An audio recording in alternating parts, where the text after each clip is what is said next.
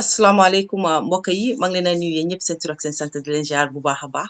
fu waay mu ne si àddina ñu ngi leen di jaar di leen jox seen wàccuwaay ñu ñëwaat ak yéen rek si beneen waxtaan yi Diaspora profile comme ni ñu ko dee defee rek saa su ne dama leen ko dee wax man saa yu ma ñëwee Diaspora profile dafa fekk dama indi ay gan yu màgg tey nag ma indi gan yoo xam ne. I just want to scream less than 2 months of launching Juka's Clean Beauty, the skincare company that is actually here to change the skincare game with clean beauty ingredients, African superfoods. Less than 2 months of being in business, literally, we have gotten hundreds of orders from customers. All of them are excited and happy and just amazed by the results. So thank you guys so much for trusting in Juka's Clean Beauty. This is a 5-year project that we've been working on. I've been so passionate. I put my heart and soul into this company, so it really makes me happy and excited to actually see that customers are really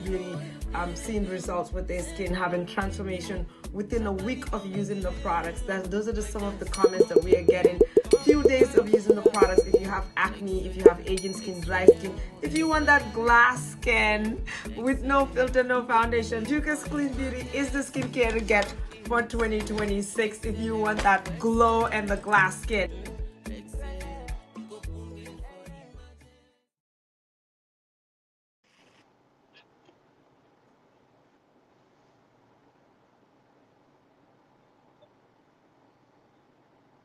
waaye man nag tey nag moom suma lifin bi daal suma boos daal tey Buhari tey moom yaa ngi mes suma programme bi de baax na daal asalaamaaleykum mbokk yi maa ngi leen di nuyu ñëpp seen tur ak seen sant di leen jaar bu baax a baax fu waay mu ne si àddina ñu ngi leen di jaar di leen jox seen wàccuwaay ñëwaat ak yéen ci beneen programme yi Diaspora profile comme niñ ko dee defee rek saa su ne comme ni ma dee wax rek saa yu ñu amee ay gan dañ leen nekk gan yu màgg ci man ñii nag ma indi tey duñ gan lañ parce que am na ñoo xam ne xëy na ñëw nañ on board ñoo xam ne xëy na musuma leen a indi waaye tey su ma ne gaat xam naa ne ñu bari nañ xam ñoom Seynabou Diop xam ngeen ne tey ñi waxoon naa leen ne ñi ma indi tey dañoo waxtaanee yëfi autism mu nekk lu sax si suma xol bi nag parce que foog naa man ak ñoom joni bi nekk naa ko ak ñoom for a very long time now depuis jamono Facebook ba léegi maa ngi ànd ak ñoom ci waxtaan bi comme ni ma ko dee waxee rek waxtaani biir nekk moom lañ indi teg ko ci penc mi pour waxtaanee ko parce que many years ago duñ ñeme sax pour toog waxtaanee disabilities yi nga xam ne am nañ ko suñ biir kër yi surtout mu nekk si suñ doom yi it takes someone very strong koo xam ne du xool stigma bi nga xam ne society na ko teg ci kawam pour mun a génn si waxtaanee bu amee doom bu nga xam ne dafa am any form of disability man dama ko dee wax saa su ne dama dee ne disability is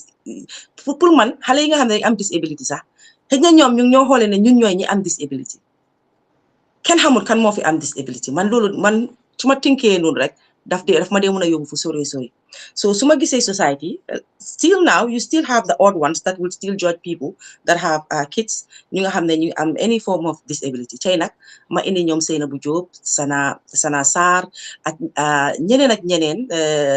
Hadi mu ngi fi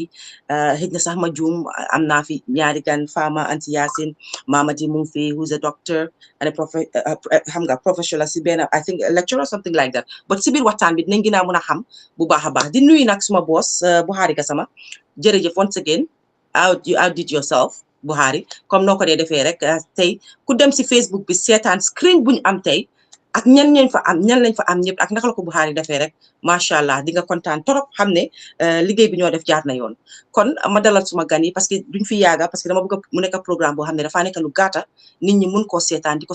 seetaanaat parce que xam naa ne am nañ ñoo xam ne ñu bëree bëri ba tey ñu ngay hide ñeme gu ñoo génn pour wane seen doom yi te bu leen fàtte April lañ nekka autism month la so light it blue like I've always said light it blue bi xam nga every year ma naan sol blue nag toog so moytu leen ma nag am na nu moo demee rek ma ñëwaat suma blue bu safa ba teg si suma pirig bu blue tey sax dama mer ne lu tax indi ma suma pirig bu blue bi sax sol ko waaye ma bàyyi suma gan yi ñu nuyoo ku nekk benn ma jëlee ko ci Sana ma bàyyi la nga nuyoo. Assalamualaikum Fatmata jërëjëf ñu ngi laa gërëm di la sant yow yaa sa producer Buhari for always welcoming God ci sa platform noo ko waxee rek we've always journey bi dafa yaaga and you are a great part of what we do so ñu ngi laa appreciate yow ak sa viewers yi yëpp man maay Sana Sarr man maay président yi GAD bi mainly loolu lim miin mooy man maay surga GAD bi di daw fuñ ma dawloo rek jërëjëf we look forward to a great program. Okay, thank you so much. Waaye ba tey de wax naa dama ko alamaan every year April rek laa ko dee dégga lii naa ko wax ñëpp dégga ko dama bëgg ñu àtte maak moom lii warut a xewaat. non dinaa la neexal damaa ñëw seet si la ba suñu def. ok waaye suma benn xarit moo daan wax ne mu ne soo ekkatee sa loxo rek ne kii moom duma ko dee dégga duma dee kool yow it ekkati sa beneen loxo bi nga ne waaye ndax man mi tax dinaa ko dee kool so dama ko ne it's a two-way system fii nii soo ma tooñee tooñ naa la waaye jërëjëf Sana dama la gëteel nag ma jël keneen indil ma keneen si screen bi Buhari su ko defee ma wax turam su ko defee ñu jëlee ko foofu Sey Diop ana Sey Nabu moom mooy boppi yoon bi nag parce que wax dëgg fa ne yàlla many years ago she believed in what I do dafa toog seetaan suma programme xool ko boobu Fatmata Kuka sax góoma ne nit ñi nañ naan Fatmata Kuka ndeysaan Sey Nabu ñëw explainal ma I don't remember ma Sey kan moo ñu ka approach sa morom waaye I know ne dama ko dee wax ne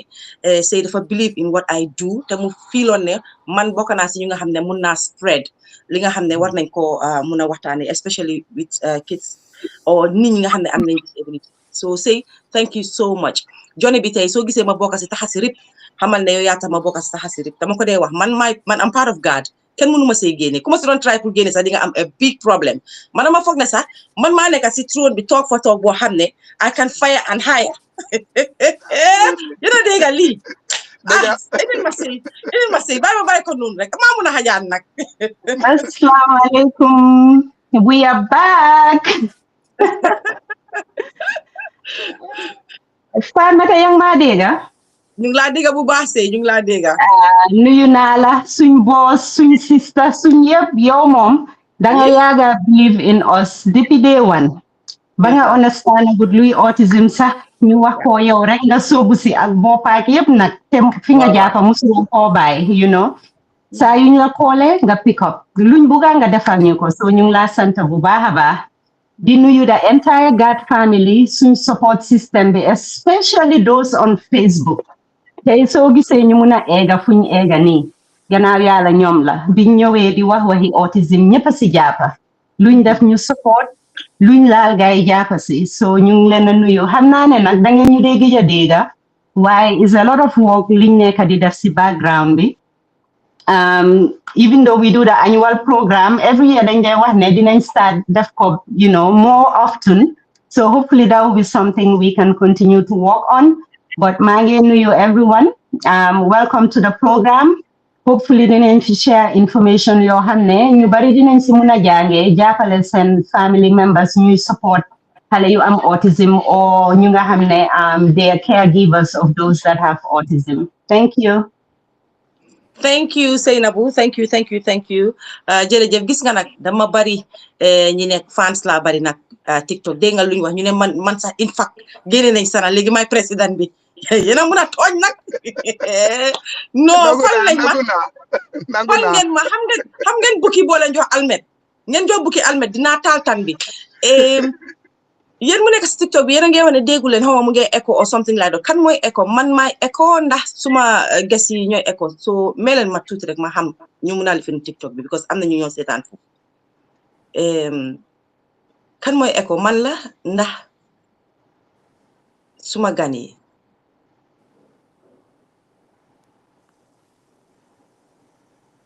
Harriet gis naa la suma ges ñooy echo ok xaaral ma jël kenn mu nuyoo ba pare ñu seetaat ndax still mu ngi lifin Harriet gis naa la si TikTok bi waa léegi ñu jël keneen bu xaari indi ma keneen si screen bi ma seet ñu ne Sey moo doon echo ok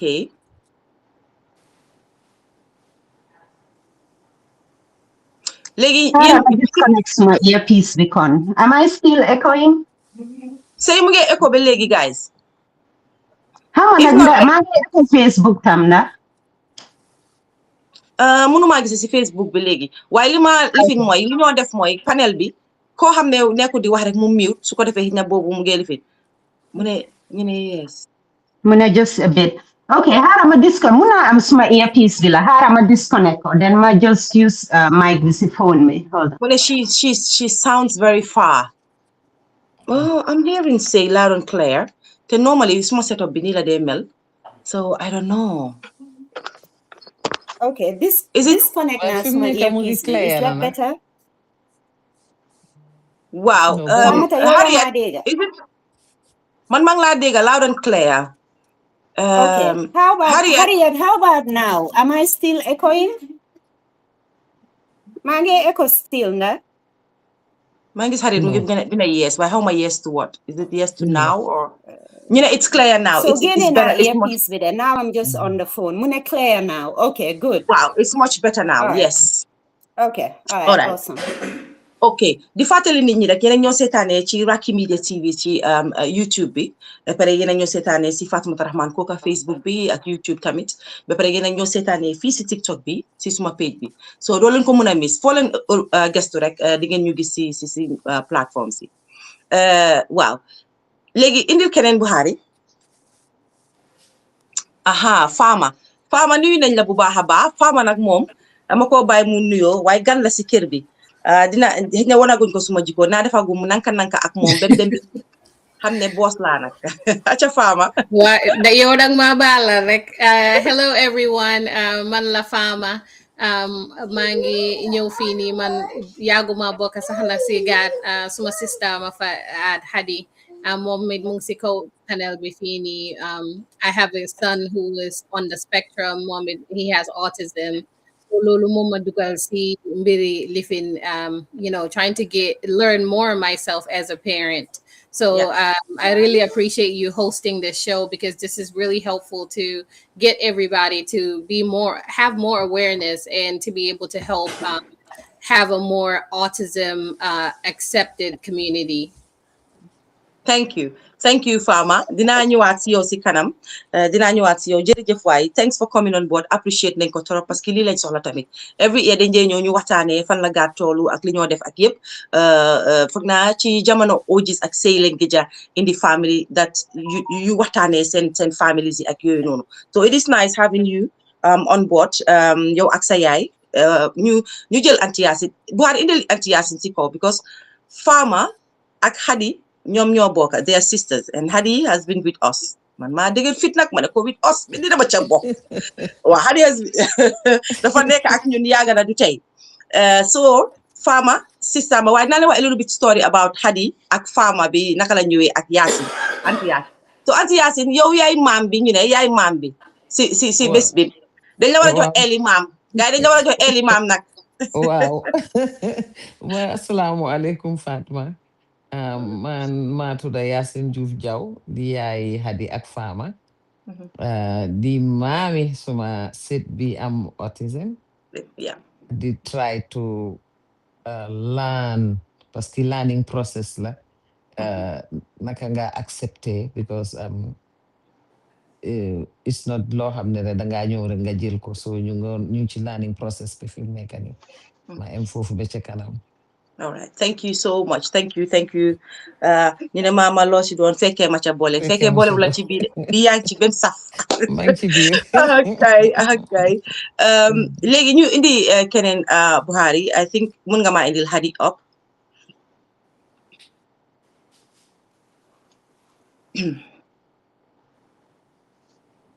Buhari suma boss anam indi ma Hadi go ahead Hadi. Yeah, thank you so much for having us again, Fatmata. As always, yow moom fu mu ne nii yaay suñ boss nga ne bari nga fan waaye la nga xamul ne ñun suñ président bi tam dafa bari enemy so I'm not even surprised ni gars yi wax ne yow yaay président bi. But thank you so much. You have been supporting us from when I started with GAD, which I came much later than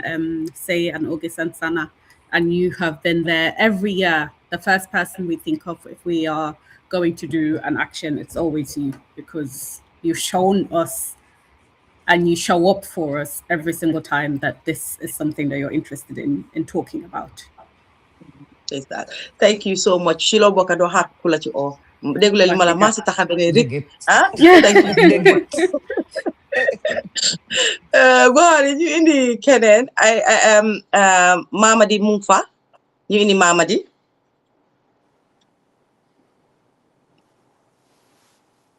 All right, welcome Mamadi. I'm sure yow moom yow tamit bi mooy sa first time si suma plateforme bi. So ñu ngi laa nuyu nag dina sargal yow tam bu baax a baax ñu baale yow tamit nga nuyoo ñu ngi laa seetaane TikTok, Facebook ak YouTube. Okay, yéen a ngi maa dégg. Wow. Okay, Actually, no, I take it back. I should say Dr. Mamadi. I should take it back. I should put respect to your name. Man lu ma jot tey. Waa acha. Mamadi is fine. Assalamu alaikum. Team and everyone else, new in Ireland. Thank you, Father, to have this program. This is my first time for Meetla. When the Buhari mom hamna ko long time. You know in Atlanta back in the 80s. But anyway, Mamadi Mangi Fini, Virginia in the United States, Mamadi Kora. I'm glad to be part of this program. Man content now to be part of today's panel, especially given the fact that myself, I have a disability, vision disability. So I'm glad to be part of this program. Jerry. Thank you, doctor. Thank you. Appreciate nañ la. Torop yow tamit for coming on board. Xam naa ne si biir waxtaan bi dinañ gën a ñëw ci yow because you're part of, celebrating people with disability and the impact they have in society. Jëluñ seen disability bi rek mu bàyyi leen ñu toog mel ni ne okay, I'm disabled, I'm not gonna be part of society or duma def dara but you're part of game changer. So I'll come back to you later. No, tay na dama bokka ba nga xam ne dama yee affaire si. No, Sana moytuma. I'm coming for your job, Sana. I'm coming for your job. Acha rek. Buhari, I think I was saving for now, Ben, one more lañ am, right? Wow. Mang doon save boobu mang ko doon save parce que xam nga man dama pare pour ñoo jël si kawar beeg mbuba beeg everything. So looloo tax nag. Acha Yacine ñu bàyyi la yow tam nga nuyoo. Assalamualaikum na ngeen def maa ngi tudd Ndeye Yacine Socé volontaire la pour GAT soo gisee tey ma nekk si fii autisme mun naa wax ne GAT moo tax ñoom ma push muy ñoom Seynabou Sana Sarr ak lum lakale yëpp but they've been a pillar for me soo gisee ma toog ba war a dem def suma masters in special needs GAT mun naa wax ne GAT daal bokk na si Fatoumata yow tam ñu ngi laa wax jërëjëf parce que last year ñoo fa nekkoon waaye xam naa ne yàgg nga nekk si lii the first live stream just on Facebook, that was like years ago. How I want someone with autism or someone ham saying it's a platform. So you Thank you so much. Thank you. Jërëjëf bu bari bi nag daf maa tax ma feel old. Dafa mel ni man dama bëgg a cere de yaaga naa fi tamit de say lii tamit. Anyways, guys, gis ngeen panel bu dëgër laa am tey ñoo xam ne gis nga is one family. So gisee nuyu wante bi kaf beere bi pour wan leen ne is one family. Ñi def lii ñi nekk ci bopp yoon bi ñoom ñëpp am nañ doom yi nga xam ne ñu ngi am disability waaye taxut tamit jëlut seen life yëpp so ñoom waxtaan bi ngeen waxtaanee yëpp pour nit ñi nga xam ne ñu ngi toog seen biir kër yi ñu ngi am doom bu am disability wala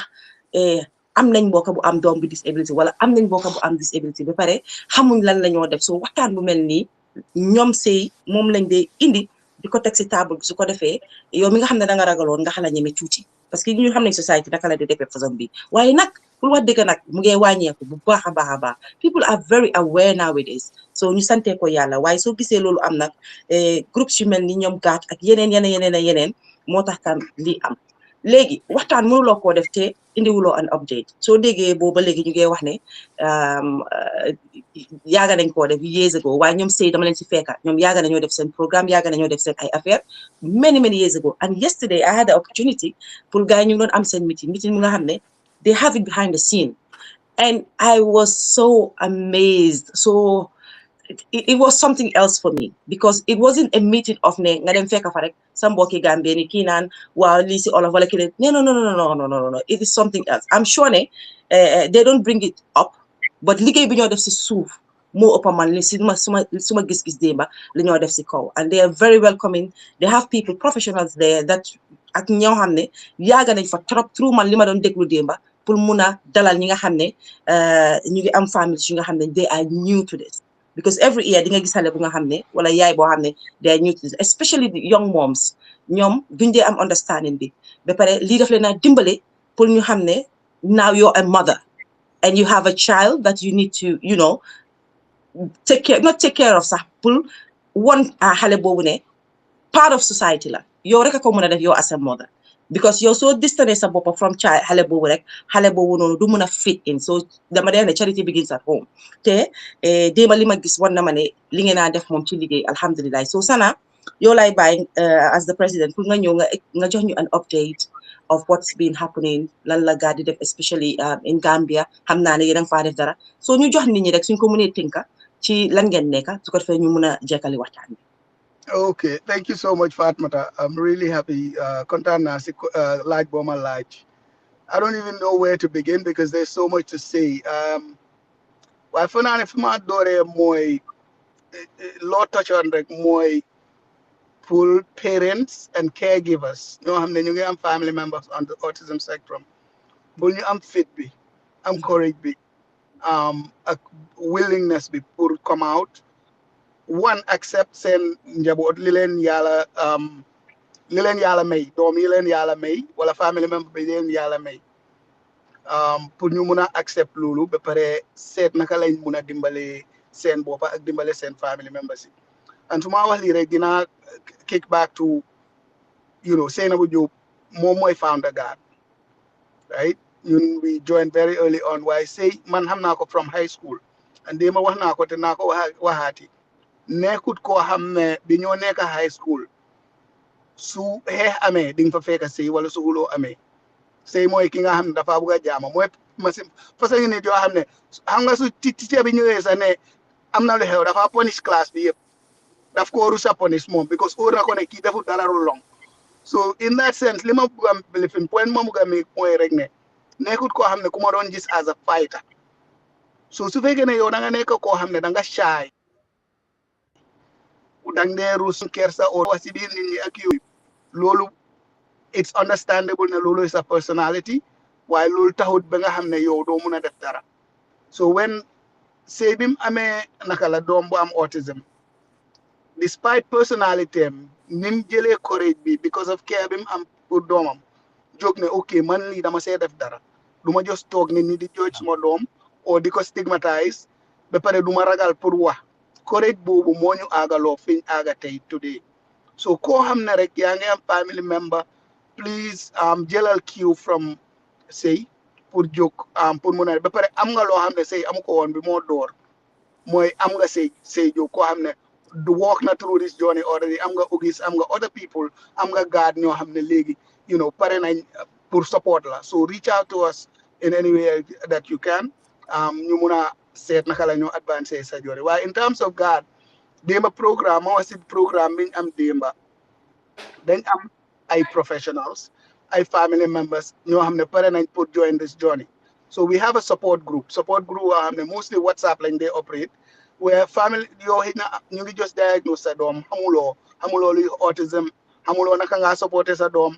am nañ a support group boo xam ne soo joinee mun ngaa laajte question ne man de suma doom lii laa observe nga am koo xam ne dem na through the same journey before with their own child or koo xam ne professional la so démb dañ indi woon a group of professionals led by Gambian bu nekk Michigan mu ngi tudda Mohamed Conte mu indi teamam bi ñu joxe presentation about behaviors and communication and then members of the support group we had over 35 people on the call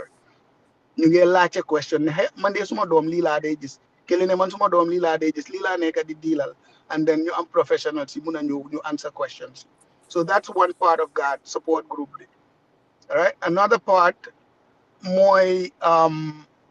we have a classroom in the Gambia boo xam ne ñu ngi am 5 permanent students ba pare ñu ngi am visiting students ñoo xam ne dañ dee ñëw acadème because amuñ capacity pour support leen because up to today God amuñ benn big sponsor boofu moo fa nekk benn fundraiser lañ musa am in 2018 foog naa Atlanta raised about $5,000 or $4,000 depuis boobu members yi nga gis nii ñoo si dee dugal seen own xaalis for the most part sëy ak baaseeku seen family moom am naa ne soo leen amul ndeewoo ëllëg su gaay amul néew ëllëg xamal ne gaat la because luñ am dugal ko si gaat to and we really appreciate them and we have occasionally am ku ñëw donate ak yooyu noonu so am nañ classroom in Gambia am nañ capacity bi with the teachers yi train ñoo xam ne Starfish International ñoo ñu abal classroom foofu lañ dee use waaye ñun ñooy fay teachers si gaat ñooy fay salary teachers yi xale yi fa ñëw ñoom ñëpp 100% free ba pare meals sax li ñoo lekka seen toothbrush ak yëpp si gaat laa jógee so we're hoping ñu ngi bugg a expand classroom bu jël up to 13 more students while lolu it will only happen so they am nañ more support in terms of people so if you can please reach out nga support whether business ga or individual no amount is too small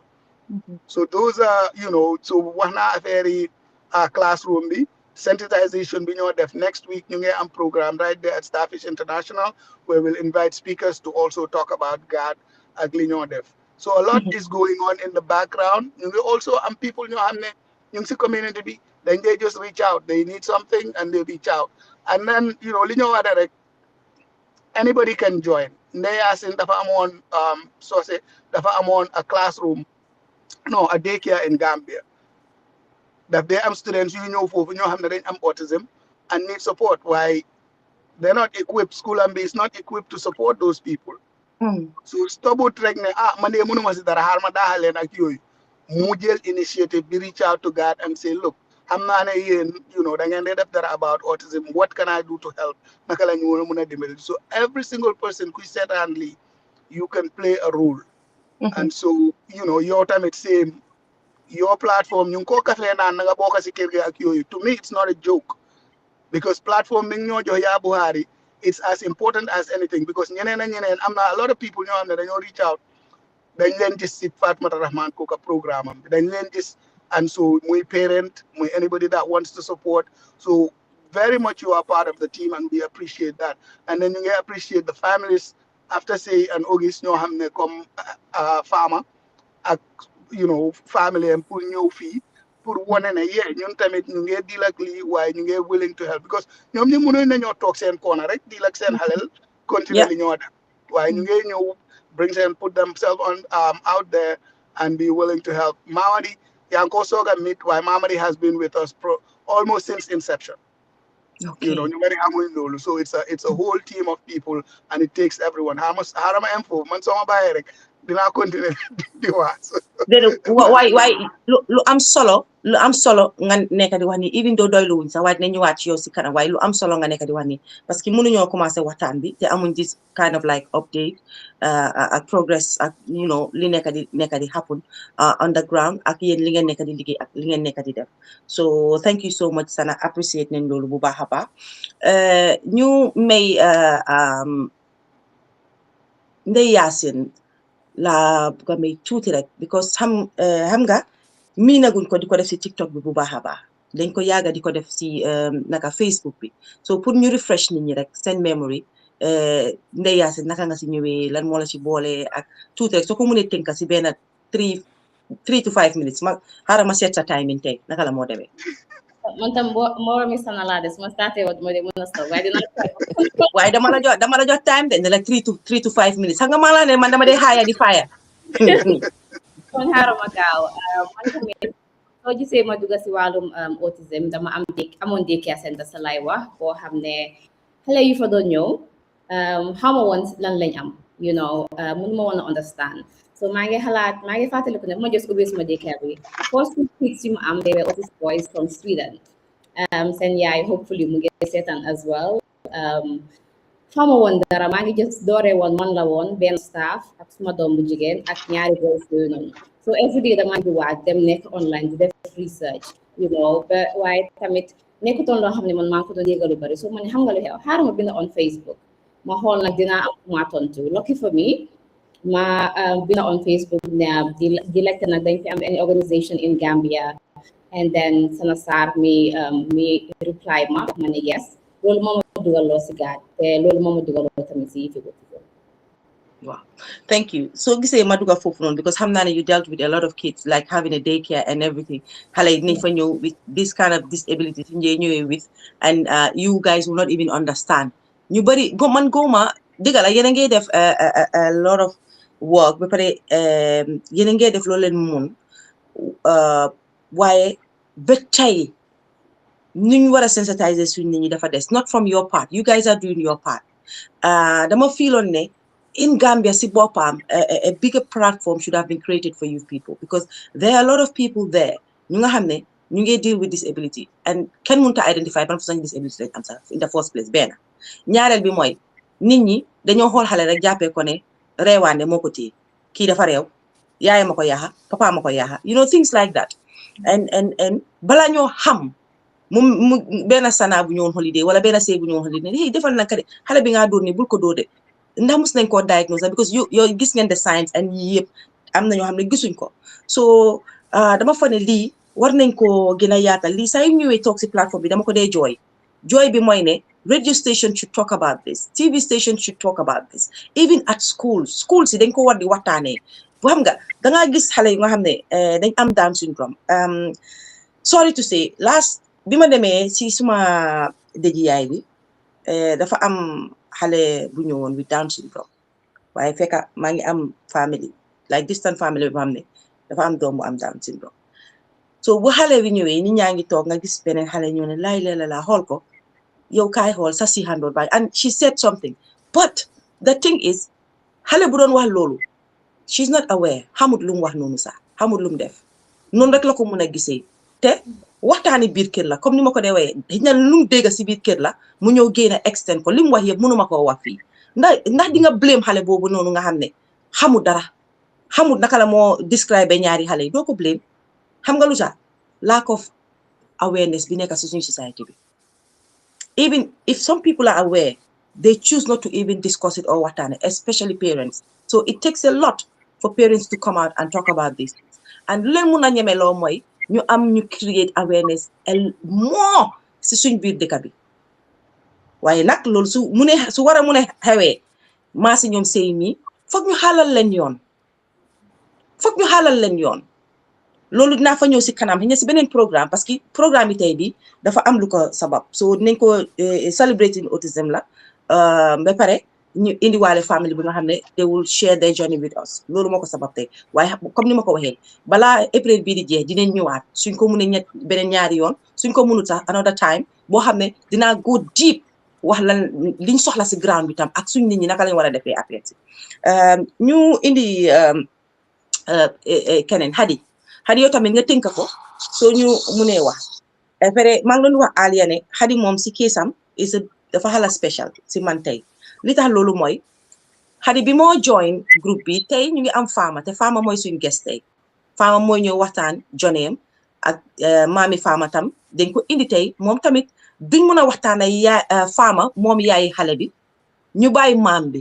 parce que xale yi dëgg-dëgga seen maam yi lañ jege na taxa sax ñun xam ne ñun suñ culture seen maam yi lañ jege na taxa sax den seen yaay so dama kontaan tey sëy bi ngeen indee tey waxtaan bi ngeen boole ci maam mu nekk lu important lu am solo lii mooy part bu nga xam ne society sax dañ ko dee miss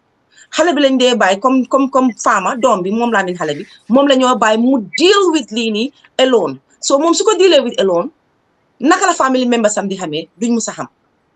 so kontaan naa ne da ngeen indi maam bi tamit moom tamit ñu boole wàlle ko si journey bi because mënuloo wax Fama ba pare nga génnee si parents tamit si journey bi déedéet they should be part of the journey because xale yii nii they are in close contact with seen maam yi si papa side ak si yaay side so kontaan naa ñu indi maam tey Fama li tax ma ne yow sa kii Hadi lu tax ma ne sa case dafa special mooy I remember when you came on board xal na moo yaagut waaye si lu ma understand mooy ne bi nga ñëw sax xamuloo ne sax yàlla dina def sax nga ami sista bu nga xam ne sax moom si boppam dina amee doom bu am autisme waaye gis nga yàlla def rek nga am cofeel si lii duga si nag ak clean heart loolu prepare la ba gis nga yàlla fi mu ko indi tey so ma bàyyi la yow tamit nga tënk ko nga àddara ci waxtaan bi foofu tuuti rek. Yeah, Fatima, jërëjëf. Yeah, loolu la de man bi ma start with God, sana momane, why we have this association, do you want to do like admin stuff for us? I was like, oh yeah, okay, I'll do it. And then Bimalani about Say and August and everyone in this group, I can say I fell in love with like the work and the vision that they had without even knowing that this will be something that will affect me in my life as well and my family.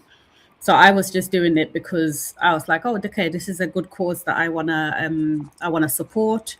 and I was doing it for years until Ayufam will probably talk about it afterwards when they had Babuka diagnosed, and now she actually has 2 children who are on the spectrum, not just one. So God really mandima join, it was I thought I was doing it to help people, I'm doing a good deed. And in the end, it was basically something that prepared me for how to deal with an autism diagnosis in our family and how to accept it as well, because it's not as easy as you think. It's not just something that comes, everyone has to come to terms with it, the diagnosis, and then accept it. And yeah. So when you first heard, when your sister told you that Domam dafa am autism, what was your first reaction? She came to me when she was like, she said, I suspect that there's something he's not hitting his milestones. And I was like, well, if you suspect it's autism, then maybe you should go get him tested. Because one thing I learned from August and Say is early diagnosis, get help as soon as possible. So Babakar was lucky. He got diagnosed at like, I think 1 year, 7 months, 1 year, 8 months. Or 9 months, something like that. He was still under 2 years of age, and he got a therapy place immediately. So for me, it was like, oh, okay. It wasn't even like it was just like, if you suspect it, go get him tested, just to be sure. So lolu taxut la nga tok nga xalaataat nga ne wow, if I had no knowledge of this, like Johnny fofu la bëgg nga indi ma tuuti moo tax ma laaj la biñ la ko waxee naka nga def. Wow. If I had knowledge, I probably would be as ignorant as everyone else who and there were probably conversations like that in the family. And I actually have done the same thing with my niece. Khadija she's level 1 and very boisterous, and I see a lot of myself in her. So sometimes I think if Khadija gets diagnosed with autism, I should go get an autism diagnosis as well, because we have behaviors that she does a lot of things where I'm like, oh, I used to do that when I was a child, or I still do that. So it's fine. Don't worry about it. But obviously, when you know that, especially, I think this is something also that we don't talk about, autism diagnosis in girls are less likely to be diagnosed with autism because they mask their symptoms. It does not appear as we think is typical, because we know what we think autism looks like in boys. So it's different. So we keep saying, oh, okay. Even myself, I was like, hey, did hamga like dafa sop or dafa def ni dafa def nili. And then I was like, you know what? Actually, maybe she should get a diagnosis, because that's the best thing for her. If she gets it early, then she can get the support that she needs. And alhamdulillah, Ajifaba was like, you know what? I'm not even listening to you rationalizing this. She took her daughter and got her tested. Wow. Okay. Thank you so much. Jërëjëf loolu dafa am solo pour ñu indi ko ci waxtaan bi. Kontaan naa trop ci sa respond bi. Tey comme nu ma ko waxee rek tey dañ ñëw with a difference. Normally dañoo ñëw toog waxtaanee gaat lu baree bari géñul nañu indi family boo xam ne faa ñëw share journey. Now you being very young Fama, dinaa ñëw si maam boy si kanam ba pare dinaa ñëw si docteur Mamadi si kanam, waaye dama bëgg a Fama start waxtaan ak ñun ba pare tuuti du ko jeexal sax su ko defee dina am fu ma interject ñu mën a indi Mamadi ak maam boy. Ma def naa la fi maam Baye Force waaye bañal de glamorous maam nga bul nangu benn xale bu la fi oyee maam boy bu dul jeex bañal. Fama tey ñu indi la pour ñu waxtaan ak yow about autism. You're young. Bëgg nañoo xam sa journey bi naka la starté. Obviously am nga sa sister as a support system because she had knowledge of it. waaye yow naka nga starté journey bi and how you dealt with it ak yaa ngi obviously su ma déggee accent bi dafa mel ni yaa ngi bitim réew so stigma bu mu àndal doo ko dunda noonu waaye ba tey rek di nga am sa good days and a bad days so we want to hear from you today loo xam ne dina eete te dimbale tamit yaay yi nga xam ne ñu ngi seetaan te ñoom tamit they very young ñu ngi dundal li ñoom xamuñ jërëjëf ma ne having a kid or two kids who are on the spectrum nekkut lu yomba man bu Babukar bi I had a really rough pregnancy so bum judo he was very healthy so alhamdulillah am nga ñu dem bem nekk 4 months I started noticing ne comme like nu ñoo waxee ne xam nga xale bi su demee ba si kanam dina firi loxoom bi waaye moom mu ngee danka loxoom ba léegi he kept his he balled his fist all the time noonu la njëkk a commencé then ma ne loolu xëy na moom dafa lifin rek loolu rek la bëgg a def so that's fine then as time goes on about 6 months ma gis ne fu mu nekk duy roll over or mu ngi commencé dafa teel a waxtu boori 7 months mu ngi commencé di jéem a repeat turam soo ko waxee muy repeat and stuff but then yëpp commencé nag di regress like su getting excited dafa su happy dafa happy ba si kanam di joy xam nga which is not normal yaa ngi ne okay look at what's happening right now because he was happy 1 second and now he's crying parce que mënut a regulate emotions am wala mu happy di vibrate am na suma benn xarit sax ku fi ñëwoon ne ma ne yow kii foog naa dafa liw de mu ngi lox ma ne ko no loxut sax de dafa just excited he vibrates when he gets excited xam nga little stuff yooyu noonu waaye man pour man waxuma ko woon kenn at that time maa ngi jéem a do research in the background so when everybody is in bed man maa ngi def suma research trying to learn about all the symptoms that I am seeing parce que tamit bëgguma ñëw alert suma family when you know nekkut loolu so ma ne xaaral ma def research in the background ne seet ndax dinaa xam lii lan la nekk nag di research léegi nga gis ñu ne la ne lii is normal xale bi will grow out of it then he stopped eating completely du daan lekk at all meew kese la daan naan the whole day so xam nga it just kept progressing ma yóbbu ko nag si pediatrician am bi ne ko ne xam nga wax ko ne kii lii la dee wane science yi nii la dee wane ñu ne ma kii dara jotu ko xëj na noonu rek la moo communicaté but you know as a parent you know when something is not right so I just try to keep advocating ma ne daal ñii lii lañ ma wax wante man I don't trust ne lii it's just normal I have been around kids for a long time and this is not a typical behavior even though ne mu ngi healthy and everything but maa ngi naan daal am na lu xew after loolu den mu commencé su ko lekka laalee si loxo mu mel ni like dafa am luy laka loxoom bi wara lekka yum bugga woon yëpp mu bàyyi ko bugga tuta lekka bugga tuta def dara ba pare mu ngi show repetitive behavior comme for example dafa bugga seetaan the same thing over and over again or dafa bugga di repeat the same things over and over again then he completely stopped talking words yum nekkoon di wax yëpp mu commencé du ko waxaat dem na be at what age one month this was at a year old roll a good over xam nga xale yi ni ñoo toonee di toon moom yooyu yëpp defu ko raam tamit bala moo raam dem na be about 10 months sax di commencé di jéema raam xam nga mu ngi delay daal in a lot of milestones so mane daal xaaral ma push daal na docteur bi daal nañ jéema ut like a specialist ñi nga xam ne ñoom lii la ñoo specialize in pour ñu seet lan moo wrong waaye man nag bi ma commencé di realize ma ne xaaral fu mu nekk nag ma wax ko suma family like tell them you know this is what I think is going on ma wax ko suma yaay mu ne ma xam nga boy si sax nii lañ dee mel boy si dañ dee dili daf dee lifin foguma ne lii la am waaye ma ko waxee xadi mu ne ma man de man nag suspectoon naa ko waaye man nit ñemeñu ma la ko woon a wax ma ne ko man suma woppa I didn't want to say anything but xam nga su fekkoon ne ma ni teel naa ko wax na dina ma doon xelal ne ma ne teel koo yóbbu waaye man yooyu yëpp xalaatuma ko si woon sax suma jëkkër moom it he was a little bit in denial in the very beginning mu ne parce que moom it he traveled a lot for work so nekkutoon di notice all of the things that I was noticing at home because man I work from home so maa ngi moom 24/7 ba pare duy nelaw guddi like su ma la ne su tëddee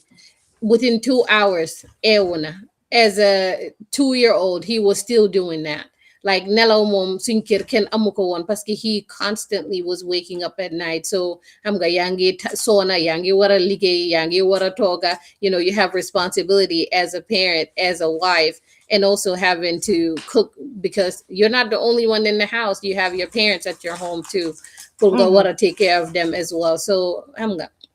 easy wutoon daal. Waaye santa yàlla man lu ma dee wax rek mooy bi ma amee Baboucarr has taught me a lot because di nga gis ne even though ne ñun ñu ngi fii nii maa ngi America maybe stigma bi is not as much but léegi di nga dem si Gambian community bi te di nga gis am na ñu ñoo xoolee sa doom bi wala ñu mere ko parce que dafa ñëw di la hug because he likes to hug people. Honey, give me 1 second, honey. Dinga gis ne dina dem di hug nit ñi but guy bëggu ñu hug leen parce que moom he just likes people so dafa dem and he would like to embrace people but dinga gis léegi ñu ko puus xam nga so it is as a parent it is hard to see people push your kid away when he just wants to show love. And those things that they do it's them showing love because xam nga man lu ma dee wax mooy si Gambien bi dama bëgg ñu understand leen because I have seen a lot of xale yoo xam ne am autism from na across a lot of xale yu am autism am na xarit yu am doom yu am autism and all that so I know so sometimes they come to you is their way of showing love or showing you ne remember nañ la ak yooyu noonu because some of xale yi ma dee gis man suma benn xarit am na doom bu am autism as a gan si kër bi du la dee gaaw a approach du la xool sax waaye su fiilee ne sense na ne kii fiil naa ko xam naa kan la da ngaa gis daf dee ñëw comme yi nga wax nii rek daf dee def behavior ñëw ndeysaan maa ngi fàttali ko am na benn time bi ñu def show say if you remember am na somebody came and say ne doomam dafa dem si Gambien am na lu xewoon doomam dem di lifin laal nit ñoppati ko something like that I don't know if you remember this was many years ago ñoppati kooku noonu and kooku dafa push doomam bi away. So somebody wrote that in the comment section. They never push down, baby. These things, they do it because that's their way of showing that they are there or mantisuma gislawa or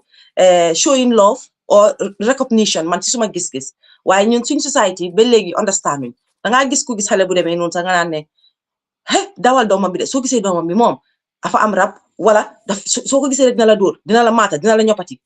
ba léegi suñ society suñ nit ñi ba léegi mënuñoo xam mënuñoo understand even though yéen a ngi koo seetaan yéen a ngi koo gis seen mbokk yaa ngi koo am yéen a people are talking about it si different languages because am na a group in Sarahule am na benn group boo xam ne they do it in Sarahule you know they creating awareness in Sarahule so man mënuma understand but again dinaa ñëwaat si yow Fama ñu ñëw si Anti Yacine yow nga nekk maami Baboucarr nga gis Fama am doom bi ñëw am autisme naka nga ko dundee woon ci commencement bi ba pare tamit bëgg naa ñu waxtaanee of course nekkoon nga Gambia te xam naa ne tey looking back di nga ne oh léegi remember naa doomi diw sangam bi nga lii la amoon wala sëti diw sangam lii la amoon waaye fekka boobu xamuloo woon ba pare obviously li ñoo wax ne stigma bi fa nekk xam naa ne déggoon nga stigma stories yi in Gambia waaye tey nga am set bu nga xam ne xam naa ne nga bëgg ko nag sa xol bi parce que Baboucarr sa jëkkër la noonu ngeen dee def yéen moom bu góor gi jëkkër la soo ñu waxtaane ak yow tuuti daal nga wax ñu yow naka nga ko dundee. jërëjëf Fatma kontaan naa trop pour li nga laajte nii man at the beginning dëgga I was on denial nangu ma ne dafa am di dama foogoon ne comme góor ñi jigéen ñi ñoo leen gën a fast dina wax waaye dinaa daan gis signs yoo xam ne tamit waaye benn tey rek acceptu ma rek I was on denial dëgga waaye li ma reflect mooy ci suñ family a lot of them are autistic waaye xamuma ko woon xamuma ko woon a lot of them am na koo xam ne sax ci suma ron la nekkoon def naa ko benn leen yóbbu leen ko lopitaan dem leen ngeen wax docteur bi mu seet na dina dee dégga ñu yóbbu ko lopitaan docteur bi ne waaw daf dee dégga soo ko oddu la uyu Baby moo nekk 3 years danga ko oo nii mu toog di ko tap mu du la faale man leen kii suma sët la man la dafa tex am nga sët ak maam dafa tex sëta maamam waaw nga seen maama doom yaa bi ko dafa tex waaw soo loo ba pare dafa juddu dafa jooy be whole 3 years yëpp daf ko jooy man leen seen doom ji wérul de kii dafa tex dafa dof lu nekk wax naa leen ko waaye ba pare maa ngi seet further up a lot of people in our family they are autistic léegi laa xam loolu ñeneen ñi sax dinañ dee dem ba wax ne dañ manqué noonu la ko Gambie doon gisee waaw dañ manqué nga gis dañ leen dee ree dañ ñëw lifin play about them suñ waxee ba pare te ñooñu maa ngi gis ne ñooñu itam they were very intelligent in some areas yes am na koo xam ne ku juddu ci famille bi sa birthday du ko faate te ñu ne dafa manqué all nekk ci famille say bi you yëpp la xam okay seen date of birth yaa ngi okay say it's fine dafa reflect rek dafa that's I know okay waaw so loolu yëpp léegi laa door a realize ne lii mooy li ñu war a accept so acceptut rek doo dem waaye nag faama dafa teel a nangu ñun ñu ngee bañ moom muy nangu Hadi tam di ko puus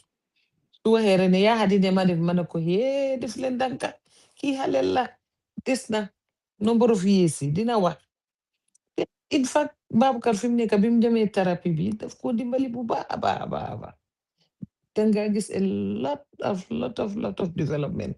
lu mu am after the therapy mu ngi occupational therapy di def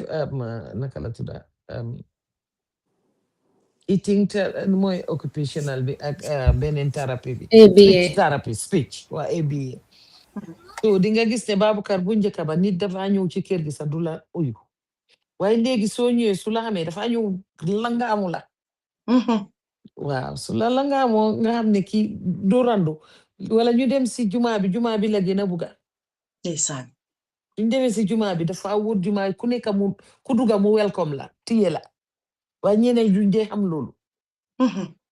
waaw so am na ñoo xam ne dinañ ko puus yaa ngi ko gis waaye am nga yow doo mun a wax ñëpp tamit ne kii li lee ko dal waaw ba pare yéene sax kooku daf laa sori wala yaa ngi ci xutba bi yaa ngi toog gis ko moom mu ngee daw di wax léegi dafa doo try di wax di su ko defee su xutba bi dem on muy wax loolu tamit di ñeneen ñi am na ñoo xam ne daf leen dee di stop waaye Baboucarr ak rakkaam yi yëpp su ñoo koof rek xam nañ ne jumaa la ñoo dem ku jigéen ki moom su ñoo koof ca light bala juma so ñoom ñëpp jumaa bi rek lañ bugga waaye suñ demee ñoom yëpp mooy wër nit ñi ku ndaw ki moom mooy xëcca xale yëpp yeneen xale yi yëpp su xale yëpp ñëwoon noppi kenn waxut sax moom dina ñëw xëcca ñëpp fooy indi fo ci ligne bi waaye lii loo xam ne la dañ ko war di waxtaanee parce que Banjul yëpp dañ ne xale yu manqué yi lañ waaw man dem naa ba ci school bi in Lamin bi Sana def school bi dama ci kontaan waaw starfish dem naa ba foofu dama ci kontaan ba bugga de doo xale yi bari wuñ waaye tamit lim wax mooy dëgga amuñ ndimbal moo tax mënuñoo am enough xaleel foofu waaw waaye lii learning process la every day nga gis li gën a métti nag mooy faama every day dina tooga ñaar ba ñetti façon yi tooga Baboucarr tey mu bugga bi ëllëg mu bañ bi wala mu lekka bi ne bugaatut ko nga defar bi fan yi yëpp mu bugga suppa nag diwtiir moom loxo nga daf ko bugga waaye temps yi moom waxu ci dara yooyu yëpp ba pare school bi daf ko dimbali de daf ko di dimbali torop ba pare dafa bugga sangu ndox la bugga ndox soo wax rek mu ne shower yow nga ne danga bañoon a accept kañ nga accept kañ nga toog nga waxtaane sa njëga ñay xam ne now it's time to accept immediately biñ ko diagnosé foofu laa accept suma jëkkër tam accept ñëpp ñu nekk ci nag di ko support ay gis nga faama dina dee toog yéenay ba 2 3 ci guddi muy door a tëdda pour mun a defar seen lekka yi easy wut de waaw lim bugga foog nga defaral ko waaw su defaree lekka bi mun naa defar ni ñetti ñeneenti lekka su demee du laal benn wala mu laal benn rek déggaatuma la de yaa ngi wax waaye dégguma la déedéet waxal dañ nekk di restrict suma page bi so ñu ngi ma signal ñu ngi boole suma page ma ne ñu lifin ñu tab because ñu ko restrict waaw yow jekkali rek ok so dina tooga different tooga bala moo pare pour xale yi dafa metti be bugga dee dafa metti be bugga dee sooy sanga tamit beneen affaire la bugut shawa bi wàcca ci kawam am na tamit yoo xam ne daf ko ragal this age bi mu nekk ni clock round clock ñemeñu ko bu yu mag yi ñemeñu ko su ko gisee du dem foofu waaw soo ko bàyyi si man foo naa man maa mistake raxas boppam bi ak lifin bi shawa bi déedéet du shawa bi sax poti ndox bi ma ko yalandi rek ma def ko fa fan yi bëggut ma sanga ko sax beneen issue biñ dee am ak moom tamit mooy pour toothbrush ko daf dee difficult trop pour toothbrush ko ku ndaw ki na moom daf ko dee defal sa boppam moom du problème am waaye pour Baboucarr beneen problème la pour moom dafa léegi daf dee complain dafa bari ay léegi dafa xeexa man duma si duga de sa jëkkër la duma si duga dafa xeexa man ba pare waaye suma ko ne kaay ma boot la def olof la diga olof kaay ma boot la rek cër ñëw suma gannaaw gi laa taxaw def lu ko neex waaw waaye apart from that amul problème su wat yaa ngee ñëw parce que léegi su buggee génne daf laa ne outside nga yóbbu ko ci biti mu fay nga independent léegi waaw lim bugga yëpp daf la ko wax lu bugga lekka tam dina la ko wax soo ko joxee lekka bi su ko buggut daf laa ne déedéet wala mu puus mu rënal ma bugga dugga feena rek parce que ñu bari dañ ko dee indi up di ci jégal waaye foog ma laajte ko mooy ne as parents comme mel ni maam nga nekk maam ni nga nekkee maam ni tey faama di ko dunda ci beginning bi ñaaka accept ko bokk na ci xale bi dara jotu ko xaara ñu dem uti ñaan xaara ñu dem ci sëriñ xaara ñu uti ñaan xaara di ndax loolu daloon na la at si beginning bi non man ñaan moom li ma ci bilifoon rew ne ko dañ koy ayatul kursi boobu rek laa gomuma leneen pour dem ci seetal ko lii saafara lii gomuma ko dañ koy defal ayatul kursi waaw ñu ngi ko def nag ñu ngi ko def di ko def tamit waaye pour ne lii feebar la feebar boo xam ne xëj na ñun olof feebar lañ ko tuddee mooy turi feebar waaye loo xam ne la syndrome la noonu laa ko mën a waxee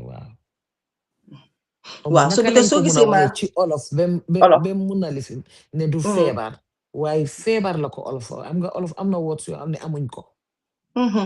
waaw xam naa sana accès si ñu indiwaatee rek amal nañu olof words yoo xam ne buñ ko indee parce que ñoom yàgg nañ ba dinañ dem ba xam olof words yi fi ma laajte noonu soo gisee mu am solo because am na yenn parents yu nga xam ne because si farmer is young am na maam yoo xam ne ñu ngi deal with doom boo xam ne mu ngi young lii ñëw dal ko instead of ñu ut the medical way dañ dee always resort to dañ ko liggéey ak waaw ci sëriñ bi duñ musa accept te fanaa ne loolu moo tax sax xale yu bari ñu leet leen a diagnose man ba pare dama fa woon ne waaw ma ñëw foofu mooy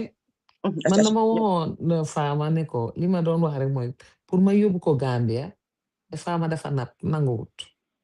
mu ne ko xaaral ma yóbbu ko Gambia su ma ko yóbbu Gambia nekk faama man ma bàyyi la suma doom yaa yow nga yóbbu ko Gambia déedéet fekk yow yaa ngi dawal yërmande foofu pour mu noppaleku waaw ma ne ko suñ demee man ma bàyyi la suma doom duñ nangu nga dem ci xam nga xale ndaw yi ñooñu gën a bëgg a doom bëgg a doom nga dem ci xew yi bàyyi ko fa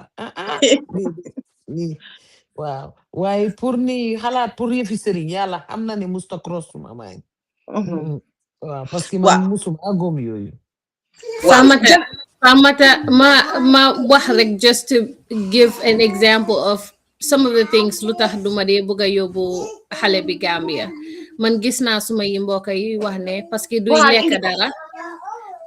lekk dara xam nga mun nañoo wax naa xale bi dafa réew parce que nekkul di lekk luñ ko jox kii dafa réew wala sax man def naa ba blame suma boppa at some point ne xëj na tamit téere yiñ ma wax ma taka ma bañ koo taka bi ma biiree man xëj na man looloo tax xale bi fu mu nekk lii dal ko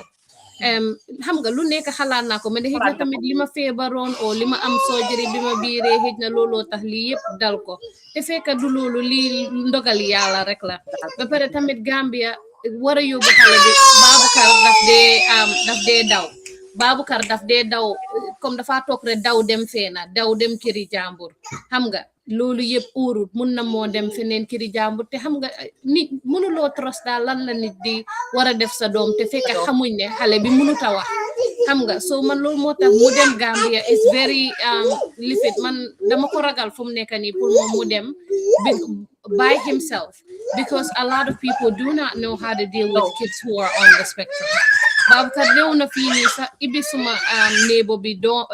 bunti këram suma xarit néeboom buntaam bi xaj di ko attaque te moom kii di noo ne xaj baa ko attaque dawut sax xam nga man moom si boppam he was having nightmares about it and you hear them in the background so I apologize. No, it's okay. xam nga yooyu yëpp nga ko dunda démba rek maa ngi in a meeting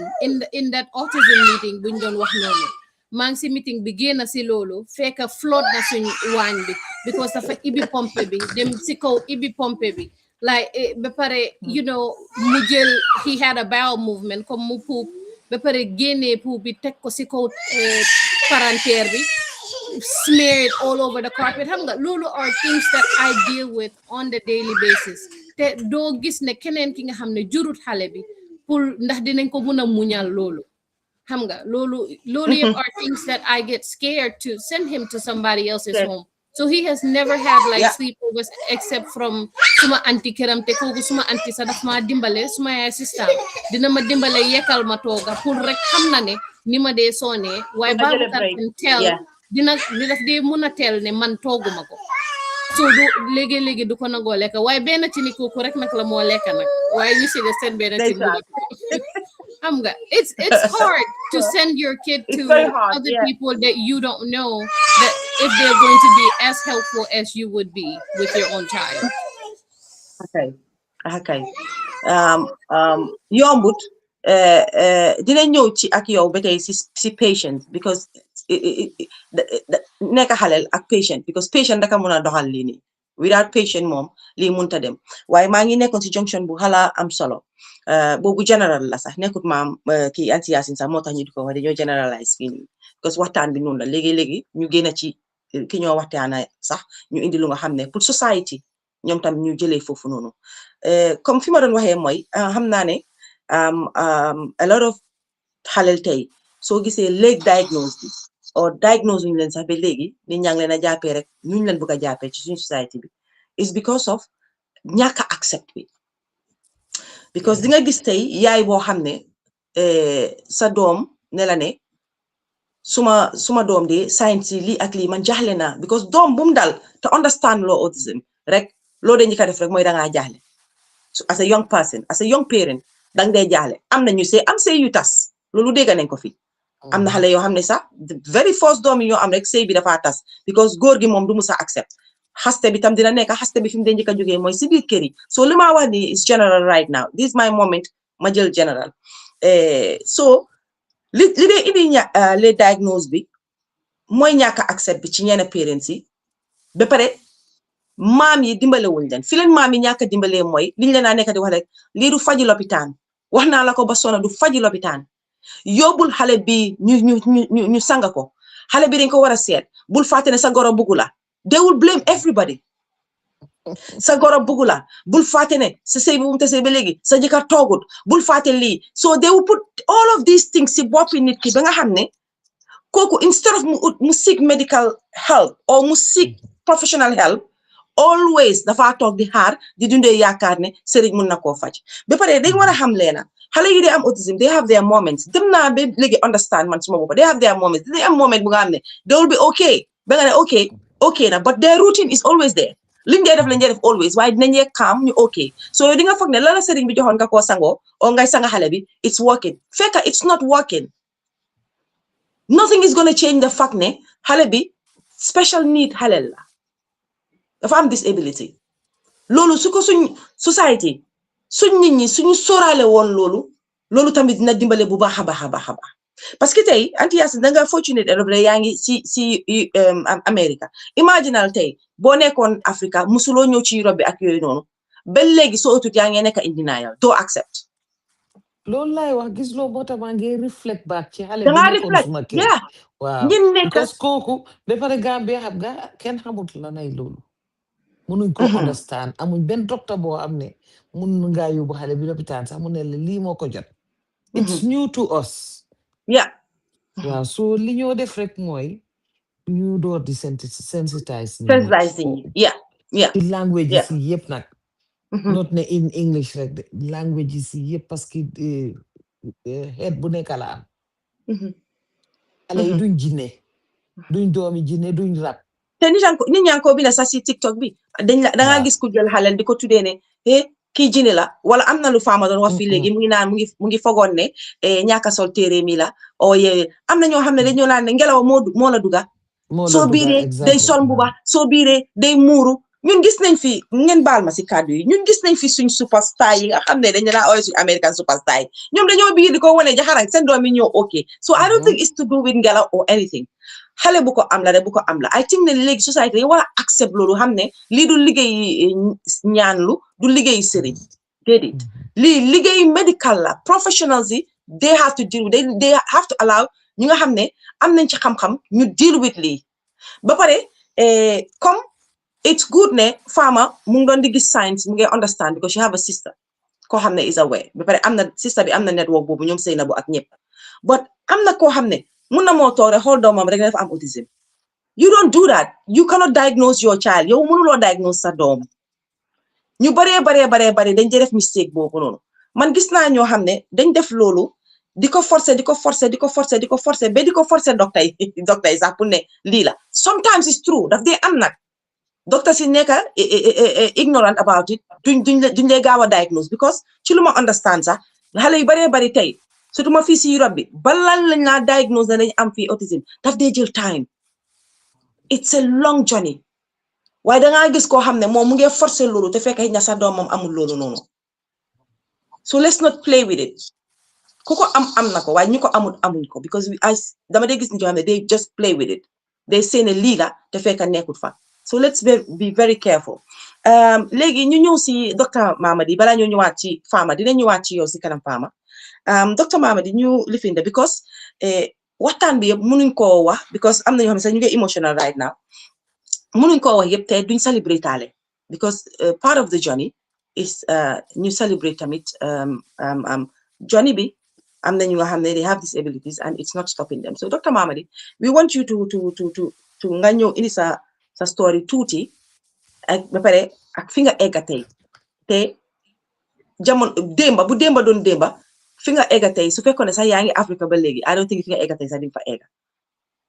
so ñu bàyyi la yow tamit nga share sa living story tuuti. Yeah, foog naa su fekkee ne there's something that I can contribute here mooy ne disability is a difficult situation, but it's not cause for despair, right? So you think about me, them Kampama Primary, them St. Peter's and Nusra, some teachers, yep, and all of my headmasters would have never thought that that's this guy, Gambian guy, visually impaired, then PhD at a major university is America. Sorry. Mudem, not only a major university, more PhD degree, more legally, as a professor for 20 years now, go through all the ranks. I don't think Kendin Lagom, that could happen, right? So, the key point here is that disability is definitely a limitation, but things have opened doors, especially technology-wise, make a lot of things possible for people to do. So if I were to advise someone who has a person with disability, Fognani, if you're a parent or you are a brother or sister or whatever, someone mentioned earlier, Mune Sofekene, you look at disability people, some of them are exceptionally smart. I think the keyword you use, Mune, in some areas, right? So I think it's our duty then, Puryun, as parents, as brothers, as sisters, to try to figure out what is it that this individual is exceptionally good at and try to help them nurture that so that they can contribute. I certainly wouldn't be teaching graphics, but I certainly can teach sociology, which would I teach at a major university here in North Carolina of 30,000 students in North Carolina, in that university. Te yow blind. Yeah. Waaw dama bëggoon a indi foofu up because am na ñuy déglu si TikTok bi pour ñu understand ne kuy wax ni moom mu ngi blind waaye ngeen déglu bu baax tamit please dégg nga waa aca jekkali Dr. Mamadi sorry for the interruption there. Yeah, so my point is that if you think 30 some years ago, Kampama, or when I was at Nusrat or St. Peter's, nobody would have thought someone with a vision impairment could go to that level. So my point is that Nimagise disability, like, it's a difference, right? It's a major difference, and there are limitations. One day you shouldn't take that limitation as an impossibility. It's just like it's a variation, right? Some of you are tall, right? And if you're exceptionally tall, you can be a good basketball player, right? But Kinga Hamne Gatana could do certain things that you cannot do, right? And so the way I see disability, some of them are, of course, there's a degree, right? Some are very different from they're different from one another, right? But we say like disability is just the difference, right?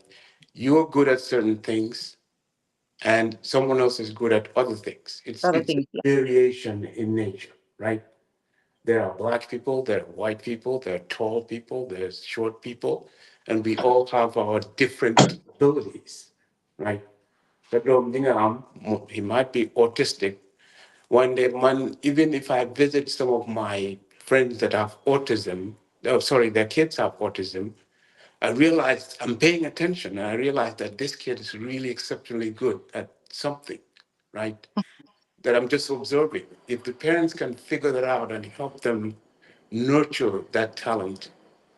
I think they could be very helpful to them, right? I mean, no one will think that man did not start back in Gambia, Banjul, to get this far. In fact, I'm not only working at a university, I'm working at the U.S. National Science Foundation right now. Wow. Right, for the past 3 years. For somebody to go that far, Fognani, the key point is that you cannot be despaired, right? It's a difficult thing, but a lot of the limitations of disability are imposed on people from outside, right? When somebody wander around going about my business, people say, wow, you're brave. But what they're saying is that they think you're limited in certain ways. Because why would I be brave when I'm actually living my life just like any other person? But they're saying, in their view, that you're limited, right? And that But do you think that if you were still in Gambia, this limitation would have affected you. You'll be limited if you were still in Gambia. Génn bi daf dimbale na la ndax lan foofu bëgg naa nga taxaw si junction boobu tuuti. Say it again, sorry. I didn't. Wow. So, do you think that if you were still in Gambia, comme nit ñi di waxee ne, comme nit ñi ñoo thinking ne you should be limited or you are limited, because ñu ngi xool sa disability and they feel ne, okay, kii ni moo def ni naka la ko mën a defee, ñu ngi expect ne fii la waroon a mën a am. Do you think ne soo still nekkoon in Gambia, fi nga egga ni tey di nga fa doon di egga? No, of course, yeah. No, do my father. But I think that's more of a resource limitation of the country. And stigma as well. Yeah, but the stigma is present even here in the US, right? I mean, even here in the US, you run into people all the time that think somebody deaf can't do this or somebody blind can't do this. That's a common fact that an individual disability has to deal with. But the person has to have determination. Not only that, but you have the support from just like this group and your brothers and sisters. Someone decides that this person is worthy of working with or assisting. So, any words of encouragement to people with disabilities? Yeah, but like I said, the key contribution that I can say is that a lot of the limitations that you have is where that limitation comes from. It's not your ability and what you can do. Clearly, I can't be driving a car, right? That'd be stupid if I or drive a plane. But there are things that I can do exceptionally and contribute to society in a meaningful way, right? Yeah. Society shouldn't say that I can't do nothing when there are lots of things that I can do. Yeah. Thank you. Loolu moom am na solo. I hope ne yéen a ngi doon dégg contribution yi Dr. Mamadi foofu. Say foofu laa bëggee nga ñëwee in because comme nu ma ko waxee rek bëgg naa yow nga support what he said. So still we're on encouragement and celebrating disability because there shouldn't be any limitation. Kenn waruñoo limit kenn ci dara. Dafa des tamit am na lu mu wax tamit lu am solo ne resources loolu it plays a very huge role.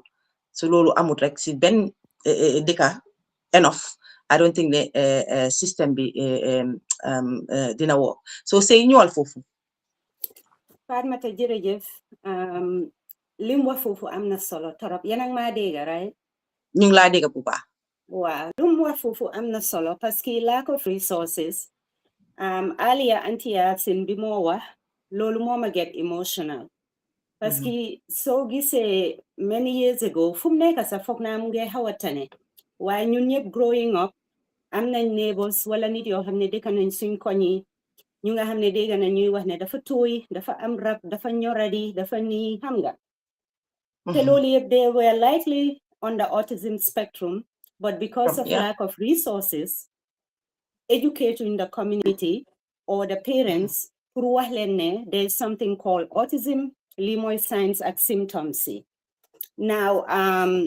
xëj na ñi am level 3 bi sax mooy bi gën a serious bi bu nga xam ne xëj na duñ dee wax sax boobu nit ñi dinañ understand ne kii dafa am some kind even though duñ xam lan la but dinañ xam ne dinañ am a little bit more yërmande foog naa but then nga am level 1 ak level 2 bi xam nga boobu noonu mostly ñu nekk on that spectrum dañ dee mun a wax dinañ intelligent waaye ni ñoo interacté ak ni ñoo interprété the world around them is very different so danga gis ne moo dee tax all this labeling xam nga ñeenay di nga dégg ñu ne dafa yarade ko ñeenay ñu ne dafa tooy wala you know any harsh stigma daal si society bi dinañ ko teg ñooñu foog naa loolu yëpp li ko waral mooy lack of resources from health workers to educators, you know, ñoom si seen boppa amuñ resource bi or educated about it pour mun a educate the parents themselves. So lack of resource bi yaa gën a affect li happen Gambia. Moo taxit even though ñun biñ formé GAD ñu gën a focus pour try help ñi nga xam ne ñoo nekk Gambia. It's a little bit more challenging than we anticipated. Why anybody that's in a non-profit setting, they understand limitations in their experience, especially in the Gambia. They them accept big ideas, but still understanding the key areas you nga xamne ñom ñola wara jappalé is not there. Ba paré suñ la buggé jappalé sa amuñ resource bi pour jappalé. So ba légui ñi nekk Gambia ñu ngé dem through some of the difficulties you nekk di happen for many years now. So lack of resources bi mom comme ni ko mama di waxé rek su nekkon Gambia ba légui du doon mëna éga fum éga ni. And then it still affect ñu nga xam ne ñu ngi si autism spectrum bi especially ñi nga xam ne dañ nekk level 1 or level 2 because then they're super smart. Some of them they're so good with numbers but then when it comes to reading they don't want to read. And then nga am some of them nga xam ne dañ artistic dañ mëna draw. So xolé si aduna bi some of the smartest people in the world suñ leen waxee rek di nga dégg ñu ne la ñu ngi woon si spectrum bi. But then, because they had the resources pour mun leen a jàppale ñu develop si area bu nga xam ne fa la leen yàlla jagleel xam nga fa la leen yàlla mayee because a lot of the people ñu nekk on the autism spectrum regardless of ban level the main problem mooy ni ñoo interacté ak nit seeboo borom mun a wax borom mun a jànga bu baax a baax waaye soo ko seetloo nu moo interacté with people is a little bit different because dañ dee honest duñ laami dara niñ ko gisee noonu lañ ko waxee ba pare there are certain things comme ñun liñ dee wax masla most of them don't understand that they just tell you as it is send interaction bi and all that stuff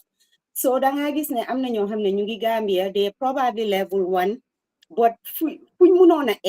eguñ ko parce que amuñ resources bu leen a dimbale ñu eega foofu the system gave up on them because of yeneen limitation yiñ am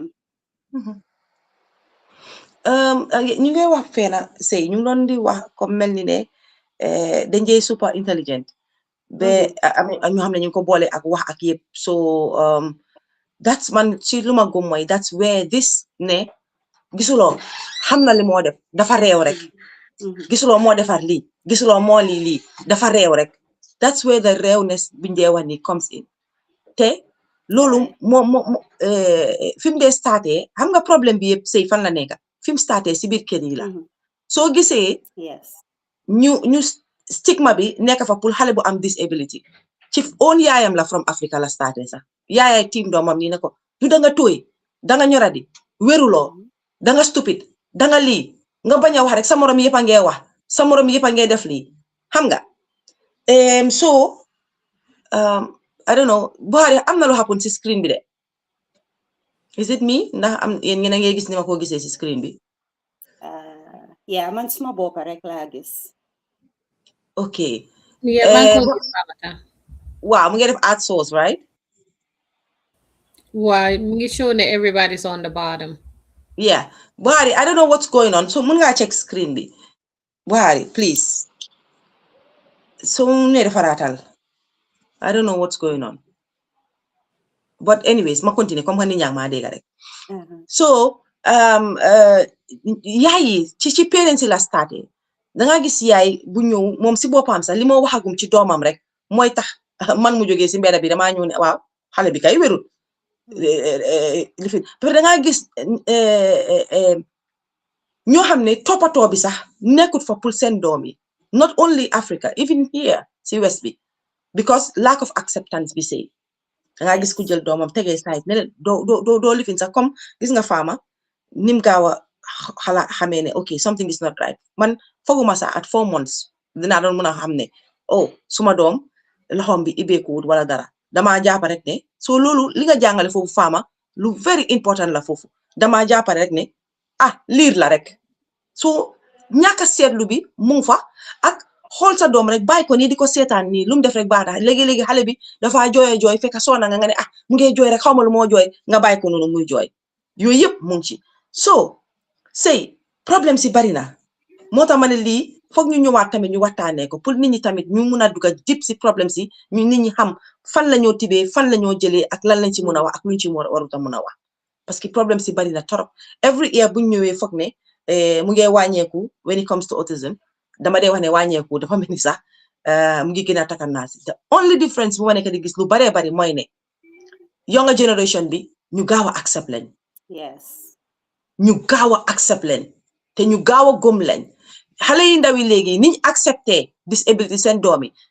ña older generation bi nanguwuñ su ma ne older sax ñun suñu maase sax ba léegi nanguwuñ te ñun maguñ noonu waaye ñi nga xam ne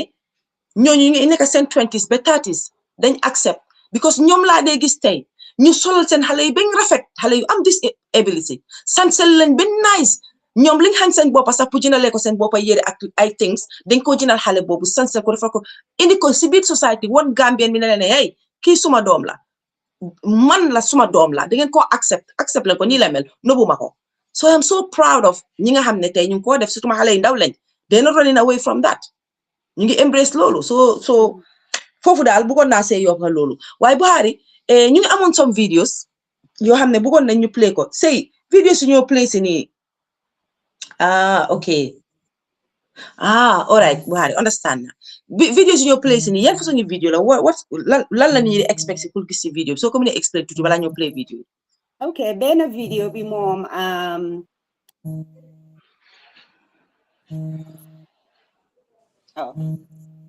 benn video bi is about the God classroom xam nga classroom bi duñ dee mun a ak programme bi ñoo def duñ dee mun a share a lot of the videos because xale yi ñoo si nekk te dañoo respect seen privacy xam nga privacy waaw so why is about the God classroom mooy fi xale yi nekk then beneen bi boobu moom woy bu Prince jagleel God la ak autism awareness so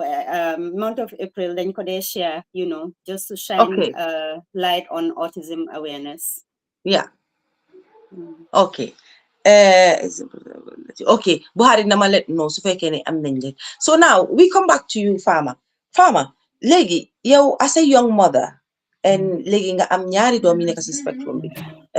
the challenges that you face even though sa yaay wax na si some of them wax na ko already waaye yow nga xam ne yaa ko dunda so mun nga ñoo wax challenges yi naka nga dee tackle challenges yi and bëgg nañ nga dugga tam si support that you are getting the support system ak xale boo xam ne tey mu ngi si sa age mu ngi koo dunda naka nga ko mën a dimbale pour mu understand yow ni nga gaawee understand li ma laajte nag bari na I know so challenges yi moom it's a everyday thing li ma dee wax mooy man I feel like I'm always on like there's no nga ne xama switch off fu mu nekk nii man relax because with Baboucarr you cannot relax mën ngeen a génn ci biti rek mu génn rek daw fekk moto ngee ñëw moom he cannot tell if danger is coming suñ nekkee si playground bi tamit yaa ngay nekk di ko bàyyi xel dafa tax ba léegi suma doomu ndaw bi she feels very responsible for him ne su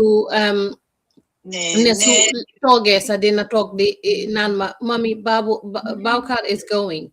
pour di ko pour mu dellu si waat xam nga it's very hard because saay boo ko yóbbu feena ñun suñoo dem génna dem pati wara ñuy dem seeti keena dama am pour yóbbu suñ own lekka dama am pour yóbbu his special bottle because he doesn't drink from a cup he wouldn't drink from a regular water bottle he has to drink from specific cups so loolu suñ ko faatee comme si julli bi nii just to give an example si bési julli dañ dem realize ne baagi lekkaam bi dañ ko fàtte si kër bi te ñun ñu ngi dëkk about 45 minutes away dañ am pour drive deelu ba kër deelu si waat si fi ñu war a dem julee ji parce que mënuñ ko jox rek what any other lekka because he only eats specific things so it's everyday challenge because léegi ma tooga dafa bëgg supa ma tooga supa fan yi yëpp nanguuta lekka supa so which means ne dama am pour tooga something else toogal naa ko yaasa mu lekka ko for 2 days nangootu koo lekka so then every day I cook almost every day sometimes multiple times a day just to get him to eat otherwise he's gonna starve because he doesn't eat store-bought food du lekka fast food yeneen lekka yi loo ko si jox buggu ko si moom maalo kese la dee lekka sometimes he will eat meat sometimes he doesn't suma doom bi tam Khadija moom it mom, she doesn't eat anything. Like that's our biggest issue with her right now. Do nango leka. She eats no types of meat. Do leka malo sah legi. Daf dan leka noodles legi bayna lolo. Mburu tamit legi bayna ko. So it's so hard trying to figure out lan la le na togal tay in order pull ñom ñu leka ko. But also I have to think about what to cook for the rest of us to be able to eat.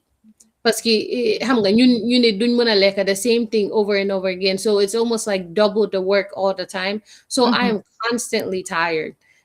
Suñ buntay léegi fu mu nekk dañ ko dee jël di lock suñ buntay. I put alarms on all the doors pour nga xam ne su génnee ñu mën a xam. Parce que benn bés toog naa rek néebo bi fugama ne ma ne kii sa doom bi foog naa mu ngi si mbeeda bi de. Ma ne ko déedéet xay suma doom baa ngi si kaw mu ne ma déedéet xale bi ma gis si biti kii sa doom la. Ma génn maa suma pa ñu génn rek gis ko solut daala solut dara mu nga daw si mbeeda bi moom kenn mu nga téye iPadam bi mu nga kontaan waaye mu nga daw moto yaa ngi koo romba suma fit bi ba fa dem ba bugga dee maa nga ne xëy jun xale bi la su réeroon ñun lu ñoo def.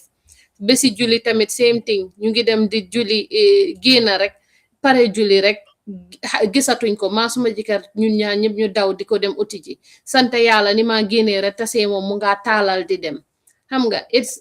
say boo génnee daal man moo tax duñ dee sawar sax pour génnaa moom bot tamit bugguma koo bàyyi si biir kër bi because I am proud of him. Man I am very very proud of him. Even suñ génnee si biti mu ngee flap hands ami I want him to feel free to flap his hands if that's what he wants to do. Su fekkee dafa bugg a nekk di tëb parce que moom noonu la nekk di réguler boppam. I want him to feel comfortable to do that, even though ne suñ génnee suñ nekkee suñ mbokki Gambian si dinañ ko dee nekk di ko xool naan kii moom lu moo def nii waaye man I don't care. So parce que all that matters is that he feels comfortable. Ne moom noonu la nekk di réguler boppam. Ñun guddi léegi dangaa toog mu eewu benn guddi ñu ngi ko tëddal at 8 mu eewu 11 si guddi nelawut ba si next day bi. Xam nga so which means ne ñun suñ boppa nelawuñ te moom su nelawut moom dafa loud, so he makes so much noise. Everybody else in the home dañoo eewu wala muy dem di fugam maraaj bi. Suñ ndeysaan suñ néebo yuñ dëkkoon ñooñu they were very understanding. Dama dem baalu leen aha fekk time boobu sax move aguñ ñu ngi dëkkoon si living like a apartment, so ñooñu ñu ngi dégga noise am bi dama dem di leen baalu aha ne leen baalal leen ma de suma doom baa ngi fuga maraaj bi xam naa di ngeen ko dee dégga. Ñun few weeks ago rek am na néebo bu ñu fi ñëw ne accuse ne moom moo yaaxa buntaam bi parce que daf dee dem di ibi bunti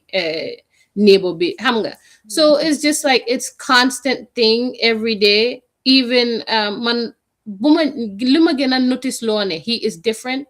was few weeks ago dañ dem to kindergarten orientation am bi even though he is 4 he should have gone to preschool. Why man because mu ngi non-verbal ulu mo woon daal pour yóbbu ko, so ñu finally yóbbu ko to kindergarten. He got accepted, so léegi ñu ko yóbbu to the orientation. But just seeing all the other 4-year-olds and how different he was acting to them, man lolu made me so emotional that day. Ba ma ñibbisee man ko wax ma jëkkër ma ne ko lii was very emotional to me because daf dee nekk around other kids, but it's not always kids that are exactly his age. But seeing him being with kids exactly his age, it was very emotional because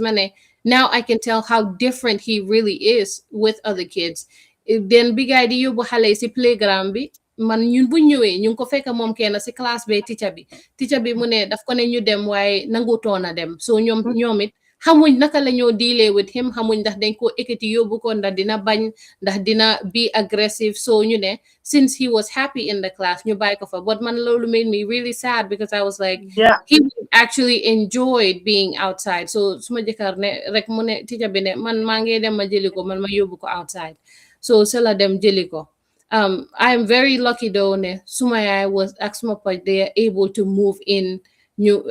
ak ñun dimbale ñu parce que man right now suma pa moo dee fanaana moom sax suma pa óolootut sax pour moom kenn mu fanaan si néeg bi parce que dafa ibi léegi bunta bi di dem, so suma pa moom dafa dem fanaana moom si néeg bi pour make sure ne su eewoo mu koo jàppale. Suma yaay si suba moom moo ma dimbale sangal ma leen xam nga yooyu yëpp maa ngi am that support suma jëkkër moom it comme su weekend jotee nii man dina ma ne yow demal tëddi man dinaa jël xale yi parce que moom mu ngi liggéey during the week so moom si weekend bi moom mu jël xale yi dimbale ma that way at least I can get some rest because man I'm also going to school maa ngi liggéey tamit so it's hard I never have time to just Fine, yeah. relax and live in it's very hard so I think as a parent your first thing to do is really notice the signs and ask for help because closed mouths do not get fed Yeah. so nope do am ken kula dimbale laajtel doctor yi léegi sax dinañ la ne doctor America léegi they are very lazy to do the work but you have to advocate for your own kid so gisee tamit science yi xam nga science yi sometimes are very obvious comme bu Baboucarr bi is very very obvious soo ko gisee looy def rek mooy jéema la laajte ba pare tamit educatal yow sa family and people around you wax leen ne suma doom lii ak lii moo ko daal parce que léegi soo waxee loolu rek dinañ ne kon looloo tax kay mu dee def lii looloo tax mu dee daw lii xam nga so that they're more understanding xaw ma ndax answer naa nag sa question yëpp answer nga ko because am na fu ma doon paree duga sax pour laajte ko sax far nag yow duga nga si sax because dama doon bëggoon laajte when do you have your mommy time why support bi because people are even writing it man ni ma ko xalaatee far indi nga sa jëkkër time moom la dee may because a lot of people I remember few years back we talked about it fathers don't really want to get involved xam nga jëkkër yi duñ dee bëgg a get involved ak yooyu surtout ma soo nekkee nag ndeysaan jigéen boo xam ne because dafa am ko xam ne fa gis maa ngi put fly bi up mu send ma message mu ne ma bëgg na ma wax ko ne xam nga soo nekkee jigéen bu nga xam ne you come into a new marriage with a disabled child it is very hard very very hard you don't want to be lonely ndeysaan si ni mu ko waxee I was emotional when we don't communicate we communicated through text and audios mu ne you don't want to be alone yaa ngi bëgg a amee partner nga get into a relationship with someone you think they understand as a dom, you're living why. But when you live together in the same house, it's completely a different ball game. So bugana masani si lol pul ñinga xamne papi jidle ñu am an understanding tuuti xamne it could have been theirs. Why fi mako dalale moy pour mu understand ne pap bu blame papi jidle bi nonu because am na ñu nga xamne ñom papa len ci bop sen bopa ñoo jur xale bi ñom they run away from the marriage. Dañoo teppet daw because they have this belief, this mentality ne, oh, yaa ko fi seyut. Gis nga doom bu mu fi indi. Don't believe. They don't even play with the child that much. They don't give you a living time, yow sax sa mommy time. Dañ la blame sa yow as jabar bi. They will even sit there and say ne, dafa réew rek, foo ko gis mu ngi ngaaba doomam bi toog. Foo ko gis mu ngi téye doomam bi toog. Dafa réew. And some fathers duñ dee bëgg sax not all. Su may wax ni ñeneen ñi ko dee def moo tax ñuy wax. Some fathers duñ dee bëgg sax pour nga dem seek help. Especially African fathers. Duñ dee bëgg nga dem seek help because for ñoom it takes that the ego bi la it takes something away from them pour nit ñi di war a wax ne kii doomam ma mel nii. It's very few fathers ngay gis ne ñoom accept nañ ba to the extent ne dañ very proud pour wane ne suma doom nii la mel. Kudos to papa yi fi nekk fii nii. Kudos to OGs. Kudos to ñeneen xasatan waaye waxuma ne amut am na waaye wax naa leen tamit li tax yéen ak papa yi duñ dee bëgga duñ dee jot li fi accept daal waaw xam naa sey am na loo bëgga après anti Yasinta am na lu mu bëgga wax waaye am nañ tamit nit ñi am na ñuy request ne they wanna call in and ñoom tamit dañu bëgga laajte tuuti question of course you're welcome to call in ku bëgga call mun ngaa call in and we have few people si TikTok bi tam ñu nga xam ne join nañ in bëgga nañoo déglu si ñoom even though dama ne 2 hours rek waaye xam naa ne moom dinañ ko passé tuuti so nañ ko passé tuuti rek because dañ bëgga live bi pour nit ñi déglu ko su passé 2.5 hours wala su passé 2 hours rek da nga day gis nit ki su ko bëggee déglu dafa dem di ko forward wala du ko bëgg a déglu yëpp parce que dafa feel ne su guddee rek dafa boring and this is one life bu nga xam ne you cannot see anything boring in it boring warul cee bokka because dañ fi nekk pour educate nit ñi dañ fi nekk tamit pour dalal xeli nit ñi wane ne sa doom mun na moo am disability it is okay it is acceptable te dafa war a fit in society waaw dafa war a fit in so ma jël sey am na loo bëggoon après ñu may anti Yacine mo après ma jël TikTok ñi fa nekk Buhari you can put the number up so lu ma bëggoon a wax Fatmata mooy xam nga this year suñ theme bi about autism mooy celebrating differences in our community ñu understand ne autism du feebar bu ñoo faj du lu nga xam ne dafa yaaxu dañ ko fix ñi am autism yàlla daf leen may xel boo xam ne ñoom ni ñoo gisee àdduna bi ak ñun nuñ ko gisee du benn. So suñ shifté from trying to fix autism to understanding it and celebrating individuals and their differences, ñu dooleel leen si teexa bi leen yàlla jox, because autism is not a disease. Li tax ñu ne ko spectrum mooy benn xale boo mit ku am autism, they are unique. Doo mitati keneen ku nekk the same. Every one of them is unique. Moo tax ñu ooyee ko autism spectrum. Ba pare suñ li tax ma bëggoon a duga mooy Fama, very important point la raise. Autism for some of us became a lifestyle. Moom nga dunda every day. Man suma doom bi 2003 la judu. So depuis 2005 ba léegi ñu ngi dunda autism. Some days are easy, some days are very difficult. Why the importance mooy li Fama wax mooy nga wax sa mbokk yi ñu understand sa doom bi lu ko jot ñu mun laa jàppale xam nga. Waaye foofu laa bëggoon a duggee mooy ne ñu bari dañ dee wax ne oh wax nañ about autism awareness for so long léegi acceptance la. No, acceptance balaa nit di mun a accept dara dafa fekk mu xam ko. So awareness and acceptance go hand in hand. Nit ki lum xam la moo mun a nangu xam nga su ko xamul du ko nangu. So li ma bëgg a wax rek mooy family members yi ñi nga xam ne ñu ngi am loved ones ñu nekk on the autism spectrum pour ñu try ñu exercise patience ñu understand ne autism du jàngoro bu ñoo faj du feebar bu ñoo faj yàlla daf leen jox a different way nu ñoo gisee àdduna bi jox leen a different way of processing things about life ñu wàññi xasta bi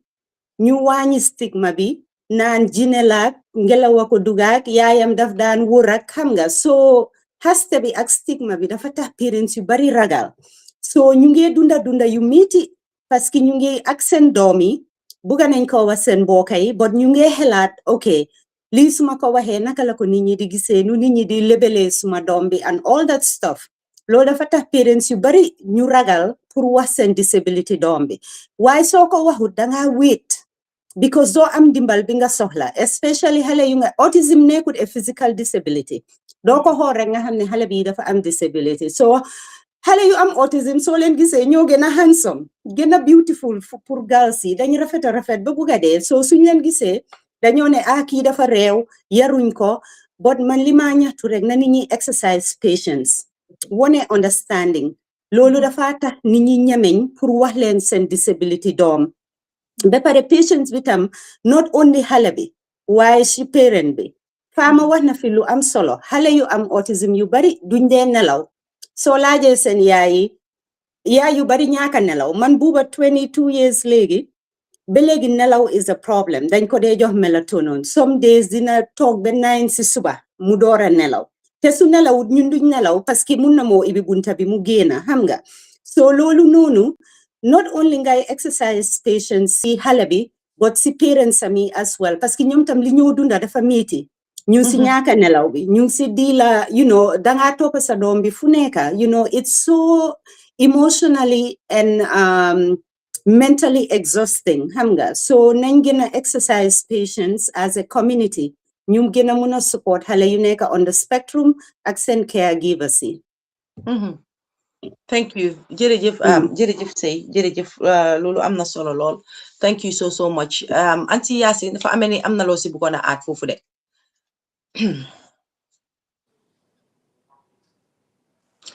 yaa ngi mute mun nga unmute waa aja waa ñëwal yaa ngi mute aat Aunty Yacine yaa ngi mute de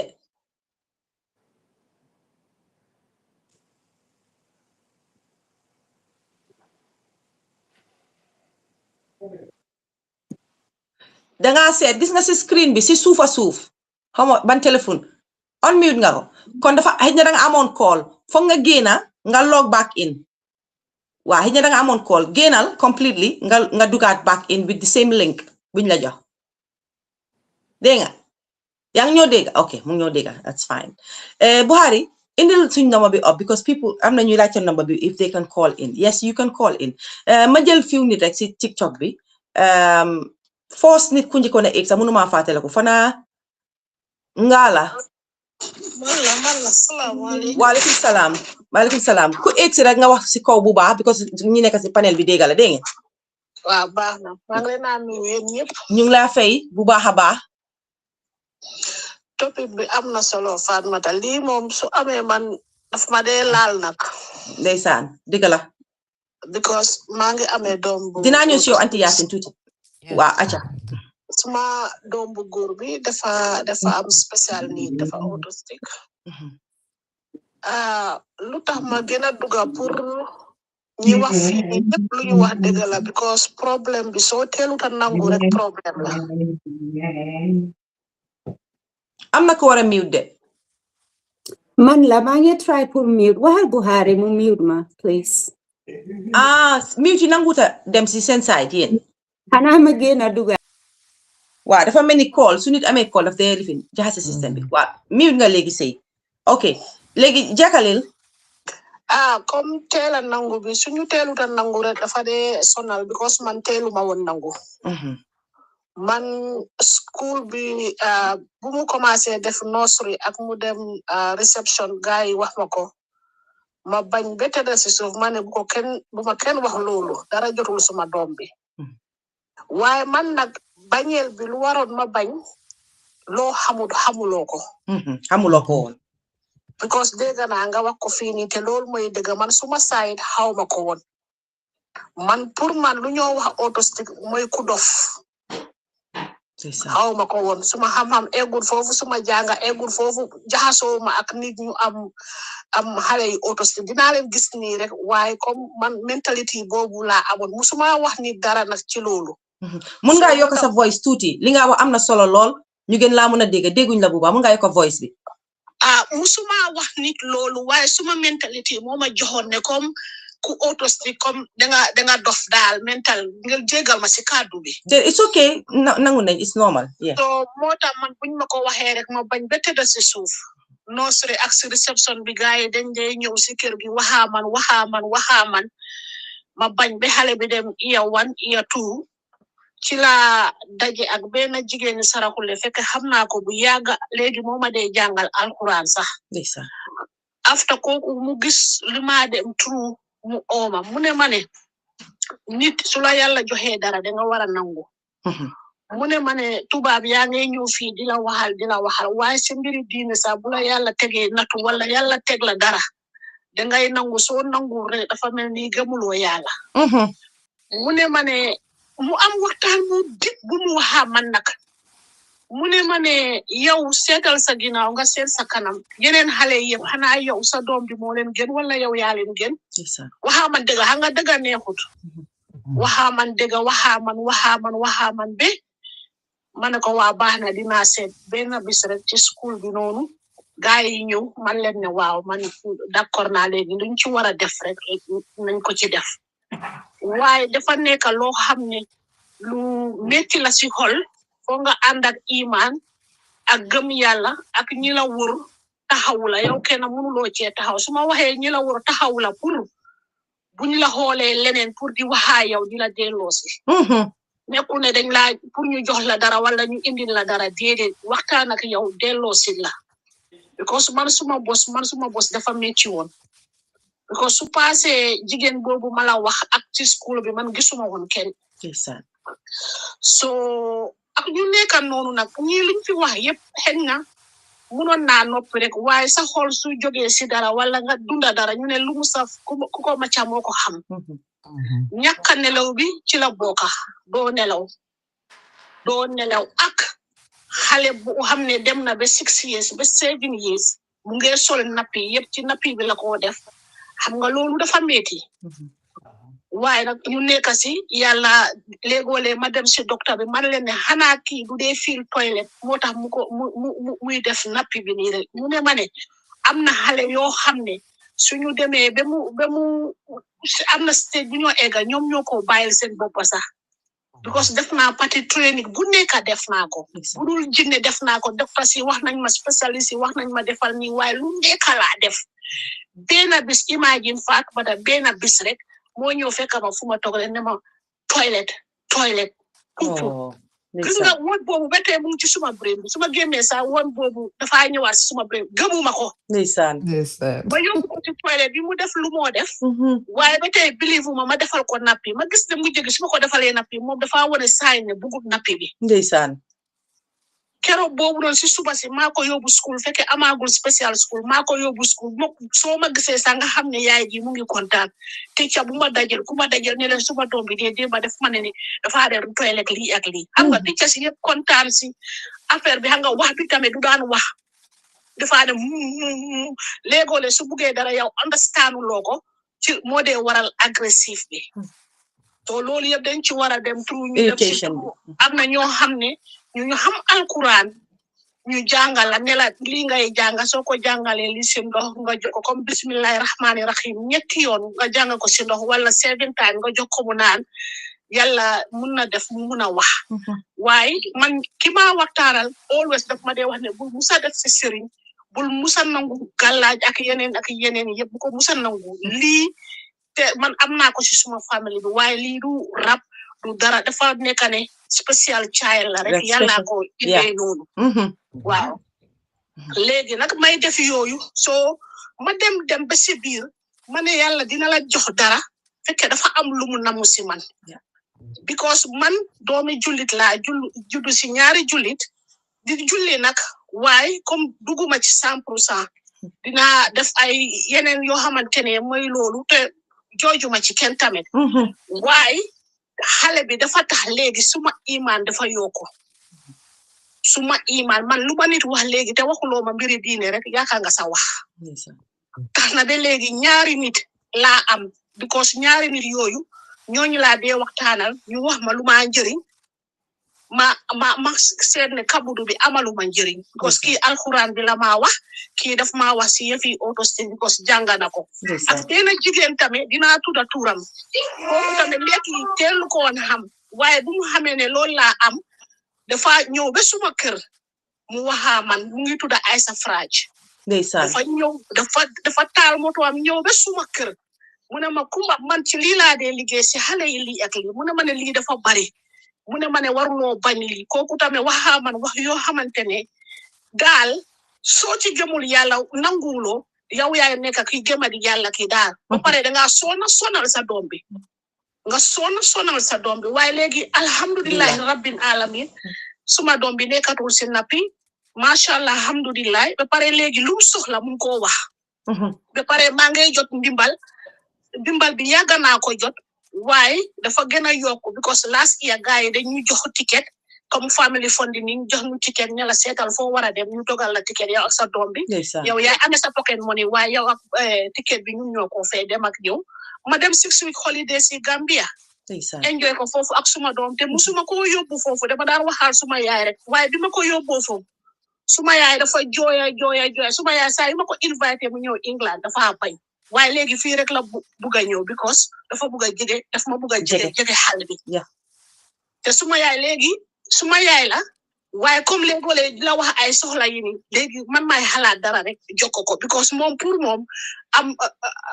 yërëmande yaay ak doom daal kay dugg na foofu ame si man tey moo tax ma ne hasard amul tey bu ma wax ne dimbale ma ngir yàlla rek sooma bi yéen soo leen ñëwul man ma ñëw foofu noonu ma ne ko yow sa jëkkër bi moo tax nga bugg a ñëw waaye yow musuloo nangu ñëw UK because wax naa ko xale bi nu mel waaye musu koo gis face to face waaye last year bi mu ko gisee adunaam ñëpp a tukki ndeysaan waaye nag soo fani moom ak suma doom bi dafa am fu ñu xeex maire bi dem uti lu moo iti ñëw bokk ko si kaalam bi mu ne dafa sanga xale bi far na mu ànda xale bi si toilette bi gars yi xeex foofu ko mu ne ko man duma sangu loolu xale bi pañ ma dégga yuuxu yi nag ma dem si toilette bi ma ne ko bu ko sanga kii bu ut lii suma ko defaral lii yow yaa ngi try lii rek fii mooy ñaari yoon bàyyil mu ne ma ne ko ne xale yii nii kii they are gift from God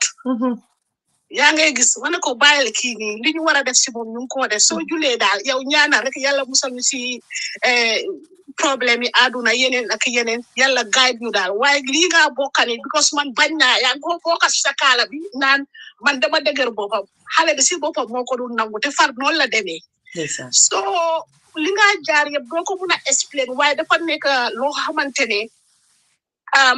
dafa metti yow yaay ji léegoo-lee doo dee mun a am live doo ko mun a am doo mun a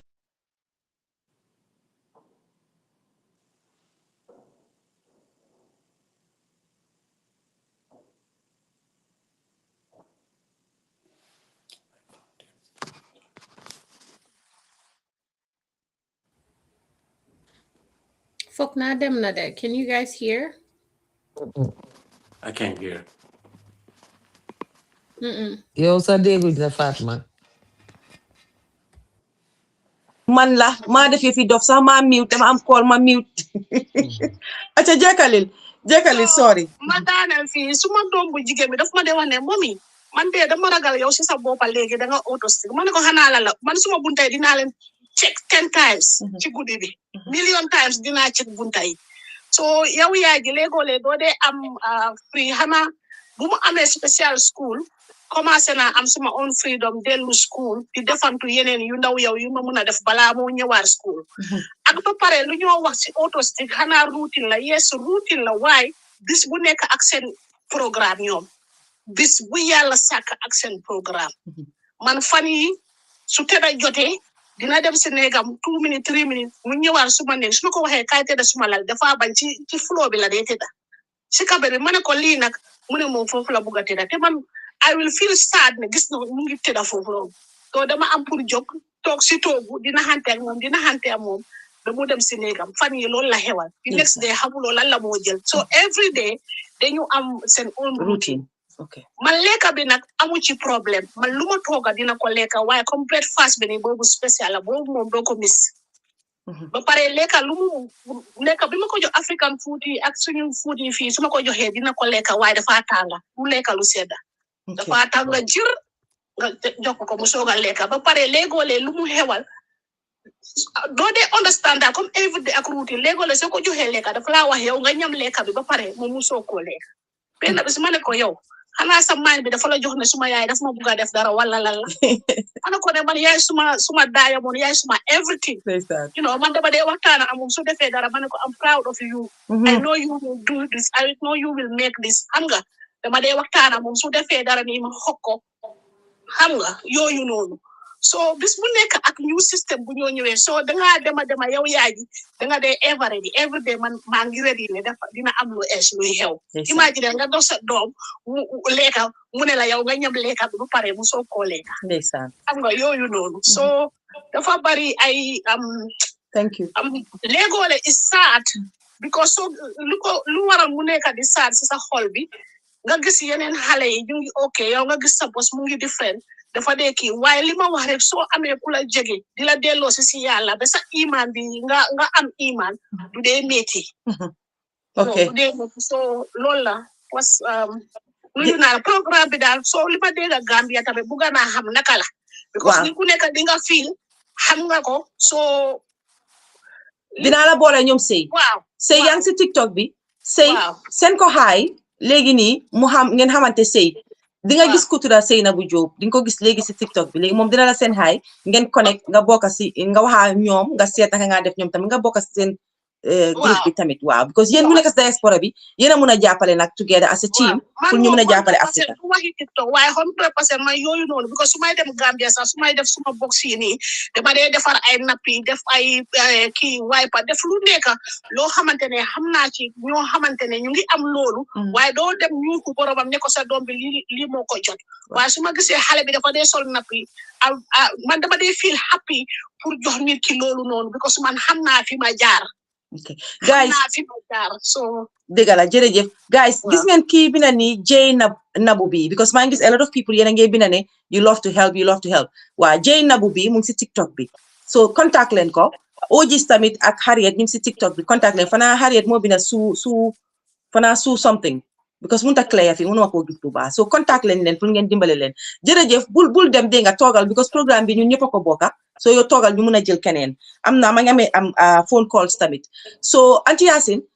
ma ñëw bala maa ñu si yow mais ma jël phone call bi ma génne ki nekk si line moom tam yàgg na fa ba pare tam ñu ñëwaat si yow pare delluwaat TikTok bi def noonu rek ba half an hour extra bi ma fa def Auntie Fatou nuyu naa la asalaamaaleykum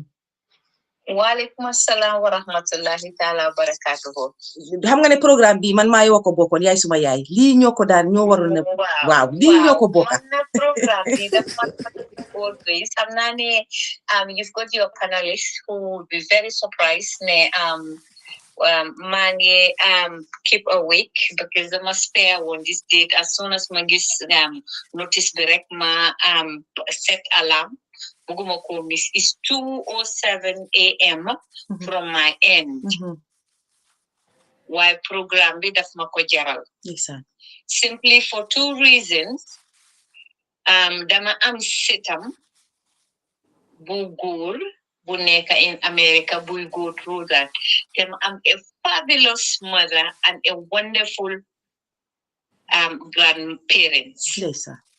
A fabulous mother and a wonderful, fantastic father and a hardworking, wonderful grandparents, both kujigen ki ak ku góor. Yes, sir.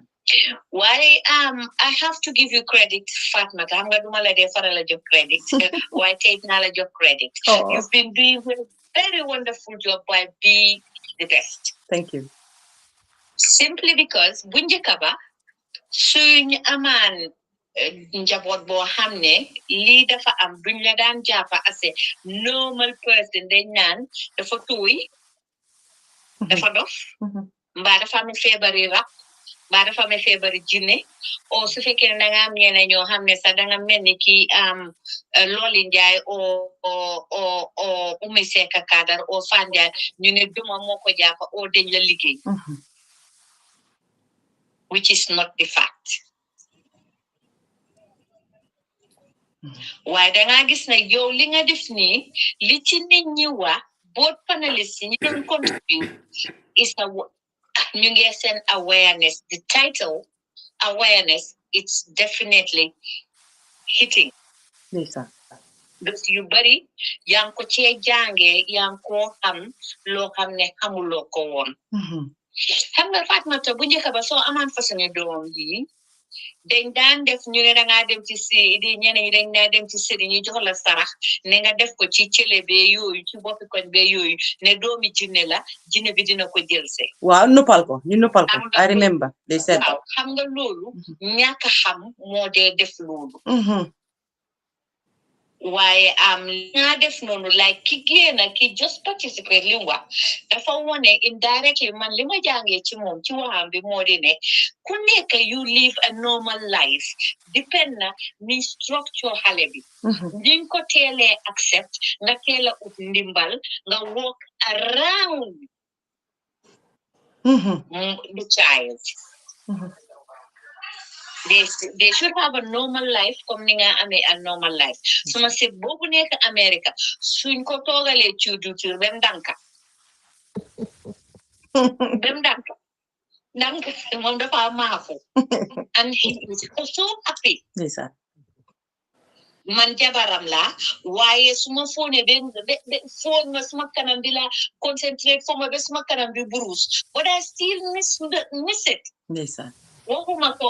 ko suma seti rakala suma setla waxuma leen moom mooy tax ma delluwaat America pour dem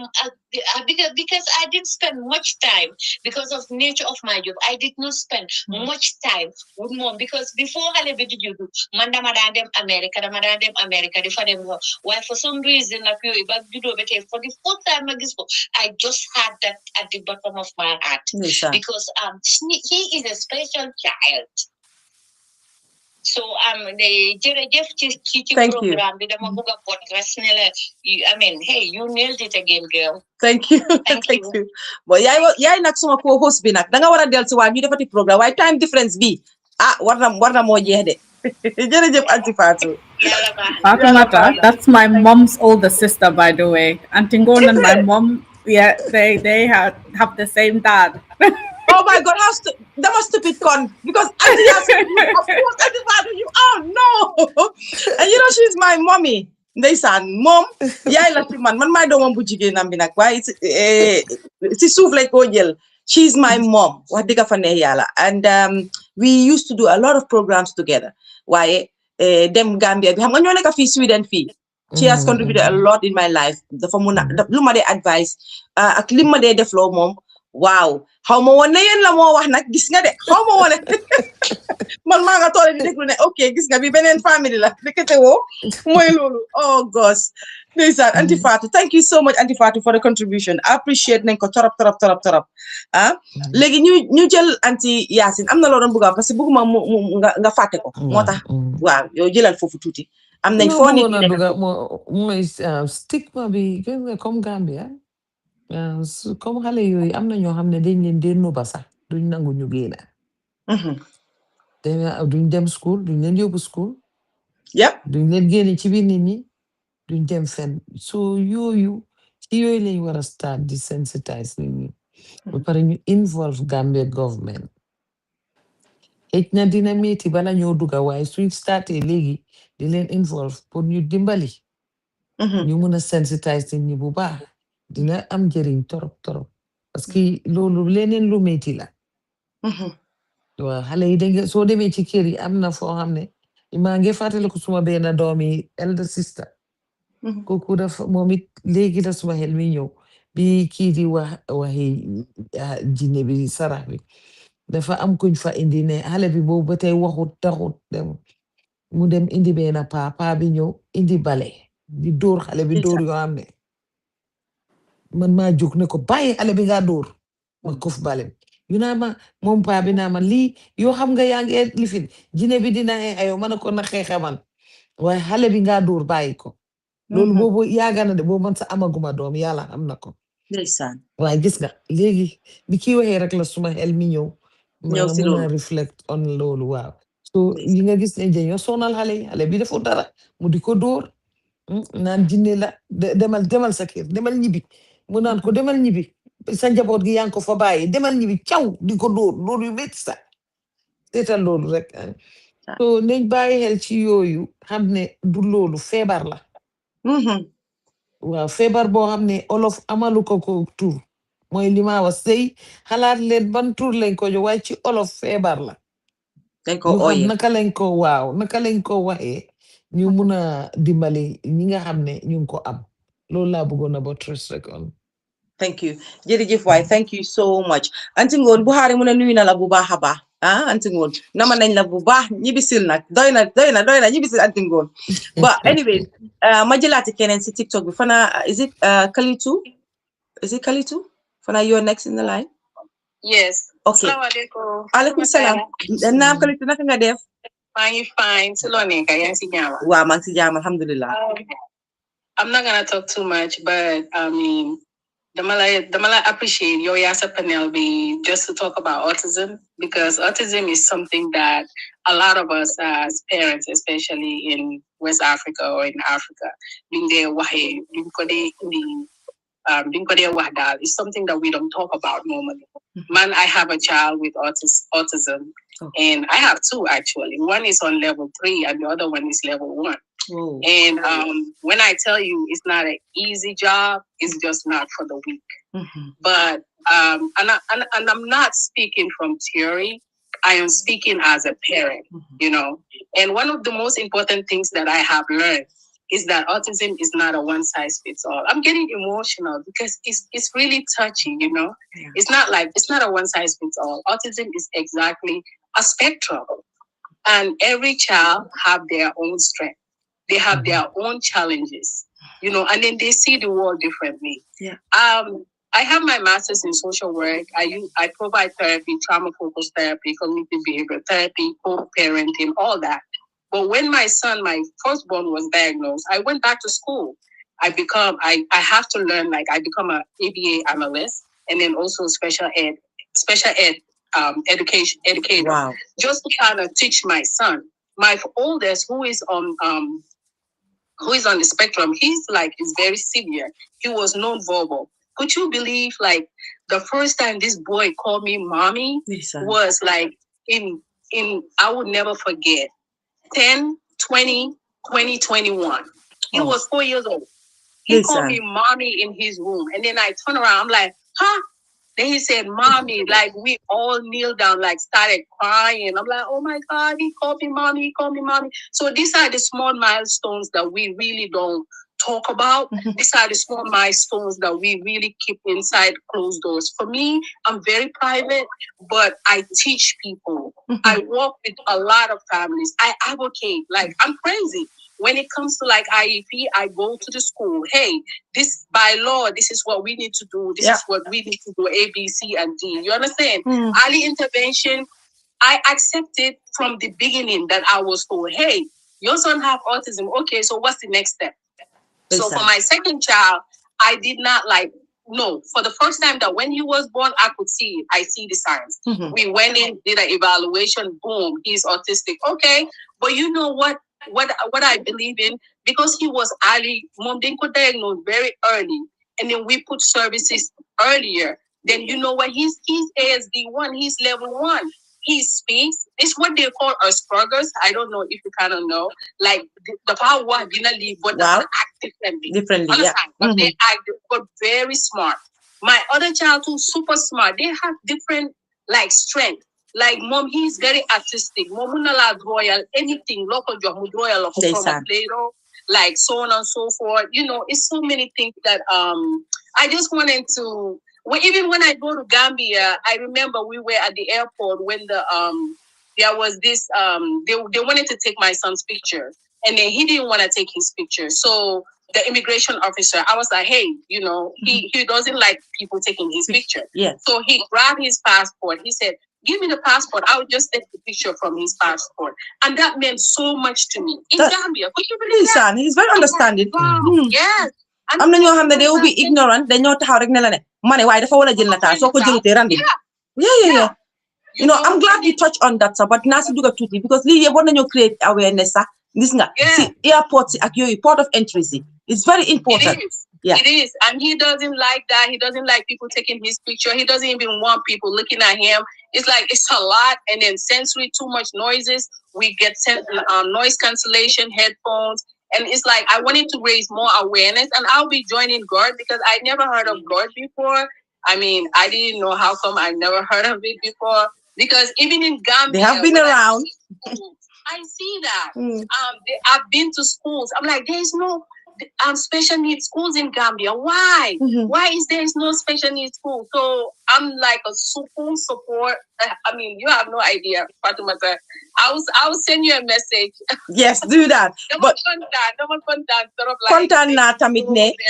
waaw kontaan naa because tey comme ni ma ko waxee rek ñu ko indi léegi TikTok and dama foog ne léegi the world is TikTok now. So say this is a new chapter for you guys. TikTok bi moom xam naa ne fii ngeen a jógee nag moom léegi tey ñu build school ba Gambia suñ school bi ñoo plan fan yi ma di la ko wax sëy léegi tey ñu build ko biir Gambia léegi tey duñ soxlaati government sax pour mu dimbale ñu ba waaw so Nabou J bi ngeen gis si TikTok bi mu ngi fa ba pare ki ngeen gis mu dee bina ne it's me Harriet ñaan ñi boo leen contacté rek dinañ mun a am ak yéen tamit benn waxtaan ci suuf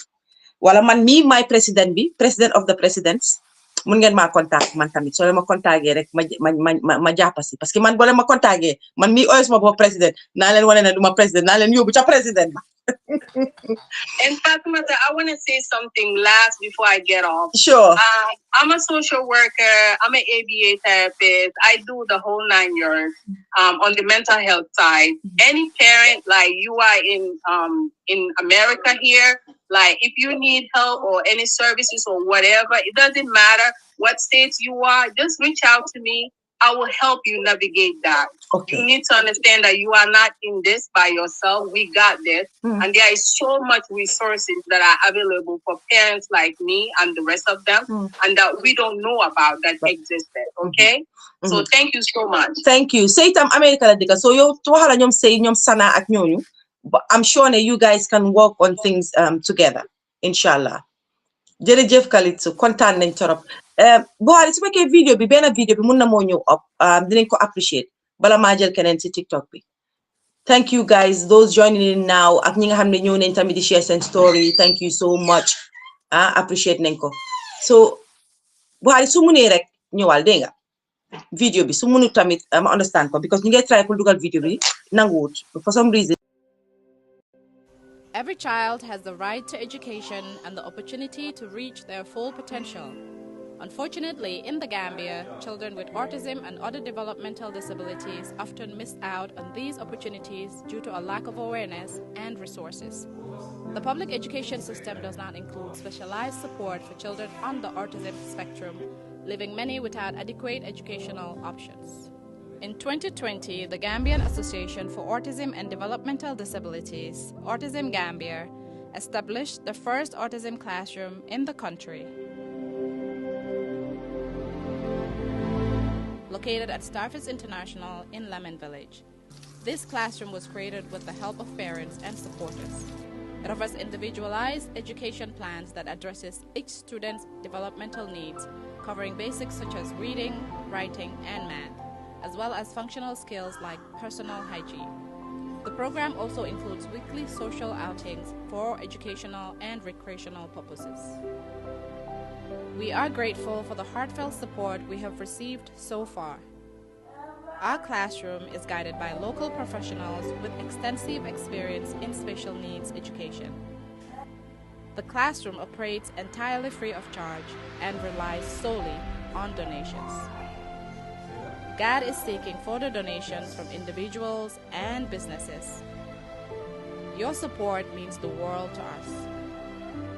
For more information about Autism Gambia and how to support our efforts, please contact us via the following.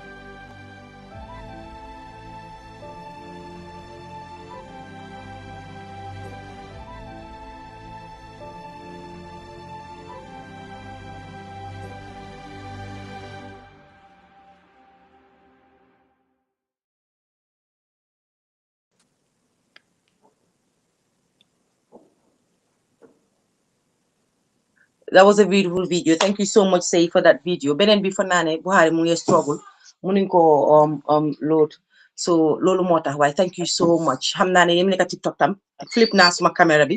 even though daf de restrict suñ defee lolu flip naa ko pour ngeen gis tuuti. So tap leen screen bi bala ñu ñëw pour restrict at suma page bi please. Fatmata dama ñëw wàcce jéggal ma waaye Fatmata est-ce que xam nga ne dama daan seetaan sa programme yi te dañu am solo yépp am solo waaye man biscuité Fatmata I love you. I love you more. Loo ma love maa la uppa. Waaw baax na yal nañu yàlla defal jàmm. Yaa ngi okay yaa ngi cool thank you so much. Appreciate yal na leen yàlla fay yéen ñëpp di def lii yal na leen yàlla taxaw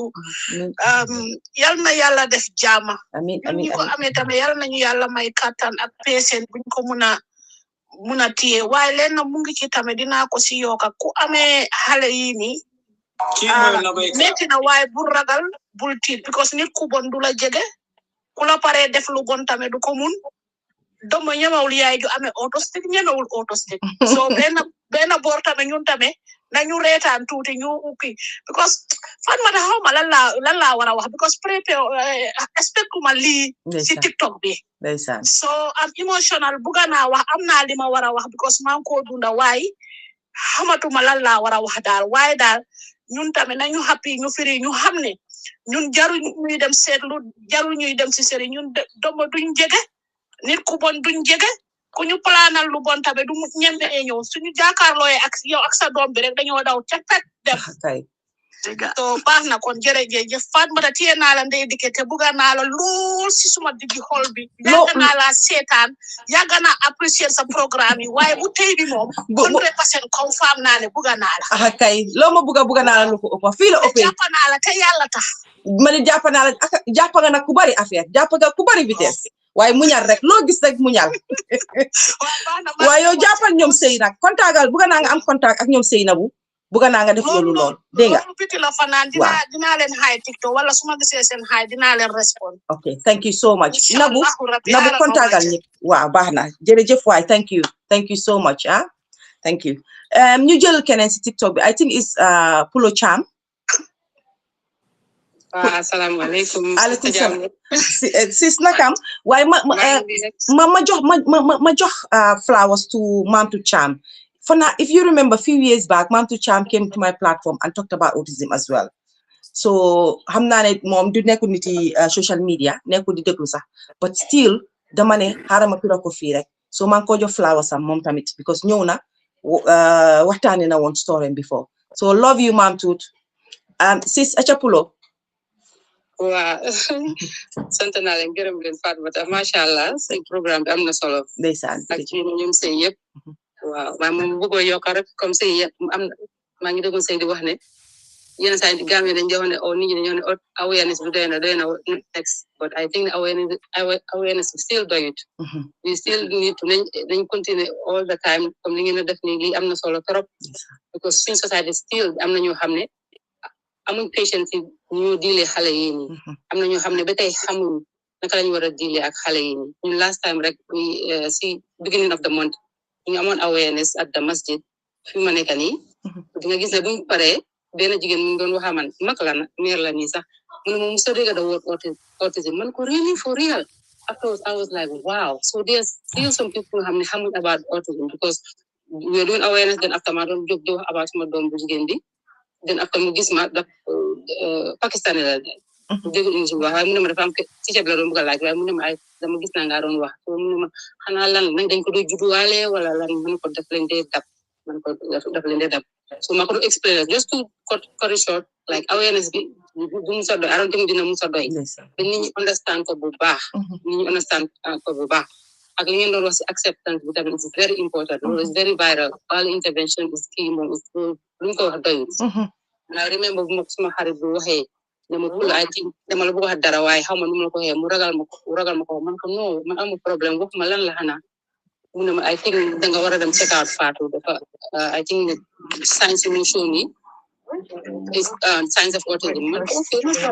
problem so loolu laa jógee nag di xool fekk time dama daan gis ñoom sëy nii sax di post about autism on Facebook and stuff in my mind dama daan wax ne waaw what is autism xaw ma ko woon but I didn't pay attention to it because daluma comme Gambien comme ñu bari luñu ma rek te loolu mooy problème is ñàkk xam bi moo sonal ñu bari mooy problème bi so you cannot blame lots of people because xamuñ I remember that time I just used to see the word autism I didn't pay attention to it but buñ ko suma doom bi amee nag si la started nag commencé di pay attention to the word autism di look into it bi ma ñëwee fekk ma doon toxu tamit because man sama doom bi buñ ko diagnose fekk maa ngi just nekkoon in the process of divorce so dama boole woon noonu yëpp ma ñëw den ma dem lijjanti fi diagnosis bi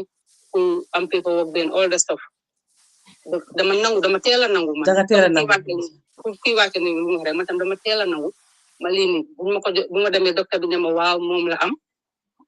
dëggal sama rongo ñu waaye li ma njëkk a def mooy dama njëkk a dem jàppa julli ñaari raaka suma cause yi ma di ko sax bu si life bi ma dégg julli ñaari raaka ñaan yàlla suñu borom ni ko yow yaa ma teg lii waaye maa ngi laa ñaan nga oyofal ma ko because xam naa ne du yomba ñaan ko jooy ñaan ko ba ni xam ne lu yoon te saa yu métti rek dama dee delluwaat ci yàlla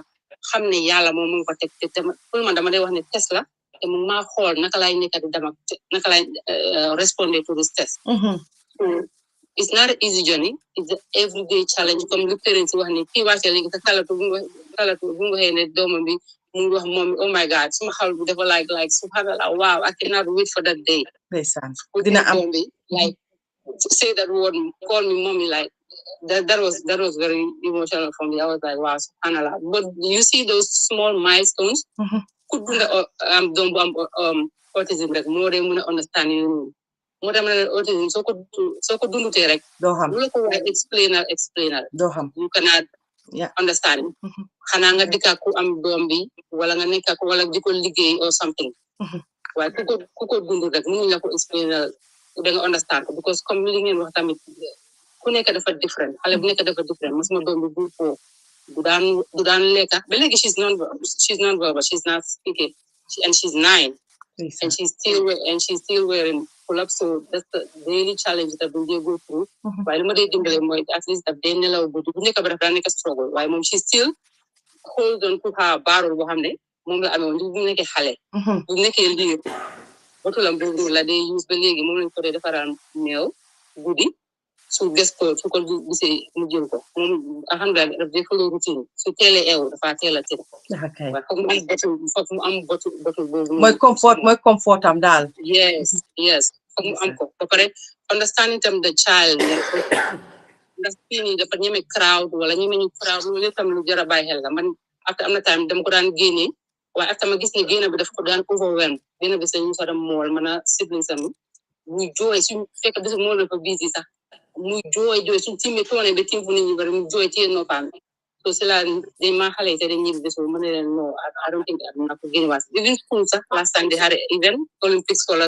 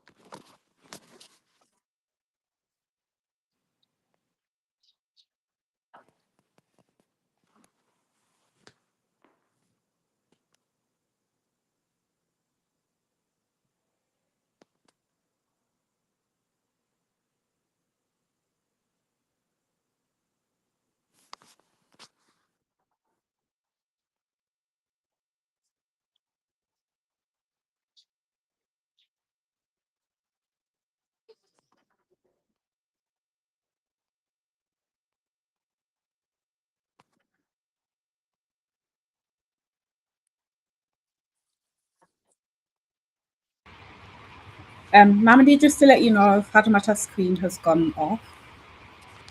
So we're just all waiting, I guess.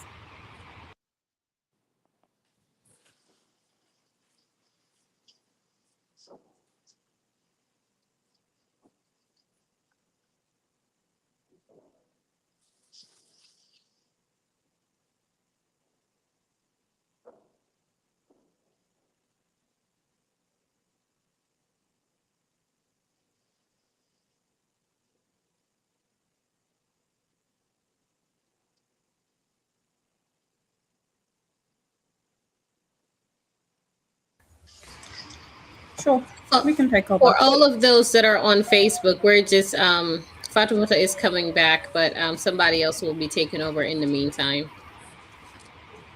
Yasin, you haven't spoken in a while.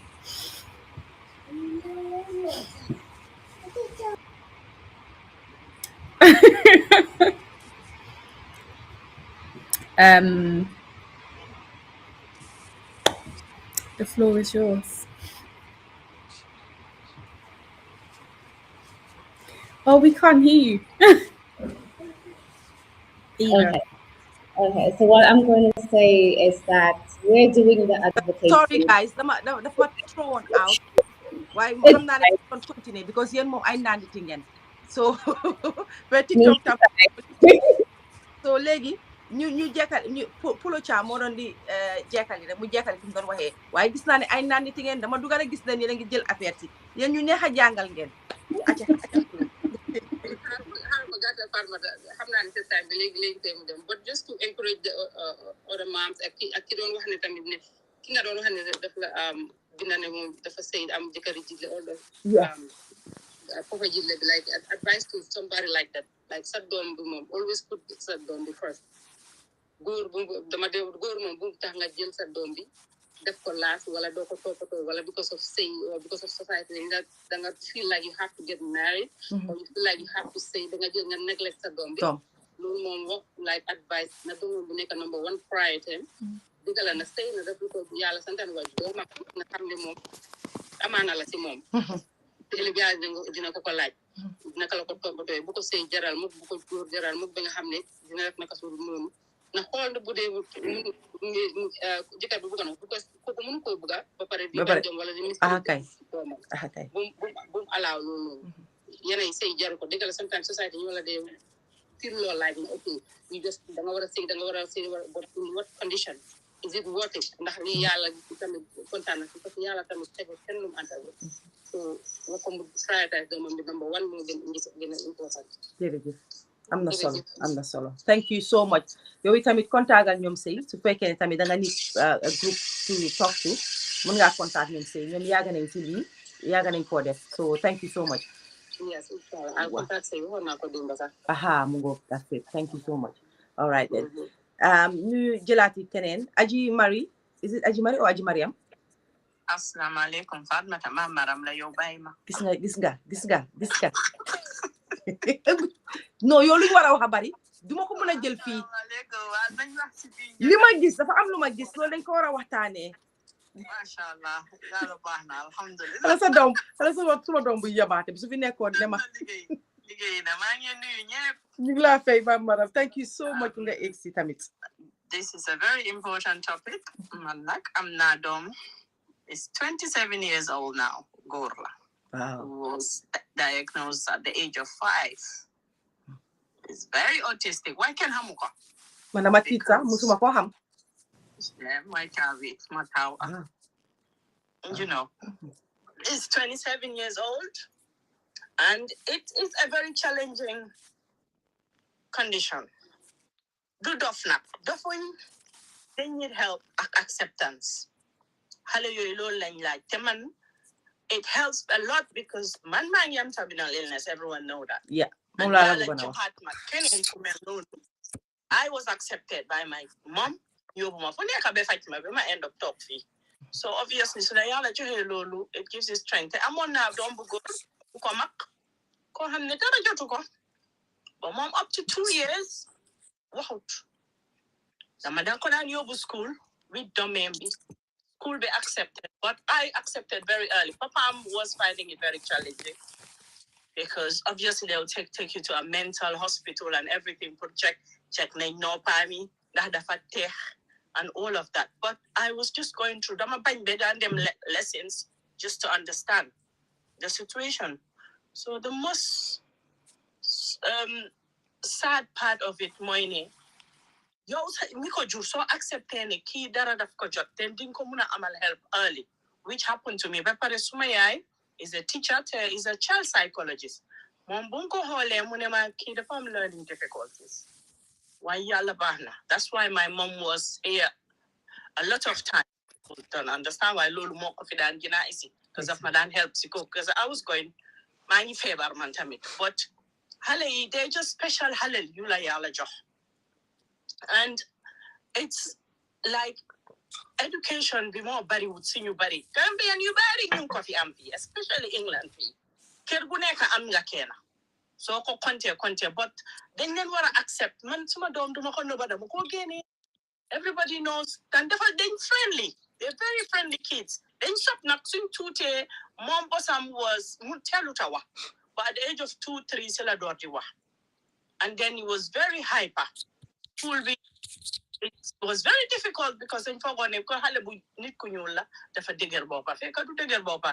I know things was wrong. So I started looking for help very early. So at the end of the day, lady, I'm not jabar. He's gonna be 27 next week. Yes, son. If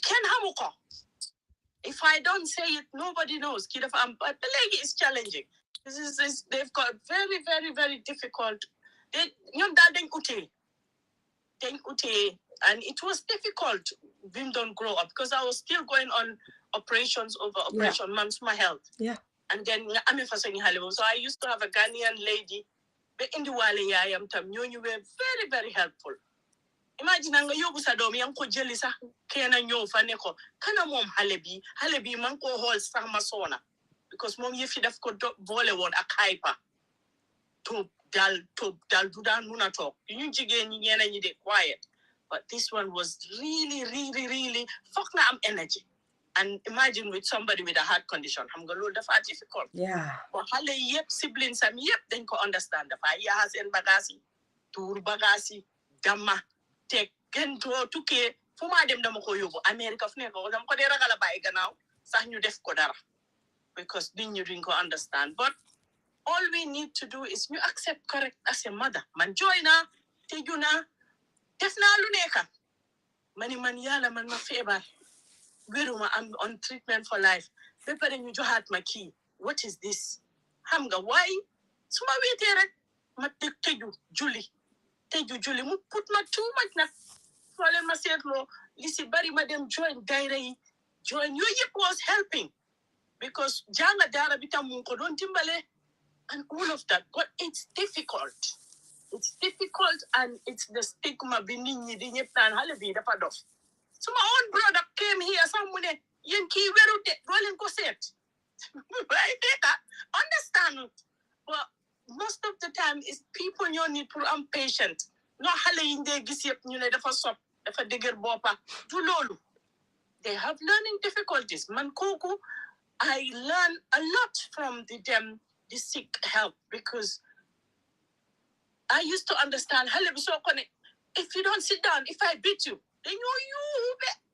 ndekete ñom ñaari line rek ñaari sentence bu gudda duñ ko dey understand you have to shorten it you have to say sit down sit down stop ndanka nga wax ñom lolu rek a dee duga su bare du dee duga why ñu duñ dee understand because we don't seek help ba pare dañ leen dee noba duñ accept ne te yàlla moo dee joxe yàlla du la enteralo antalo man bañ nañ ko be this is personal I don't want to say it here but suma jëkkër take jabar dañ ma defal audio di ma saaga be saagaale xale bi but they didn't know ne xale bi you have a very serious disability ba dama ree rek man dama ree rek ma bàyyi leen you know and these are his own family you know but ñu naan gisuloo dañ feebar am ñu feebar te kii amul benn du feebar medication this is a condition that somebody need to understand and help them wean out of it. Jangana, def na construction, mu ngi liggéey, but that there are moments because it's something that little day wér la. Little day wér mun naa eew rek mu ñëw ñib si fii. Jabaram ñëw fii di ko ut. Ma ne ko bàyyi ko rek mu nelaw kaay yow tam nga toog. Dama oko ku mu ñëw ñu tëdda fii because jabar bi tam dafa am tuuti condition boobu. So bi ñëwee rek gasama ne ma takaleen rek moo gën. You know why kenn xamu ko suma waxut kii ne li lee ko ji because su sansee taaw kenn du xam ne dafa am dara waaye nit leen yaa leen jur yàlla moo la leen jox jarut nu ba yéena yu bari du haste parce que nattu yàlla ko dee teg nit soo ko accepté nag sa life di ko dem on you don't have to be ashamed Yalenjur, it's a genuine. They come from you. Why my tank rek dama dee duga rek tok du may nango egg. I'm not man ma def. But I'm always here type stuff. But I'm so proud of you. This is something that we all need to know. We all need to keep sensitizing everybody. The London fee ker go duga am nañ xale bu feebar. Mam tut xam na ma we talk to each other. Why man suma doom bi mak na. Makna why musuma ko separate musuma ko gene musuma ko noba probably because I have a mom who's got a little bit of education about Lulu and it helped but it was really challenging Ramadan joy it was really bolen magis gena do no sunset pesal musor feka mangi dede but I just need to free up myself most of the time because it's very very very very very difficult and then it will look like yow da nga feebar jur ko feebar te man my feebar is medical condition it's not a condition that is not treatable you treat it why lele amut operation amut the garab only put deflen ñu nelaw man tamit suma boss wasn't going to sleep after dañ leen yóbbu si a special school la dem ba jeexal from nursery ba mag he went to a special school why kenn amu ko but the reason that sometimes you just keep quiet is because people will use that against you. Yeah, society. Society will just use that against you. Why man, I'm not ashamed. So nit ñëwee dama la dee ne kii lii la soo ma waxee sa boss ma ne la man tam kii lii la waaye gisuloo mak na you know and ngeen defar things lu nekk boppam mu too ko daa ñëw bu school indi ko musu tam mun a ba léegi. Oh yeah. Oh, you have reached your time out. Ignore time limit. Man, how much living be TikTok legi lan la?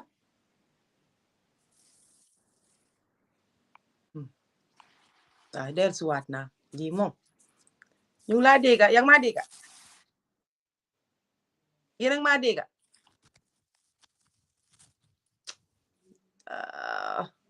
It looks like TikTok be. Say dugal TikTok nga deklu.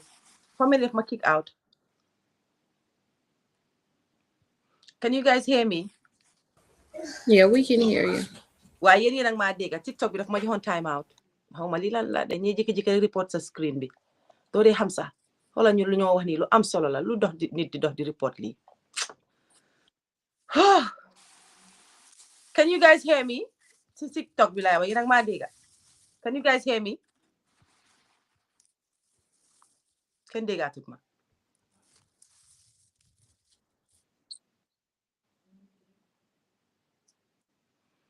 Mute ma walaay loolu la maa def léegi laa mute unmute naa. Can you guys hear me? Ok ñun jekkale su fanaa suñu programme bi fii parce que time bi sax daanaka daf ñu mujjee xoj sax te xam naa ne Mamara mu ngi doon explain lu am solo waaye mënatuñ leen a déggaate ñoom ñu nekk si TikTok bi sax xaw ma lu xew fi mu nekk nii mu ne we can't hear you. All right, let me try one thing. If it doesn't work, rek ma fay bu TikTok bi ñu jekkali ndeysaan.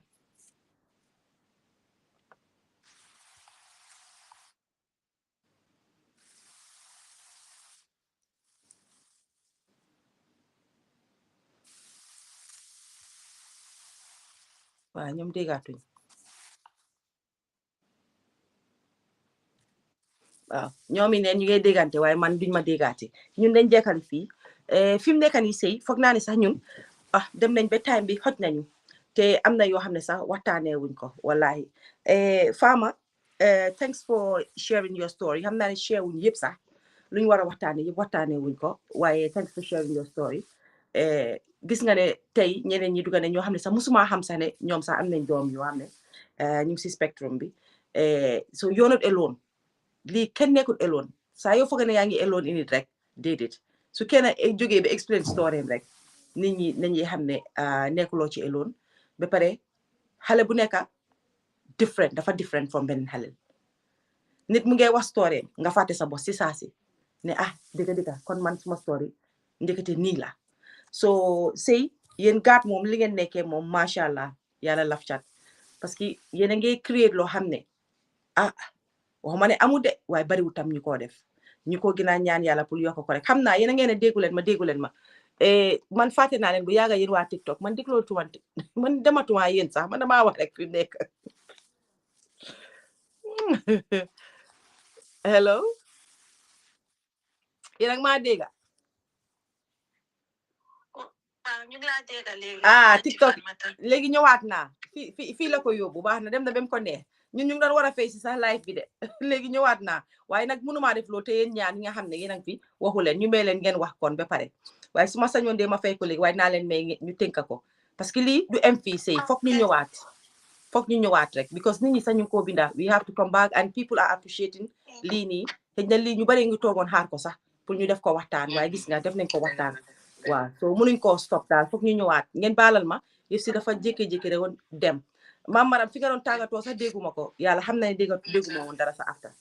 man dama xaw a ne dafa am lu ma def dama bëggoon a contribute nga baalal ma maa nga doon kay yaas go on waaw génnoon naa nag dama ne ko amam call waaw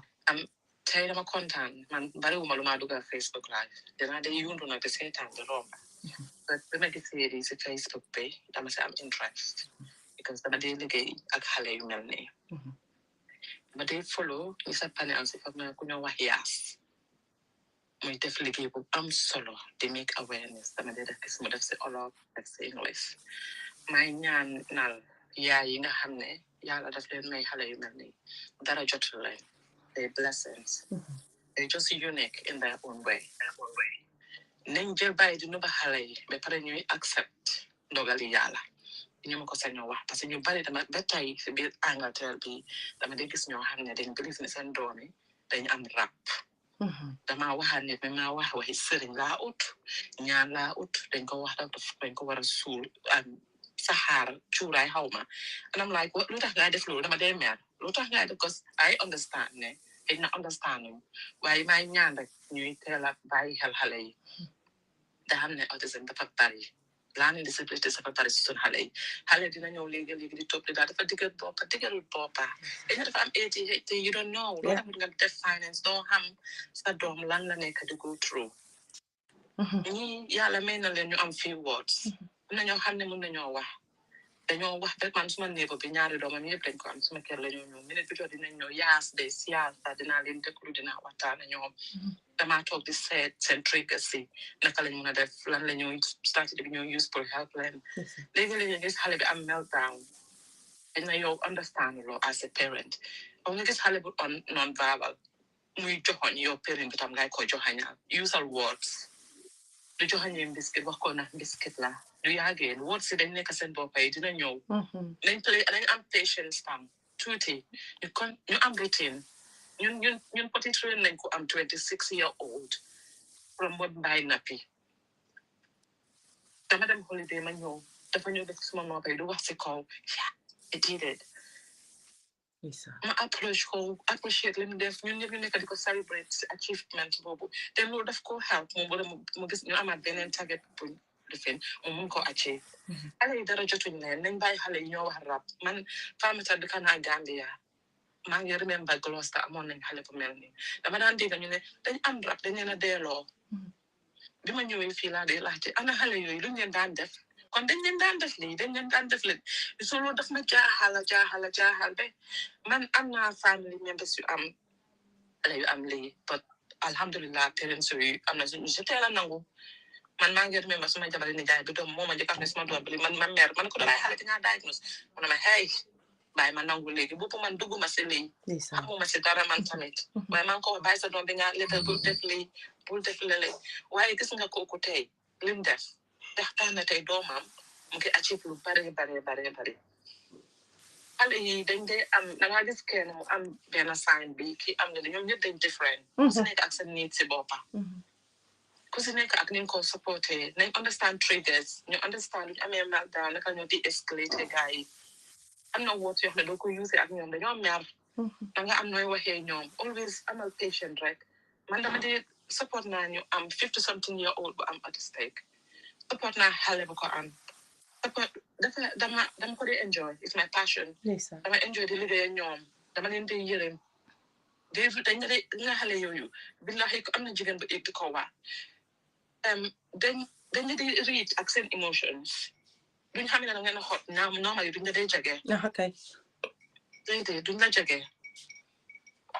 jege nii rek xamal ne am na lu tax man bëgg naa boos xale bi di yuuxu bu ñëw gis man yaayam man ko bàyyi ko du def dara dafa bëgg a toog mu toog mu liin si suma kaw ma jox ko suma loxo bi tan mu liin fa noonu la kaamee boppam gis na loolu moo ko doon kaam loolu la bëggoon nañ am pour understand xale yi kontaan naa tey torop man barewuma lu maa dugg si social media dama ko dee def wallahi lazim waaye dama gis lii ma kontaan man job bi maa def jobuma defuma ko pour xaalis dama ko def pour passion jaamu yàlla te ngeen yéen ñu ko yàlla may billahi jaamu leen si yàlla yéen xamu leen sa li na yàlla defal jaamu leen si yàlla xale yi dañ different rek dara jotu leen thank you am na si ñoo xam ne dañoo dem ba mag ñu wax am na si ñoo xam ne dañoo dem ba mag ñu out ku doon lii yëpp autisme amul kio na suñu mbokk yi xam loolu man support naa si ko xam ne daf dee wax te Asian la yaayam nanga uta accept mu maa woon biñ ko force pour mu dem si normal school nim daan frustrated dafa mun a wax man lu nekka dañoo génn dem for a walk muy maa explain na problème sax du keneen ñëwee di wax mu noppi di la xool dafa make sounds they very loud dafa annoying ñi lekka sax seen trigger la am na ñoo xam ne seen dañoo xencu am na xeeti lekka bu moo def rek daf leen a frustrate ñu door di say pour ñu understand suñu xale yi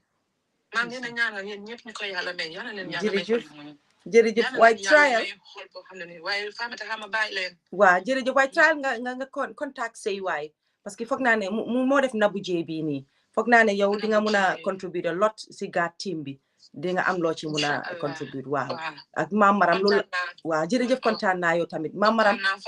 kontaan dinaa la wàccee ndeysaan xam naa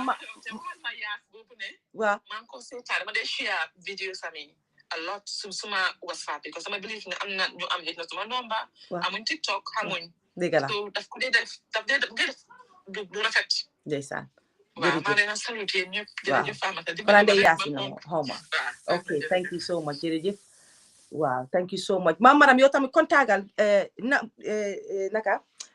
sëy bëgg naa Maam Maram tam mu contact la Maam Maram tamit ni nga ko gis nii ku mun a dimbale askan la du ma bëgguma wax ci koore parce que su ma waxee sax du kontaan ci man suma sista bu baax la ku mun a dimbale askan la ku mun a jàppale askan bi la so mamaram bëgg naa nga bokk ci gaat nga seet yow tamit loo mun a dimbalee rek nga jàpp foofu dégg nga TikTok moom yaakaar naa ne nu ñëwee nii ci TikTok bi indi ko fi ñëpp ngi appreciate suñu waxtaan bi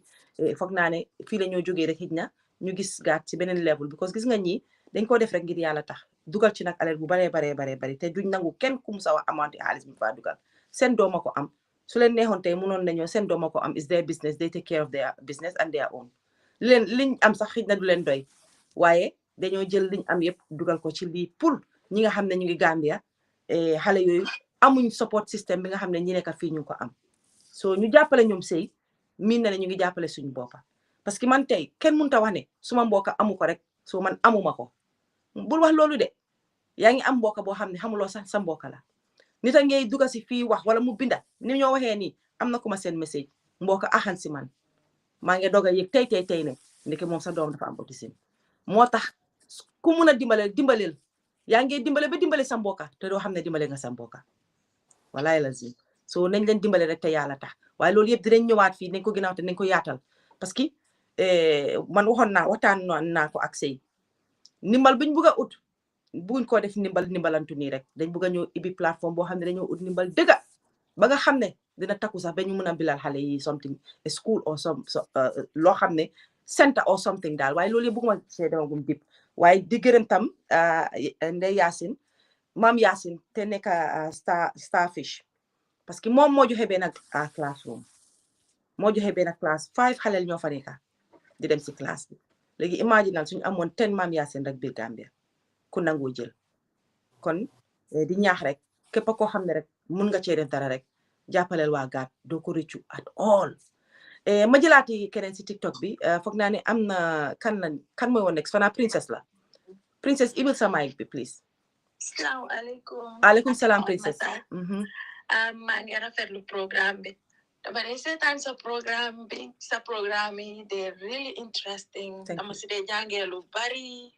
Thank you. Dama la admire like bokk si ñi nga xam ne like si TikTok bi ñu ma dee déglu ba pare ma fa dee jëlee lu bari waaye tey moom dama super excited parce que tey moom da nga ñëw suñ boor rek macha allah suma doom bu góor bi he's 7 he's diagnosed with autism suma doom bu jigéen bi tamit ñu ngi door process bi xam naa léegi tey moom tamit but she has the signs so yeah for the past 7 years maa ngi dunda ak xale bu am autism. It started way back in Gambia. maa ngi nuyu ñoom Sey ñoom Sana ñëpp ñi fa nekka maa ngi si GAD group bi so dama gis si group bi ñu ne tey yaa ngi lii ma dem Facebook den ma gisaat link bi TikTok ma ne xaaral ma ñëw ma dugal si TikTok di rafetlu lii rafetlu naa ko torop jërëjëf thank you so much and I'm pleading please su fekkee ne di nga mun a di def programme bi ni su dee every month bala every 2 months nga ko mun a host di ko def TikTok dina baax torop parce que gis naa yeneen dëkk yëpp dañ like am na autism networks yoo xam ne dañ ñu si biir TikTok bi so man dama de mun a dem foofu noonu sax joxe suma contribution suma xelaat bu tuuti foofu noonu di ko rafetlu waaye ñun suñ ko amee li Gambia lu important la si ñun parce que awareness bi is very very low ñu bari xamuñ yëfi autism tuuti ñi ko xam tamit support bi nekkut fa te foog naa niñ ko gën a fisalee si la ñoo gën a mun a doole lante mun a gën a jàppalante lu am solo la God is doing a great work. God ñu ngi try ñu ngi def seen kéemtalaay kàttan te almost every week dinañ am ku bokk si groupe bi ku nekk su ñëwee explain ñu dalalante xel waxante ku nekk li nga xam lu tuuti li nga xam ne work na pour share sa idea tuuti luñ kenn ñëpp leen jël rek boole lu important lu am solo ngi nii God is really really doing a great work te xam naa ne ñun suñ jàppante ñu gën a work together rek dinañ fiñ bëgga pour Gambia ega pour dimbale suñ doom yi am autism dinañ fa aga inshallah te I think that it's high time you involve government bi Ministry of Gender, Children and Social Welfare nañ dem si ñoom parce que ñoom ñoo amee fi xale ñu seet naka la ñoo def ega si ñoom ñoom ñu mun a wax ak Ministry of Education basic education parce que am nañ unit boo xam ne am nañ unity special needs unit foofu noonu waaye xëj na téyewuñ ko ne comme ne problème bii nii dafa rëy ba pare xale yi nga xam ne ñu ngi am ñu bari ñu ngi si kër yi demuñ school soo xamuñ magnitude bi naka la am foog naa ne is very very important léegi pour ñu génn ñu dem si ñoom joytu ñu mun a raise problème yii nii si cabinet bi waa dinañ joxe update because comme time bi moo ñu tënkoon moo tax waxuñ ko waaye man ak Sey wax nañ ko si suuf so dinañ joxe update I think they have done something like that before waaye dinañ joxe update xëy na next time suñ indee panel dafa am ñu bëgg a wax fii oh sorry waaw dinañ indi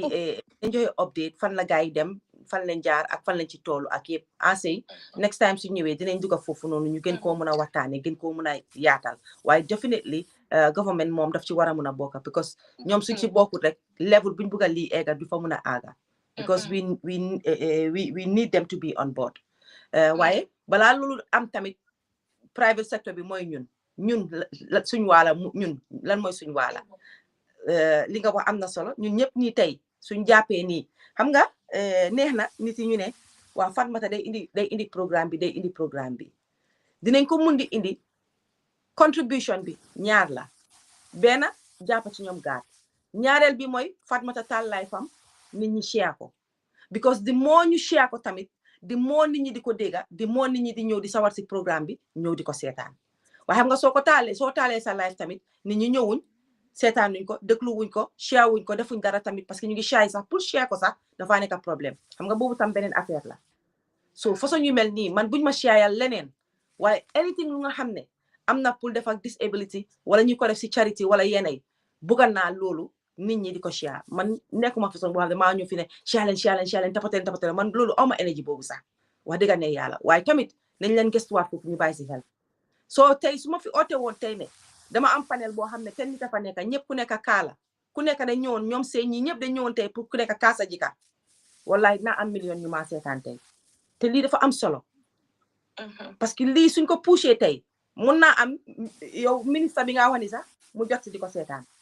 mun naa am keneen ak keneen di ko seetaan mun naa am koo xam ne sax du Gambien sax seetaan ko parce que fii am na ñu fi duga tey laakuñ olof dañ laaka English am na ñuy nekk si comment section bi dañoo read ba si yaaga ne I wish you guys continue in English which means ne kooku du Gambian that part of English bu mu si dégga xam na ne is about autism so fuck askan bi jàppa si mu mun a dem jàppa si gaat jàppa si tamit saa yu indee programme bi ñu share foofu rek laa doon ñaax tamit leneen lu ma bëgg a wax mooy autism loo xam ne la xale yi de gifted yàlla daf leen may anti tukuloo nuyu naa la xale boo gis bu am autism niroowut ak keneen ki xëy na dina am yoo xam ne niroo nañ ko waaye exactly duñ mel ni ñoom waaye li ñu wax la ñi wax si ñi njëkk a wax li ñu wax la rek yàlla du teg nag nit lum antalu te man gëm naa loolu noonu suma doom bi man dama nekk ko xam ne dama dee bàyyi xel bu mu amee 4 months laa door di realize nim dee jooyee ak nim dee jooyee baat bi nu mu wéccee ko ma door di woori maa ngi ne lii moom la ndax du moom waaye dafa mel ni kii dafa mel ni suma doom bi dafa am condition ñu dem mu dem même am 6 months dem am 9 months mu teela lii nag yàlla def mu teela wax first words yi mu wax dangaa dégga daddi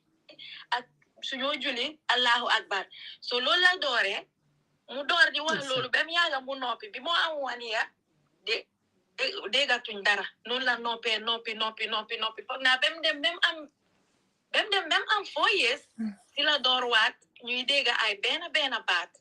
waaye benn tey sax mu ngi wax waaye di nga ne partially dafa non verbal ba léegi say checkal sa phrase la de WhatsApp bi mu am say checkal sa WhatsApp wax ay sentence waaye nga gis ne yëpp li ma si jàngat man mooy ne bàyyi xel as a parent as waajur day bàyyi xel sa xale yi teela la bàyyi xel sa xale yi seen development each stage buñ nekka bàyyil xel xale bii nii lan la war a def ak xale su tolloo fii nii lan naka la war a mel den nga nekka di bàyyi xel loolu ba pare ngay riit tamit ngay riit di laajte nit ñi tamit ñi nga xam ne am nañ xam-xam si loolu ak experience parce que man Gambia laa di koon depuis bu suma doom bi juddoo ba mu am foog naa 5 years old di demale 6 si lañ dooga seen papa am scholarship ñu ñëw Sweden yàlla ñëw dimbale ñu waaye for the past mun naa wax 5 di demale almost 6 years yëpp ñu ngi Gambia te foofu noonu wit loolu amul awareness amuñ lii pour ñu ko diagnose sax amuñ woon ñu ko diagnose bu ñëwee fii lañ ko dooga diagnose ne loolu la am waaye already ñun gis nañ ne manifest na signs yoo xam nañ ne kii xam naa within spectrum bi daal moom mu fa papa am try ñu mu yóbbu ko Germany ñu xool noppam bi parce que moom sax dafa woori woon mu ne xëj na tamit dafa tex waa mu yóbbu ko foofu doonu ñu xool ko ñu ne ko ne noppam bi dara jotu ko so mu ñëw dellu si waat léegi luñ doon def mooy riit laa nekkee dama daan riit ba pare ma xam ne toog analyse situation bi ma ne fii amul benn help boo xam ne mun naa ko amuñ structure si institution bi nekku fa so man suma boppa maa taka suma ndiga bi man mi nga xam ne maa yaay bi maa gën a spend time ak moom taka suma ndiga bi di ko dimbale ñu dooree potty training it was really hard struggle yaa la ñëw def ñu génn foofu noonu ñu génn si ma ñëw benn tey bàyyu ma mu ngi tuuti waaye dama ko lii jël tegal ko mbubaami yéenay ma ko woon nu ko solee mu dem ñu nekkee noonu mu ñëw mastawaat loolu dafa mun a solal boppam buba du wax waaye dina mun a solal boppam buba su soxlee dara du mun a wax dafa xëcc suma loxo bi mu yóbbu ma foofu noonu mbala mu point ko mbala nga gis sa bu mu demee parce que dañ dee active ba pare dañ dee smart macha allah su jotee lu mu soxla duma sonal sax dangaa gis mu dem mu yóotu ko jëlal ko boppam ma nekk di ko study su fekkee ne dafa overwhelm dangaa gis muy yëy boñami boñi ngay dégg karak ma jàngee si loolu ma bàyyi xel ma ne gis nga lii suñ maami dañ daan wax ne xale su koy def rek nga dégg ñu naan la bàyyil sa boñ yi nga def nii yaa ngi oote feebar bàyyi lii yow xale bu bon nga mu ñëw suma xel bi ma ne gis nga lii de mu ma jàngal dara xale bi bàyyi naa xel su stressé rek mbala mu nekk si mbala mu kontaan si nga ko dee gis mu def ñaar yooyu benn mu ngi stress mbala mu ngi over excited nga gis muy yëy boñami si laa ne ok ma understand ne lii means of communication la xale bi mu ngi try pour express feeling tam munu ko wax si làmmiñam bi waaye yaa ngi gis ne mu ngi go through something whether mu ngi distress or mu ngi over excited so ma jàngee loolu tamit si moom dama ko bàyyi xel dafa gaaw he is energetic dafa ubbi bunta bi daw even fii sax dañ am pour am extra log boo xam ne dañ ko def si kaw fiñ toxu nii so dañ ko tëj caabi bi nag dama ko am pour nëba foo xam ne moom du ko mën a xam parce que dafa smart dafa nekk di calculer lii suma fan laa foog ne foofu la mën a nekk te sooy caaxaan rek daf ko dem génne so yow yaay bi nga xam ne yow yaa amee xale bi am autisme danga war a am lii dang nekkuloo nit koo xam ne danga war a tayal mbala di saagan mbala di nelaw foog sa brain bi mu nekk di woo suma ko bàyyee xel suma waree jël dara ma teg ko te xam naa ne lii fu ma ko teg nii su fi ñëwee lii mun na koo lor mun na see gaañu mbala mun na koo jël te waru koo laal mbala waru koo gis damaa jël yëpp ma nuba damaa nekk di calculate fu may dem am always alert man am always on the alert loxo mi damaa make sure suñ génne si biti maa ngi téye loxo mi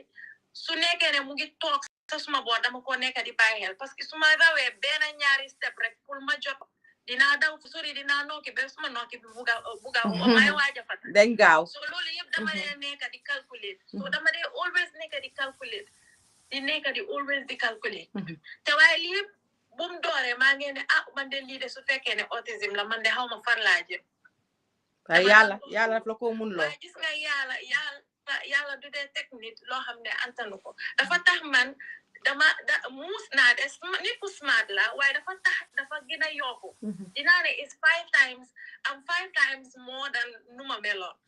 so su ma toogee sax dangaa gis suma mbokay yére dañ ma de wane yow naka nga de mu ne defee lii nii dama leen de wane lii de yàlla rek yàlla moo ma dee yóbbu rek ndeysaan yàlla ma dee yóbbu rek dangaa gis nit ñi sax suma génnee te léegi dañoo génna léeg-léeg ñu dem si Gambian community bi suma leen ne xay kii dafa am autisme dama bàyyi li nga jiñ sa doom bi dangaa dégga loolu la ñoo wax bàyyi li nga jiñ sa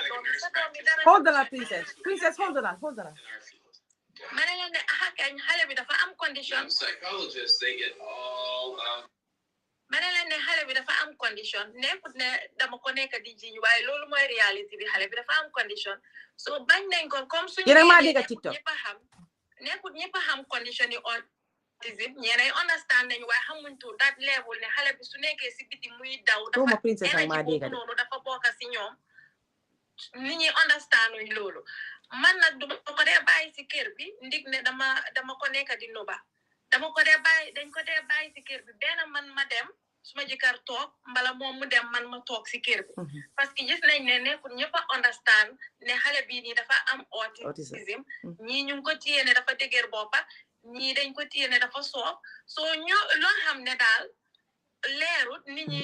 ba pare mu ngi indi discomfort yére yi daf tee baax nga stay back pour xale bi mu mun a comfortable mu am peace of mind am nga génne ko rek si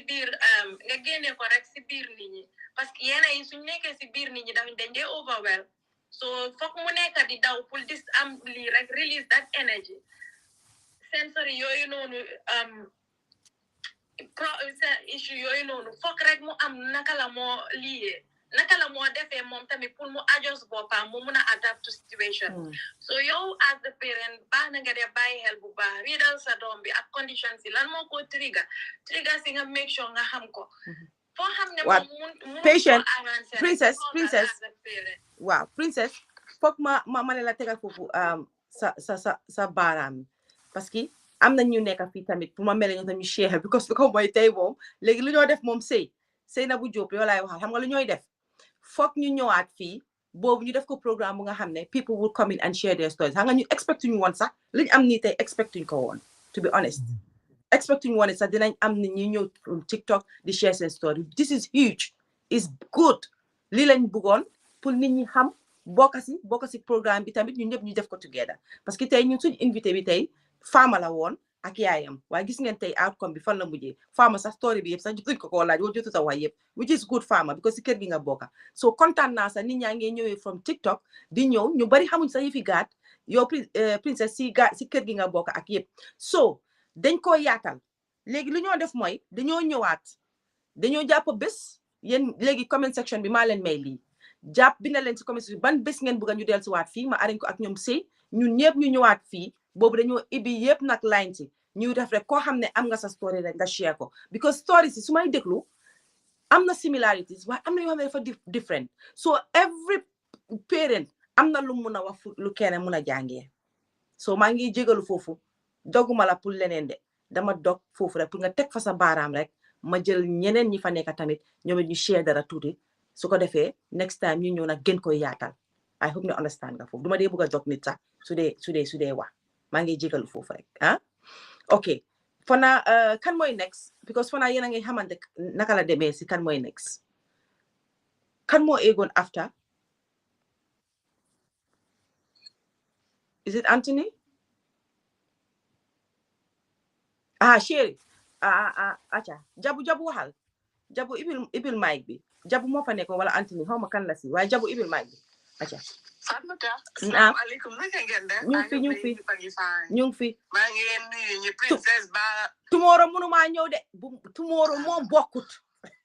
yaa bintu bu ñu yàq princesse baalal ma maa ngi laa tooñ ne la princesse yow tamit nga may ñu tamit ñu laal tuuti si affaire bi kay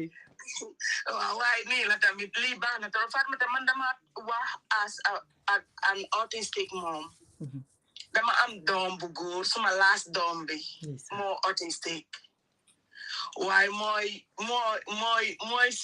the apple of our eyes ñun ñëpp ci kër bi parce que dafa fekk man ma am suma doom yëpp a ngi mag suma first doom bi am na 23 years suma second doom bi am 18 kii ñëw moom mu léegi 10 years moom la am August inshallah oh ndeysaan mu ñëw mu autistic waaye dañ dee waxtaane life xamuñ naka laaw doon mel without moom si kër gi parce que ñoom ñu ngi mag ñu ngi boring ku nekkaa ngi nekk si sa life waaye moom moo ñu dee keep together kay ndeysaan so dafa mel ni moom dafa ñëw pour def suñ famille bi pour ñun ñëpp ñu nekk benn so dama dee wax ne what would life lan la naka laa doon war a mel suma amutoon suma doom bii nii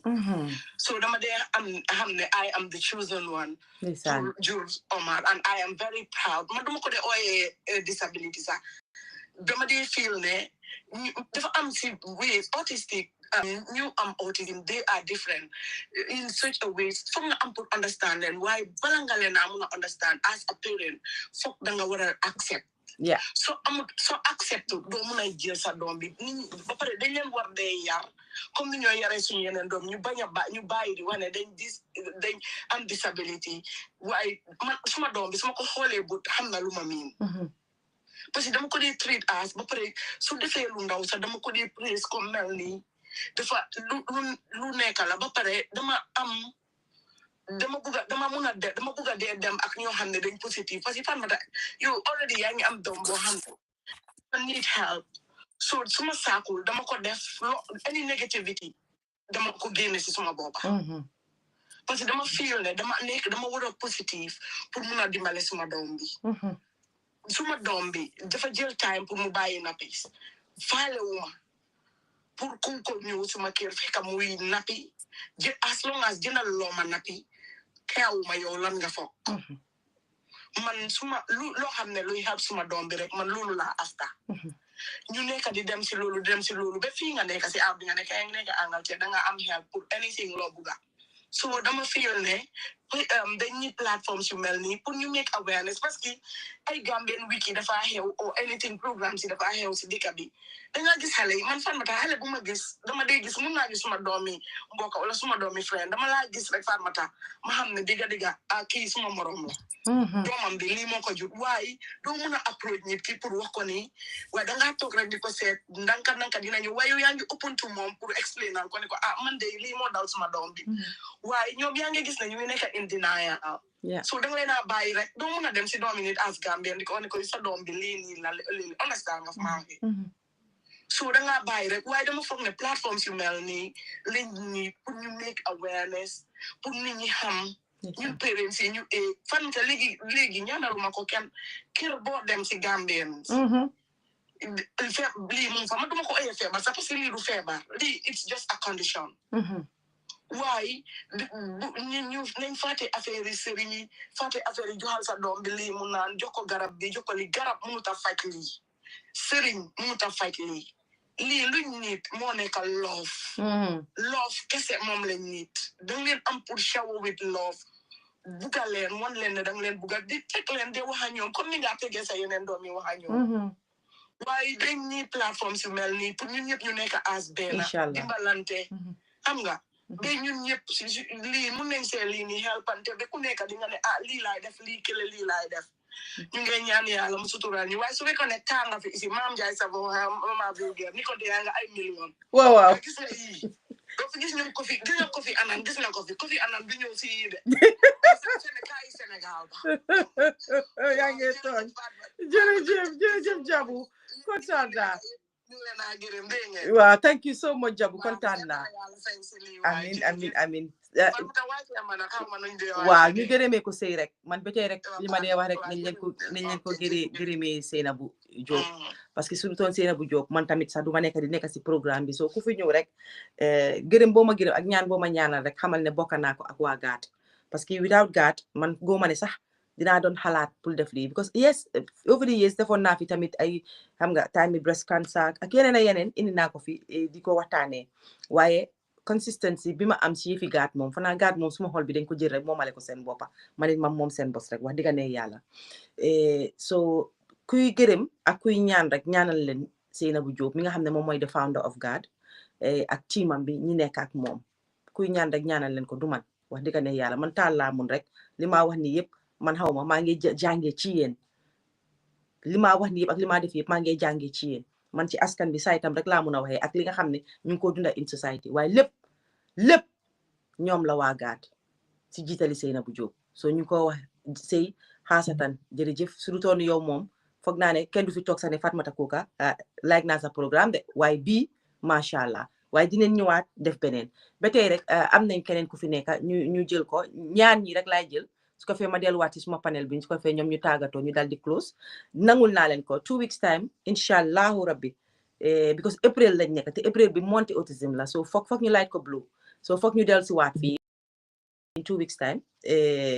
even though dina nekk si biir mai bi sax waaye dinañ ko jël ne nangu rek ne ñu ci biir April bi waaye dinaa wax a sëy daal suñ ko mënee si biir April balaa moo jeex dinañ ko def su fekkee mun nañ ko tamit si mai tam dinañ ko def man moom boppa ba dem na waaye léegi ñu jël Anthony ibil sax lifin bi mic bi hello Anthony yaa ngi maa dégga gis naa ne ibi nga mic bi waaye dégguñ sa voice na danga egg by mistake ok xaaral ma wàccee ko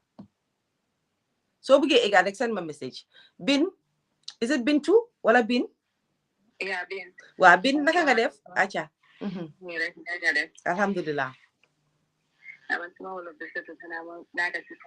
aha kay yëpp benn la nit nañ ko sax si soose go ahead all right that's fine that's fine defana mu autistic mom la di na 9-year-old daughter who is autistic non-verbal kabra be 2 years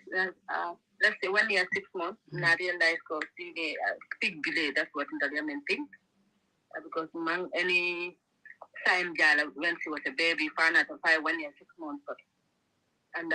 she start akambe call tena fama ntola but nataje ay tanku dole ta tengo batala don all stop abka ntola jeroto stop ta abka mo kumandi stop ta abka eye contact everything went down for the whole family and 2 years later na sama nursery the 15 hours but the young man can the nursery la wala maybe I big delay photo but they say something back I understand but she could not cope in the nursery it was very difficult my drop la nursery and not a young colleague when I come and settle since I dropped ya at the end I feel like not drop at the child mind it's better for me to not drop nursery so now I moved to special school after 4 years yeah diagnosed she's 9 now but still now she's non-verbal am I easier hard tell I not to use up to 4 years and I send most of it after 4 years now find difficult kala na precise also na nga try nga poti train na be la kata nyola jonko wala na si toilet o kan na si poti kan aba jela folo na senke toilet bi fa na be senke photo poti kon that's how na try for na poti train ke among easier difficult tell sleepless ni ala ndi 9 o'clock I will 1 o'clock at a scene or maybe for 3-4 so tough but I'm easier by then because in school young mom I had to work in it right now manage this I alhamdulillah madam 9 years kabra 7 aka sa aka domo de dano fay aka fanku at 9 I don't know I skillfulness to ala age with no condition the mama to or maybe model from theater the most skillful to I like drawing and swimming I draw like a bit kano mutala drawing why temuta draw I mira drawing I animal draw ko balo na kay ni animal draw wow. School everywhere mo be yalong kay drawing like I drawing no yes sir nga bodol patay so nga dol drop school nga dol drop soko dol bambul soko bari nga jaay wono pour ka mo active ndala mas TikTok page wera to yala Fatima avec TikTok gane alwe taria follow so now the drawing na or school yala day activities kinyana the picture of that na AI tool use like na be bake na be kabirola I busy like baking a cake mix a bake wow na be wala school picture kinyana I'll take a picture of that na use with AI na nga video de dala. I call her Momila Artiso, and she understands that name, you know. So when Nala drawing starts, she will call her, she will become with her boss and say, oh, Momila Artiso, so I know that that's a drawing time. Mojama Mempo, I need to acceptance and inconsistency, because yes, people do routine, the one is like king in a routine is correct, yeah, everything they mix in a life cannot. It's not easy at all.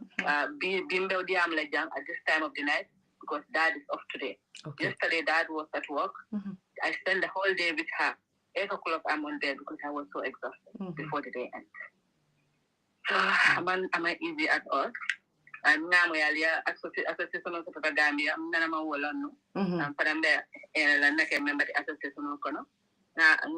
the group strategy, Manchester, autistic parents all trained with AI and AI in TikTok. Income make like most of them, most of us because of their full time. Yeah. So internet AI tool AI AI use no video de TikTok la protocol la link la that TikTok studio for creators income totala free item total and so now ndingola school to na autistic training do ke 10 weeks nim parents wol men bentaje na group nim form with them tamol ma ko yede income total la nyame so nena ni janna ba ko ka fa en contane rek mbele fi la men na to ak kala sendi and ta no TikTok page o yere ni gat ni and TikTok studio for creators na apply UK dan you need only 500 followers income o bidere it's a free item all finance because Gambia in the Ninjamari so it'll kake tell about let you can come and consider. And it's salary and wala then the body that didn't do la dan didn't do. So ninga item all men put a ghetto, not inside Gambia, not do what in wala. So the number contribution of kela. The parents all pareta, not take those that may own Fatima tality because no business take Jama to the TikTok saba. But do the na autistic dermatology with Fatima. Follow up mantara mo me kanje sa tono na di organization ni na ke income stability ni program wala nta fana ndo this is the first time kuna ni kuma si famo Gambia yeah so alhamdulillah ibe ato asafe homa tisuf asafe ato safe a TikTok account to safe jang aning inyanta contact Nabu J say Nabu Fatima skills with Fatima. Okay, contact Nabu, say Nabu, so you can, I'm sure you can work together with say Nabu. Yeah, that would be great. So abarka bake man maninka kango homa pul diam maninka tay maninka bi ñewut te ma ngi war am jëkëri so ni fi jëkkat di mom fi la yaayam di jóge rek ne hani ate na la jang way di wala len ma bari abarka bake be nge me ala ye dani xawma naka di la ñaanal tay dañ ko baye nonu rek jërëjëf abarka thank you did a great job as well hamga especially creating a platform for your daughter as well. I think that is great. It's amazing. Nii la de man mota ma wax ko mané yeen yaay yépp ak papa yi you are amazing, super intelligent. Sen doom yi da ngeen fa dañ smart rek dédé ci yeen lañ ko jëlé sen jeans lañ ko jëlé te yàlla ñi ko antar rek la xam nga man yàlla bu ma joxoon loolu man daf naa so loo tax ne yàlla moo xam daal yéen mu ko antal daal yéen la ko yàlla jox ma jël suma benn sister mu ngi si line bi dafa bëgg a participer. She's not someone who is always on social media, so su ma ko gisee mu bëgg ma nangul ko. Hello sis Adam nakam nuyu nañ la. Jërëjëf sister Fatima maa ngi la delloo nuyoo bi di nuyu sa gan yi yëpp I hope yéen a ngi maa dégg. ñëpp a ngi laa dégg loud and clear. Thank you so much. Wow, for joining me. ko waxee rek to be honest duma dee nekkuma koo xam ne daal mën naa wax social media like that waaye tey topic bi ngeen a wax ni daf ma amal ite bu baax a baax ma dina introduce suma bopp rek parce que man maa nekk the president and founder of FESGAM,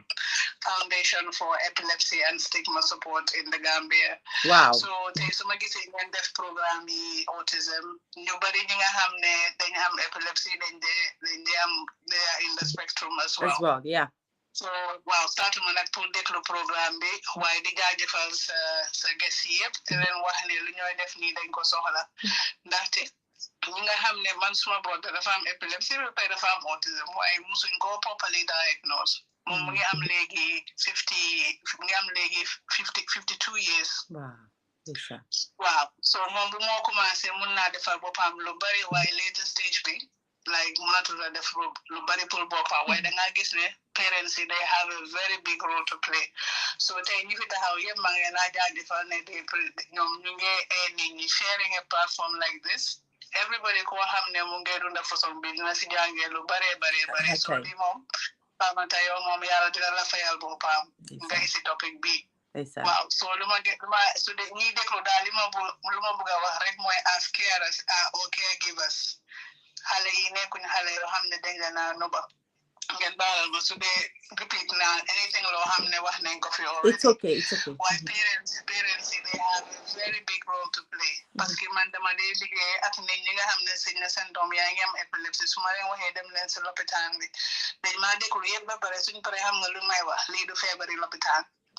te similar to autism loolu bari na Gambia xëy na si soo nekkee si urban area bi di nga am options waaye can you imagine ñaata xale ñoo nekk si provinces yi so God moom su dee demaagu leen si provinces yi maybe that's something that you should try and do because ñun dem nañ fa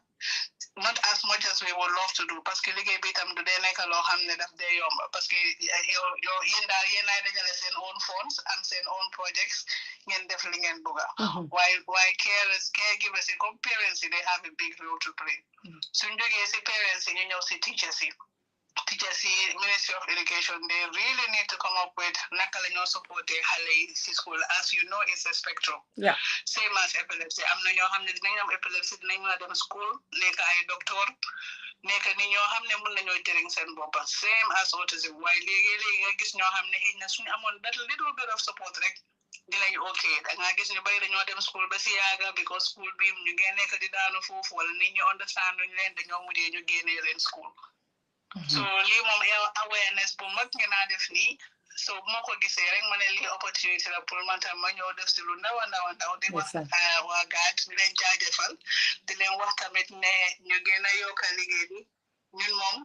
waa FESGAM we are always happy to collaborate comme ni ma ko waxee most of ñi dee am epilepsy dañ dee also am autism so liggéey bi daal ñoo ko bokka waaw loolu laa amoon rek ne xaaral ma contribuer a little bit parce que lii moom I am very passionate about it because benn xale warta nekk ci kaw àdduna bi yàlla bindal na la ni nga war a ni mu la war a bindee ba pare nga nekk di coono because of lan your society are not educated si yow li nga amee loolu moom fu mu nekk war nañ koo passé social media moom have a very big role to play so maa ngi lay jaajëfal yow Fatoumata for hosting this program ak sa guest yi nga am foofu noonu yëpp di leen wax ne liggéey bi yombut waaye as much as you do a lot there is also a lot that needs to be done waaw jërëjëf Adam kontaan nañ torop comme ni ma ko waxee rek yow nekk loolu ci social media pour gis la sax nga ne da nga bëgg a contribute I was so shocked but thank you so much appreciate nañ ko torop kontaan naa waaye dinaa la call ñu gën a waxtaan jërëjëf waay thank you okay Seynabou Diop lii yow rek ko mun si man ma ñëwee 2 hours fole ji ba neeli 4 hours lii foog ngeen déglu ko par force su ma paree damaa jël live bi di ko share nit ñi par force ngeen déglu ko par force te da ngeen ko déglu start to end parce que xam-xam rek a fi wàcca tey ndeysaan ñëpp wax nañ yaay yi ñi war a wax yëpp wax nañ soo kontaan naa lii foog ñu ñëwaat yéen fi mu nekk nii suma panel bi sax a ngeen nelaw ñëpp a ngaa nelaw xam nga TikTok nag lii tax man seen yëf neexuma ni ku leen jox almet rek da ngeen dee taal tan bi yéen seen programme du dee jeex dangaa wax ba waa Europe nelaw waa Amérique ne kaay leen ñu ngi nii fii la moo em nag duma ko jekkali moom may anti tukulóor ak nee ne suma favorite yi suma love si ma may leen ñuy wax tuuti ba pare ñoom tamit su ko fee ma dellusiwaat si panel bi ñu daal di tëj anti tukulóor vas-y nama naa la anti tukulóor foo nekkoon can I come before my internet goes off? yow yaa dëkk Africa wax nañ la taxul nga bañ toogal Because for the longest time I've been trying to come on. Mangi won si yon bi munuma duga network bi baaxul ma exé kirni. I'm surprised na sa and it's not misbehaving. But first of all, to appreciate you, Fatmata. Duñ ne bu leet di ñëw di waxtaanee loo xam ne lu itel askan bi la luy indi jëm kanam ak yokkute ci sa kaddu ni koy waxee rek ci jàngale kaay bi pour jàngat and nit ñi gën a seen xel yi gën a yaa ci yoo xam ne dafa important. Being a mom and having kids that are normal, it's a very difficult job. So you can imagine if you have a child with a special needs. It's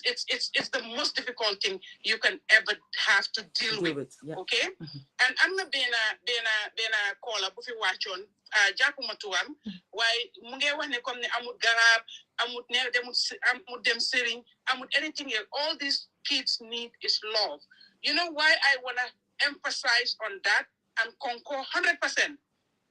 I'm not going to say the number of kids I have, but one of them is a special need, and both epilepsy and autism la am. So both of you in la nekk di deal with. Right now, mungi am si 15 years October bi la mo am 15 years. Why so ko hole da nga fokk ne ko am maybe 10 or 11, right? But then, I remember 7 years ago when I took this boy. I'm going to because environment go Gambia, we don't know these things. The pare den Japan ne hale bi dafa digger bop. So den ko da nek di ko dur. Mom tamit dama feel on ne da dan resist. To seek for attention, dafa yaha. You know, yaha o mu fekk pan ndox bu taaje mu tour ko ci neeg bi. Xam nga lolu dina take the attention of the people in the house. Because imagine ku tour pan ndox sa saal bi. O nga fekk diwlin mu taaje nga tour ko o diwi jambo. So basically yoy la dal way sa yum ko defé dañ ko dura. You know what I mean? But then the progress depuis bu mako jëlé ma indi ko suma kër. Man bu mako indi du daan wax. Action rek la daan def. Du daan wax at all. Du respond amul benn word bu mo nekk di wax. Yëngal boppa la xool la yaa nga door ko mu jooy mu noppi. Loolu la daan def waaye bi ma ko indee right now dafa have a conversation. We am a full conversation. But the challenge is ne pour school. I remember first we don't do school. Dama don't insist because man tamit I'm not used to these things. I do a lot of research online. Man, I was in denial ne. Wow, so change environment in a normal child, so we in a normal school. Why? Because of delay in speech, we understanding the mungi autistic, mungi epilepsy, legally episodes of epilepsy in school and things like that. So the ma am change school. School then you don't daha. Muna them school one time. You know, maybe in the middle of the time, you know, mahde de hale bin ko muna jël dama am pour génné ko mu talk maybe I 1 week 2 week 2 months ma amaat benen school through negotiation. So started to school bi tamit maybe one time su jéxé bala ñoo né next time bi ma dem pour register ñu né ma no duñ ko mëna jël non la neké right now mu ci Methodist special school bi ndeysaan why still now man dama feel né I'm not a huge progress bi nga xamné mën na dem to a different school you know san pour mu mëna nek at par with you know yenen xalé because lolu tam daf len dé dimbalé but we know in the Gambia it's difficult to get a normal school pour def ko fofu nono why lima bëgg emphasize moy the love and bring in a community bo xamné mo yenen xalé they share the same thing they wear the same thing they eat the same thing they go the same places. He is not discriminated, and nobody is looking at him like a full-fledged, you know, halal community. And everything else, you know, is kind of different delay. But he is super smart, and he's so skilled in football. Yes, he plays football like Melch. Mashallah. Like Melch Rawali. And he loves football. You want him to be happy, tune a football. And he knows all these football teams. You understand? In England, in the European League, Premier League, the Portuguese League, and he knows footballers, their names, like he has favorite. He's so much into football. So, I mean, 7 years ago, at now, honestly, if love bim am legini ak care bi ak attention bi su ko amuton dama dey tok ma wonder so continue on under that environment what would he be right now? Wow. You understand what becomes of him? You understand? So it's very important that we show them love. We treat them like they are normal kids. We ñu boole leen ak normal children, especially ku si am an autistic or epileptic child nga am yeneen normal kids, make sure ne bul def ben xale ñu normally feel ne kii am na lu ko jot bul def ku abnormal ki ku am disability bi mu feel ne man normal ma ñi ñoo normal through your actions or your utterances is very very important. Waaye di gërëm gaat you know san ak jigéen bu fi jógee noonu kii wax ne moom moo am this epileptic association. Adam, it's not easy but we also need the support of the general public. People that do not have special needs kids, we need your support. We need your encouragement. We need you guys to understand that we have so much we're dealing with, and it's not by choice. Why see yalla monyu ko tek natula. You understand? And we have to really help these kids. Man progress bu ma gis ci suma doom bi ni wallahi ñu bari suñ ko defee ci yeneen xale yi. You understand? Ñi ñoo wax ne dañ dof fekk dofuñ, they have a disability. Once you show them the love and care, they will get improvement and they will be able to fit in society. And let them let's expose them to real life experiences and real life living. So in the fellow rek xalé dinañ leni. So di len jaajëfal, di la gërëmal, di la bijou, di la phone yow, di la hug. Thank you. Like always, and you're looking beautiful. I know.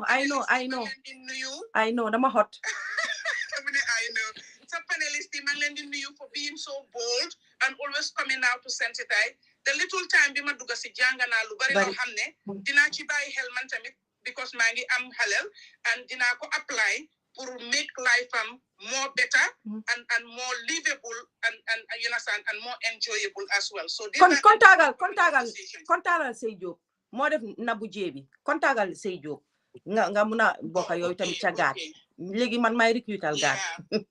In fact nene wana na my president gaat. Did I tell you I am the president of GAT? Let me tell you now. Jerejef nene. Thank you. Thanks for sharing your story. Jerejef waay. Anti tukulor. Acha bok. Nene na la jël ci suuf after. Nama na la. Suma nene tuuti gis nga Fatmata li nga wax ne autism kids yalla daf leen dee denk ñu baax. Nene just proved it. Say joke mom xam nga ko mom ko kenn waxati ko. Come to find out say joke knows my family in Birkama very well. Why léegi gis nga ni ka nekk di support autism bi ni man dama ci duga because suma benn cousin bu nekk Florida dafa am doom bu autistic non verbal. So loolu moo gën a lifi suma interest waaye ma ñoo xam ñoom say buuma moom amul benn jabar gannaaw man. So why recently you know somebody that's also like a granddaughter to me. So mota adina bi person you assume I'm able to talk ngane it's not going to be in my backyard. Ke lochi mun rek disability of any form. So somebody close to you. I'm not doing I'm not challenges like that. Just support them. Just support them because the families are living through through their challenges and everything. But at the same time then take up and deal with it. So all we can do more to be supportive, you amplify their voices. Thank you. So I am proud of all of the mothers. Say joke, your mom Fatma anything, any topic can do joke nga wako. Topics Gambians don't make to find them interesting. I'm gonna list it on car. I'm got 7,000 people watching. Million. So mangla gere la santane sanjo bot linga def yep pour askan bi. Yenna ko yalla bi sanjo bot amin. Jerejef anti tukulor. Mota say ma ñëw ci live rek mané ma ngi gërem nak anti tukulor. Ña doko dé féké doko dé diga ci bigidin bi. Yeen la dé idée wax dëgg fa né yalla parce que suma support system gen. Mënuma dem bayyi len gannaaw, mënu leen dem bayyi ma gannaaw. gisuloo nee ne dugasi na so jërëjëf léegi thank you so much yéen mu nekk si TikTok bi yëpp ñun expect ñu woon lii sax bi ñoo taal live bi tey expect ñu woon ne sax dinañ ñëw be am parents yu dugasi sax di share seen story and everything so thank you so much dinañ ko yaatal maa ngi leen a gis am na ñu ma send message privately ñu bëggut sax pour feeñ akay waaye xam leen ne ñun tam ñu ngi fi ak yéen daal pour ñu indiwaat programme bi incha allah dinañ ko indiwaat normally dañ ko daan def benn yoon rek waaye sëy bii yoon moom gars yi dañ ma téye si suma baat bi téye ba suma loxo bee tànka bi ne foog ñu ñëwaat so foog ñu ñëwaat dinañ organiser suñu boppa bu baax a baax ñu ñëwaat boobu suñ ñëwee gis naa questions si ngeen yónnee yu bari mun sorry ne mënumaa laajte ay questions waaye next time suñ ñëwee it will only be gars dina ñëw moom te dinañ indi seen ñaari representative rek o gars yi di ko def in turns pour déglu leen ba pare ansale questions tamit na benn question na saxut bu kenn foog ne tamit mu ngi ñëw repeat lu moromam waxoon déedéet sharing your stories so eboo sax bu mel ni story keneen ki loolu rek it's removing something of your chest so appreciate nañ ko so bu kenn feel ne rek ñëw naa maa ngi wax wala maa ngi bëgg a wax waaye kii wax na bosam déedéet come up share your story ñun that part of therapy la sax te sëy bëgg naa ñu lifin feena ñu nga tëjee foofu noonu parce que am na ku ñoo xam ne ñu maa nekk di ma bindal lii rek ndax parents yi seen boppa dinañ dee ñoom tamit ñu am help because fuck any yaay will deal with this kind of situation I have few people ñu ma bindal lii any yaay will deal with this kind of situation fii nañ ne ñoom tam seen boppa nit nañoo see someone they need therapy themselves so su fekkee mun nañoo touch on those things little bit rek ñu tënka ko so 5 minutes rek lañ am guys pour tàggatoo bi ak yépp ñu tënka ko accale sëy dégga ngeen ma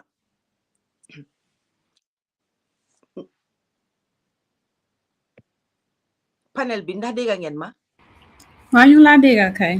aha so nañ leen ko jëlee foofu nañ leen ko defi ne benn 10 minutes rek ñu round up ko foofu ñu waxtaan foofu tuuti rek ba pare tam ku nekk tàggatoo waaw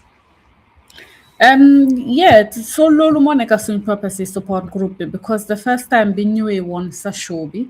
we realized that everyone feels like they're going through this journey on their own looloo taxoon ñu create support group bi nga gis ne parents yi seen boppa dinañ mun a ñëw everyone like gars dañ dee binda si group bi ne oh I'm dealing with this and this at the moment su ko defee keneen ne oh man tam dealoon naa with loolu waaye this is the tip that I can give you parce que loolu ma doon help. And yesterday as well, the thing we had like, it was like a question and answer session. You say what behavioral problems you're having with your child. And then we had an expert, Mohamed Conte, who was giving tips on how to actually deal with that, like step-by-step guides, what the behavior means and how you can help maybe redirect the behavior. So yeah, definitely that's the whole point why we have the support group, so that parents can parents can support each other. And we have so many experts in that group. I'm sure we have someone who maybe can help with mental health issues as well if people are having it, because I think it's the whole idea is just to say you're not alone, you're not on it, on your own. Okay thank you loolu foog naa ne ñii seen loolu noonu dégg nañ ko Buhari foog naa dafa am ñu mute te yaa leen mute su fekkee mu nga leen on mute ñoom sëy ak ñooñu sëy waxal ma dégga yéen a ngi maa dégga ñu ngi laa dégga ok man ma mujjee ndax ma dem yow mujjeyal nañ may Fama waaw Fama mu lifin foofu noonu because fa naa ne Fama moom war naa jóg moom tamit sax ndeysaan toppatoo ji waaye bul wori maam yaa ngi fa aca Fama ñëwal tuuti ma ne li ma wax kay mooy ne pour lean on to your support group for everybody that's going through it. Lean on to your support group ba pare bul ragal a wax sa family or your friends.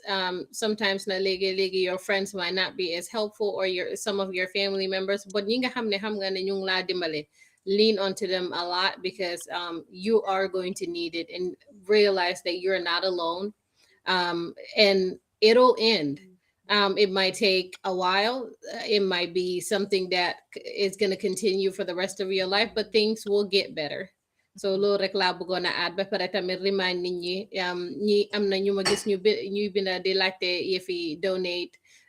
ñu ngi defoon email bi si screen bi, so email leen gaat rek pour ngeen mën a donate because you know am na parents yi nga xam ne ñu ngi Gambia they don't have the help that we have ñun ñi nga xam ne ñun ñu ngi America or ñu ngi Angleterre or Sweden. So just remember, donate. Nothing is little, even if it's $1 or more. Lo buga joxe rek nga joxe parce que it adds up. Yeah, that's true. Thank you, Farmer. Appreciate nañ sa ñëw bi tey and sharing your story. Yow yaa sa yaay and we are happy. This so am nañu ko doon TikTok bi ne kontaan nañ ne yaa ngi am like you know the support system that you need. Am na ñu nga xam ne sax mënuñ koo am they are alone with doom yu am autism. So ñu ngi sant yàlla daal ne yow yaa ngi am ñoo xam ne mën nañ laa support ñooñu tam nañ leen jël si suuf waxtaan ak ñoom xam naa sey su paree yooyu yëpp ñu jël kii la Yacine. waaw. ban si Yacine ñaari Yacine la fi nekk. Yacine yow la anti su ma anti Yacine moom anti laa ko dee ooyee yow Yacine ñëwaat. Okay, so lu ma tëjee rek man as a autism advocate dama si starting bi dama ne ok duma just nekk di advocate loo xam ne man am naa chance bi pour jàng ko soo gisee ma dem dafa gis ma masters yi maa ngi get my certifications to be a RBT def naa suma ABA training yëpp pour mën a dimbale so man def naa lu ma tëjee tey moo nekk in as much as bëgg nañ government bi ñu dimbale ñu waaye ñu nekk si college bi university si ñun ñëpp mënuñoo liggéey si banque ñun ñëpp mënuñoo liggéey si nekk lawyers try leen ngeen xool naka ngeen a duggee si field bi because léegi every kër boo jóga every house you go to there's someone that's autistic you know parents yi dangaa dem somewhere nga gis xale boo xam ne mu ngi am signs and symptoms but yow tamit doo xam naka ngay approché because suñ Gambian mentality bi yes man maa ngi def awareness keneen ak keneen mu ko def de but even parents yi taal sa caméra wax doo xam keneen kan moo laa déglu so maa ngi ñaan ñuy jànga ñoo xam ne xalaatuñ sa pour dugga si field pour ñu try ñu dugga si field bi nii because man kese su ma ne dama jàng pour dimbale nit yi man kenn duma ko mun a def so keneen su ñëwee ñun ñëpp ñu bokk together dinañu help ñu naka la ñoo dimbalee Gambia. jërëjëf am na solo loolu am solo la dëgg la de ñun ñëpp mënuñoo liggéey ca banque yaak ak yooyu yëpp ndeysaan suñ parents yi ñooñu sonaloon rek ba ñoo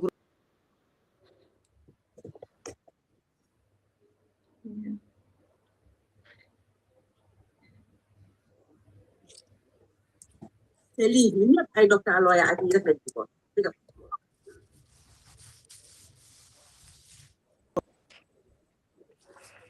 yéen a ngi maa dégg waa ñu ngi lay dégg léegi yéen a ngi maa dégg aha okay suma door bi is connected to my phone so loolu tax I have a guest who just arrived so mu ngi si living bi Venus Chamsu ibil bunta bi you have a guest ibil bunta bi léegi sorry de am na ku ma doon wax de kaaw moo fi ñëw léegi is it kaaw o kaay o mu ngi si TikTok bi ñu may ko tuuti parce que yàgg na moo woon a bugg a egg si pour wax waaye mënutoon a wax so ñu may ko tuuti rek sëy mu am lum si add parce que gis naa ne mu ngi ne in UK comment bi dem na so ibi sa mic bi share sa lifin tuuti rek Fatimata jërëjëf xam naa ñoom sëy fu naa démb sax maa ngi woon si gazette plateforme bi gars yi liggéey bu ñoo def liggéey bu baax la somebody said you know so I'm on this journey as a professional but also as a parent so maa ngi am xale boo xam ne suma boy bi is 9 years old he's autistic ADHD you know also non-verbal so man loolu moo tax ma delluwaat uni just to basically study and understand what it is and how best I can support my child. I remember the first time book London, Gambia, I was so worried. I reached out to so many people, and that was the first time I clicked with Sana, because how more work was available in the Gambia, because this was not something that I was anticipating. Can't do anticipate this at Dom Deva Amli. And then knowing Gambian society sometimes is the accepting them and some don't believe and this is how my child is going to be. My child will be different from the other kids. Sometimes in culture, be action environment, people understand what it should be. So when I realized Sana and Say and other people are doing this advocacy, I was really impressed because then I realized I'm not on my own. But now having to do this as part of my job in the UK, I'm really, really happy that I'm able to support my child, but also able to support other parents. But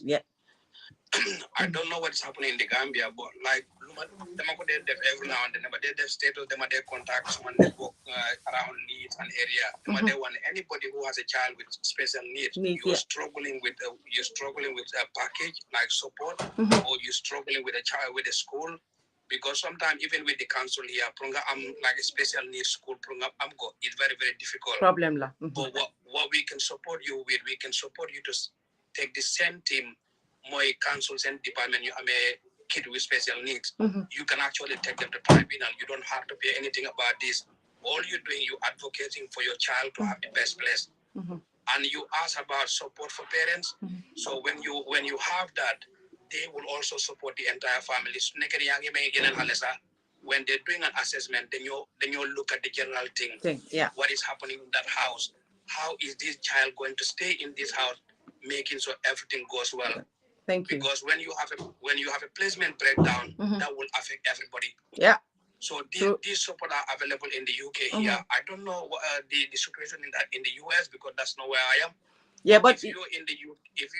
UK, you're struggling. Honestly, reach out. I will help. I'll guide as best as I can. Thank you. I cannot promise you anything, but I'll give you the guides to make you aware of what you need. Okay. But looking at deaf is really good. Gambia, we don't. So is autistic. Normally, autism goes with other condition. That is non-verbal. That is a condition of its own. They're hyper. They're very, very active. Yeah. That is ADHD. So autism alone is basically not what is more difficult. Is when it exists with other conditions. Yeah. That is when the child becomes very challenging. It's difficult to manage, or they're very picky. Like food, even toilet sometimes is difficult. But when you struggle all this, what I will tell you is be consistent in whatever you're trying to do with them. But can I invite you in a special program? Because you being a guy, te xam naa ne guys suñu daan dégga moo nekk ñoom Ogis ak ñoom Sana ak yooyu. So yow mun nañ laa invite yow tamit as a dad, because we can see that you're very passionate si lii dégga la sa dooma ko am ak yëpp su la neexoon nga nekk comme yéena papa yi rek toog foofu ne I'm not getting involved. Nga blame ko yëpp on yaay bi, or you're not even active on it. So I will want to invite you yow tamit nga ñëw nga share sa story bi bu baax properly, ñu jël la time boo xam ne dinañ la mën a déglu bu baax a baax, because right now dañ exhaust suñ time bi 2 hours ago. So dama la égal nii because ma gisee sa comment bi rek si laa ne okay, let me bring you up pour yow tam nga share a little bit, dégg nga. Fatimata Jerejef. Thank you. I've been following you guys on the Facebook page. But Jerejef, if you want to reach out to me, just ask Nyom Sana. I will. Let me follow you now, and then we will connect. Yeah. No problem. All right. Thank you. Seynabou Diop ananga. maa ngi nii. Lu tax gisatuma video yi lu xew man rek may suma bopp laay gis. Is it me? Parce que ñu ngi gis. Waa ñun ñu ngi gisante. Man gisatuma kenn. Xaw ma luy dem on, but anyways lu important mooy voice bi. Buhari seetal ñu foofu man video yi yëpp dafa dem because gisuma kenn waaye ñu may Anti Yacine mu ñëw ba pare say yow nga mujjee Anti Yacine. ñu bàyyi la foofu nga. Waaw li ma tàggatoo rek mooy nañ jàppalante rek dimbalante saka especially ñi nekk Gambia parce que fii am nañ help dinañ la wax lan nga war a def ñële waaye ñële xamuñ li xew. So ñooñu ñoo ko gën a nit mi ki ñi si fii tamit support bi mooy family support boobu rek lañ soxla. Baboucarr comme ku mel ni Baboucarr moom dafa bëgg lu safkaani. Am na xale dafa safkaani bi pare diwtiir. Am na xale yoo xam ne na duñ bëgg sax laal lu mel noonu. So yooyu yëpp nit ñi ñu ko observe di seet lan la xale bi bëgg ñu ko ci jàppale ci li ba pare buñ koy forcé di ko jox seen lekka bi lu mu bëgg rek ciiñal rek. Loolu laa ci bëggoon a yokk jërë ngeen jëf. Jërëjëf programme bi am na njëriñ torop. jërëjëf fekkee la jërëjëf Anti Yacine. bul nangu kenn la def maam glam maam. di jaaba def maam ba pare. nanguma Tooma jërë ngeen jëf. Okay Seynabou Diop. Yes Fatmata. man de war naa gis sa kanam bi de pour ñu en ko fii. aw ma lu xew de kanam ba de bañ na dem na waaye ñi muñ rek xam ne yàlla li la dogal cat la cat. fii de No, why didn't you what? We will plan another one. Fumoneka just more interactive. Funyo watane instead of hunger. You can call it watanda. Why balama teach mawa nyip jirijif. Team God, they are too humble. Then madejo more credit than I deserve. God fung egate, teamwork la, team effort la. It's very crucial ne. am nañ team members yoo xam ne amuñ xale yu nekk on the spectrum because sometimes life happens yenn saa sometimes soo leen bàyyi xel dama dee géej Facebook life happens I tune out completely wante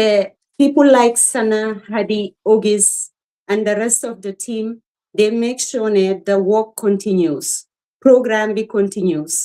ñu ngi launch GAD pilot class bi léegi is a full functional classroom even though we have 5 permanent students. Hamga Hats House, the owner, boom there, some of their students, then they know GAD. So on a weekly basis, then they're gonna support up to 23 students because guide and know their demandors and field trips. See, they come to GAD once a week and do activities with GAD. August Moisun Education Director, Momo Neka run this program, DP 2003. So it's been 3 years, Mungia function. From the TikTok, gis nañ a lot of Gambians ñoo xam ne ñu ngi si field bii nii, they are educators, they are therapists, they are social workers. Bugga nañ ñu dinañ reach out to them. We may miss some. Why autismgambia@gmail.com. Di ngeen ñu mun a reach. Su ko defee ñun ñëpp ñu work together. Lee is a collective effort. You know, it's not about say, it's not about God. Ñun ñëpp ñu ñëw together, ñu dimbale Gambia. That's the goal. We work with different groups. Sire, mashallah, my little sister, she has a advocacy group. Why sayuko God kole kurmudefa nyudara? She will do it. Helatu tsahne mange runs my organization be. Young man understand. So we have other people. And all these professional tamit, we will reach out to them because important na guy boka si support group be. Then there are quarterly programs for the support group. So parents yi gëna mëna comfortable parce que yoy duñ ko dé air on social media but then dina joxe that safe surrounding nga mëna share things that are a little bit more intimate wala rus nga ko share on social media but I am so happy pour gis Gambian professional yi nekk ci autism field bi reach out to us on Facebook or TikTok and are willing to help. So man lima leena ñaan mooy su fekkee di ngeen mun a join suñ support group bi su ko defee help bi du em rek saa yu ñëwee TikTok because support group bi anytime any day parent bu am lum buga share wala seek advice si support group bi la ko dee def xam nga so if we have all these professionals in there yow gis nga démba programme bi ñu amal support group bi on Zoom Mohamed Conte he owns Synthetic ABA company bi teamam bi la indi they shared presentations. They were supposed to come for 1 hour, for now 2.5 hours lañ fa nekk. And they were not even in a haste to leave. Wow. Buñ leen waxee ne sax 1 hour lañ leen waxoon, léegi ñu ngi si 2 hours. Guy, and you know, we don't mind, we'll stay. So seeing a lot of these Gambians in the autism field, important na ñu am leen si support group bi. Parce que xam nga lu tax, démba ñu doon help, ay tubaab lañ waaye Gambian bi ñu am si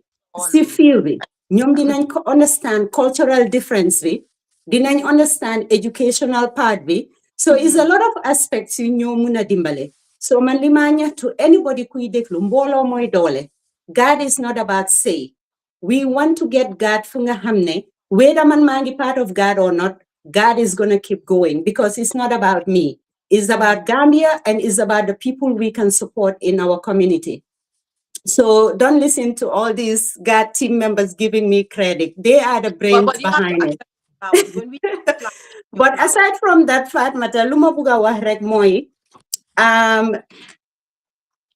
déguma la sa Fatmata. They acceptance of flowers. Flowers. No. It's Beyonce now. It is a whole team behind this, you know. Yeah, president, do I say VP bi sana mom ken wahe nopi, you know. Sana fona mom suko mune mom. Watanam yep legi God la neka ak no more fine funding for God. Hamga. Tebe pare nyum nyip not only their time, but their money. Then ko say dugal because helata libi buñ commencé.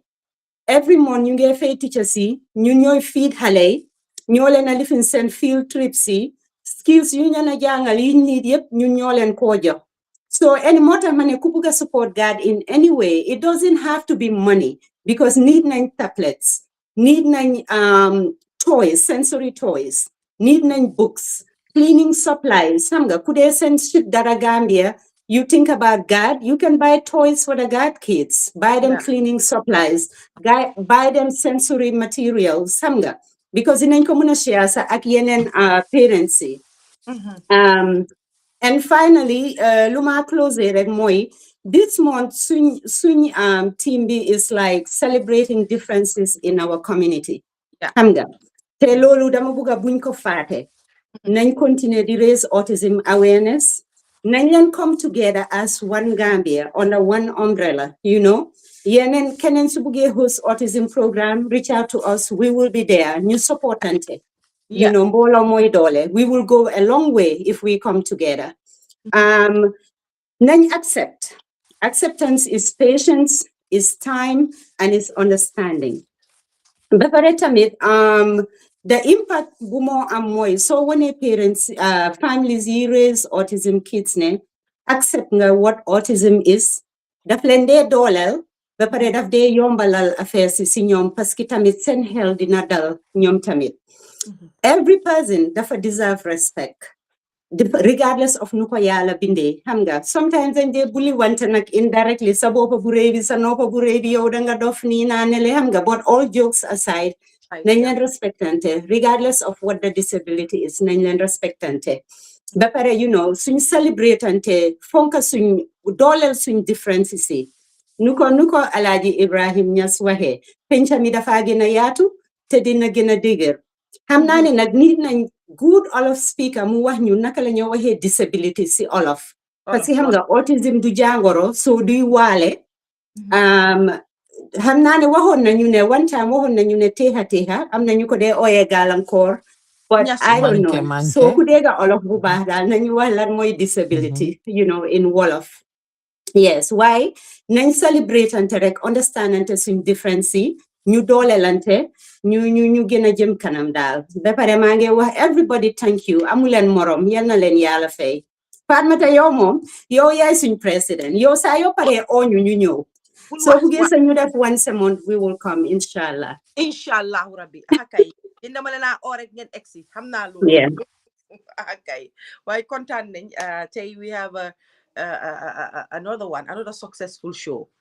saa yu ñëwee nag indi waxtaan bi wax dëgg ne yàlla musuta borin su ñuy ñëw dañ dee ñëwee ne sëy tey moom one hour la wala ma ne sëy tey 2 hours dañoo def waaye gis nga dañoo mujjee toog doo ko dee tey sax fu ngaa fole ji ay ñaata hours doo ko dee tey so thank you sëy ak sa team bi yëpp sana yéen ñëpp daal su ma limee sax juum parce que gaat comme ni ko si waxee ñi fa nekk moom moo bari pare man tamit kontaan naa tamit may cee mën a bokk all the time waaye dafa am solo tamit ne different platforms la gars yi war a mën a dem sëy wax nga loolu te mosoon naa ko fee wax li lay waral loolu mooy tey am na ñu nga xam ne ñu ngi maa follow wuñ keneen am na ñu xam ne ñu ngi follow keneen follow wuñ Fatmata so soxla nañ ngeen ay invite gaat wala ngeen invite yeneen lifin xam nga jeneen nit yi si seen plateforme yi parce que du gaat la ka fi nekk Down syndrome am nañ seen groupe ak epilepsy am nañ seen groupe ak ñeneen mën ngeen leen a invite su ko defee ñu gën koo mën a yaatal nekkul ne Fatmata kooka rek moo ko war a mën a def déedéet ba pare gaat sëy di ngeen am TikTok page waaw Hadi can you share please am nañ TikTok am Instagram am Facebook it's all Autism Gambia okay waaw dañ war a push loolu su ko defee sax dinañ dem ba jëmi jamono ci gaat la ñoo bugg di live ñëpp di ko share su ko defee foofu la story bi di gën a neexee waaye dëgga maa ngi ñaax suma mbokk yi nga xam ne yéen a ngi si media bi tamit nag du lépp du every time la ñoo mën a waxtaanee leneen maa ngi leen naa ñaan ngeen invite waa gaat invite ñeneen ñoom tamit ñu ñëw ñu waxtaanee su ko defee suñu xale yi ñu ak yaay yi dunda wala papa yi dunda tamit ñu bokk ak ñoom joni bi loolu daf lay wàcc lu bare si ñoom man loolu rek lay ñaan ba pare thank you si ñëpp ñoo xam ne egg nañ fi share seen story jërëjëf society du leen judge inshallah society du leen judge parce que am nañu fi egg te it ne sax ñoom comme maamaram mi musuma xam sax musuma dégg mu waxtaanee story am na ñu nga xam ne musuñoo waxtaanee seen story am na ñu nga xam ne ñu ngi déglu si window bi lii lu am solo la am na ñu nga xam ne duñ wax si kaw waaye xëy na ñu ngi contact ñoom sëy si suuf lii yëpp mooy jublukaay bi so ñu ngi leen a gërëm yéen ñëpp di leen sant bu baax a baax surtout góor yi nga xam ne gis naa leen yéen a ngi seen ay messages yéen a ngi laajte because you don't know dëgg la léegi-léegi ma toog ma ne góor yi ñoom seen bopp tamit sawaru si am na ñu demee am na ñu nga xam ne seen nañ ma message they don't know xamuñ léegi am jabar boo xam ne di nga xam ne sa doom ñu ngi ko war a diagnose li o diagnose nañ ko sax ba pare yow yaa ngi bañ a acceptal sa partner bi loolu yëpp a ngi fa waaye incha allah su ñëwatee fii in a week time or 2 weeks time dinañ gën a yaatal waxtaan bi mu gën a yaatu ñu gën cee indi yeneen ak yeneen yoo xam ne boolewuñ ko ci woon soo jërëjëf yéen ñëpp ñoo seetaane si Facebook bi ak TikTok bi ak si YouTube bi Buhari Gassama once again thank you so much di la gën a sant bu baax a baax a baax parce que yaa ngi def yow tamit liggéey bu am solo ci behind the scene fu ma suñ ne man lañ gis maa ngi toog bu leen fàtte ne Buhari tam mu ngi toog kiram toog mooy parce que saa yi ma ko ne putal dara op daf ko dee put up gis ngeen loolu gis ngeen movement yi dee nekk si screen bi ni yëpp si yàlla moom la xam nga kon kooku tamit nu ma toog moom tam mu ngi ko toog ñu ngi ko gërëm di ko baax a baax jërëjëf wasalaam ba beneen yoon thank you Buhari thank you everyone bye bye guys thank you Buhari léegi nag baalal ñu nag fayal ñu screen bi Dr. Mamadi thank you